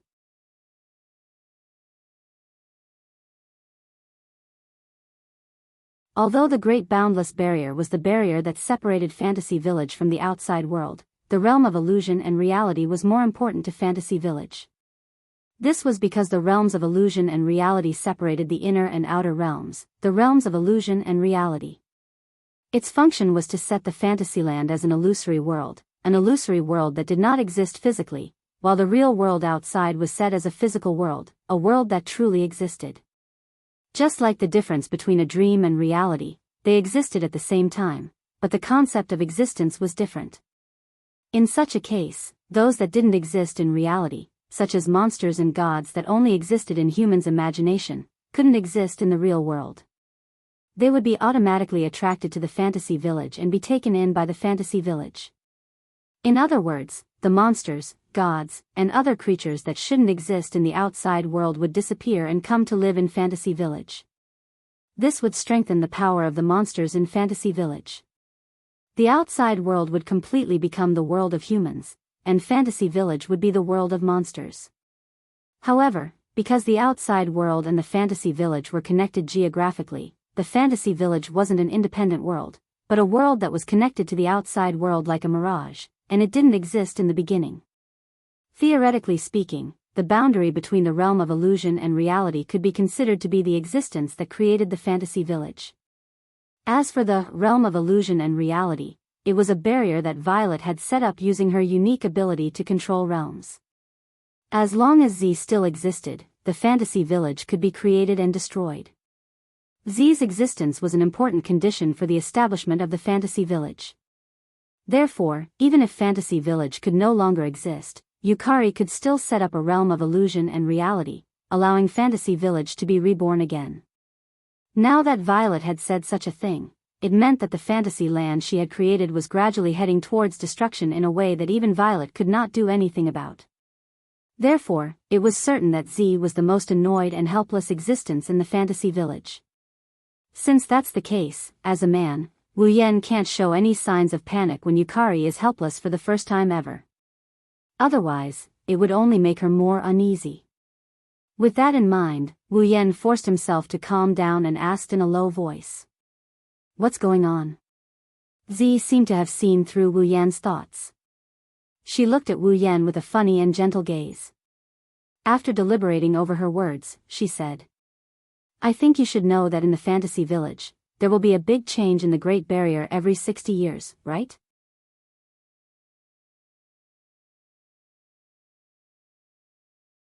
Hearing this, Wu Yan's mind flashed with the memory of the Great Barrier's change that happened every 60 years. It was a change that happened every 60 years in the Fantasy Village. The cause was not caused by any monster in the Fantasy Village, but by the outside world. Once every 60 years, the number of ghosts in the real world would increase greatly, causing a phenomenon called the barrier's moderation, allowing a large number of ghosts from the outside world to enter the Fantasy Village. Because the Grim Reaper couldn't send these ghosts to the King of Hell to be judged, the ghosts who had nowhere to go could only rely on the flowers, causing all the flowers in the Fantasy Village to bloom at the same time regardless of the season. The Great Barrier's change wasn't man-made, it was similar to a natural phenomenon. After a certain period of time, the ghosts would be taken in by the underworld. At that time, the Fantasy Village would slowly return to its original state and the change would end. This so-called Great Barrier's change was the only one that didn't require the Great Barrier's help. It was a phenomenon that couldn't be stopped unless there were no more deaths in the outside world. In that case, there wouldn't be a ghost rampage that happened once every 60 years. Could it be related to the Great Barrier's change at this time?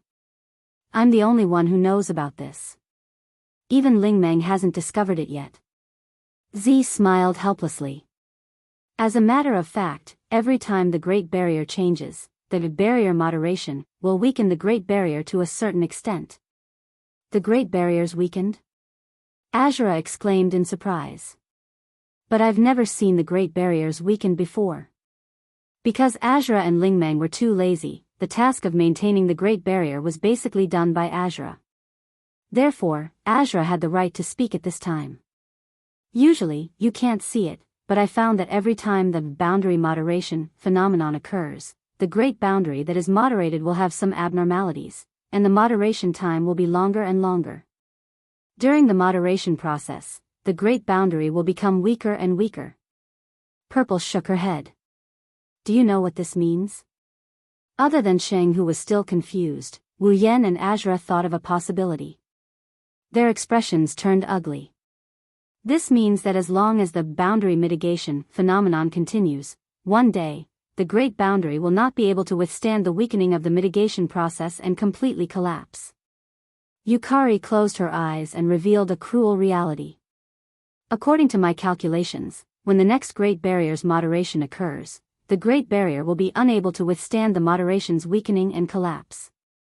There's only a year left until the next Great Barrier's moderation.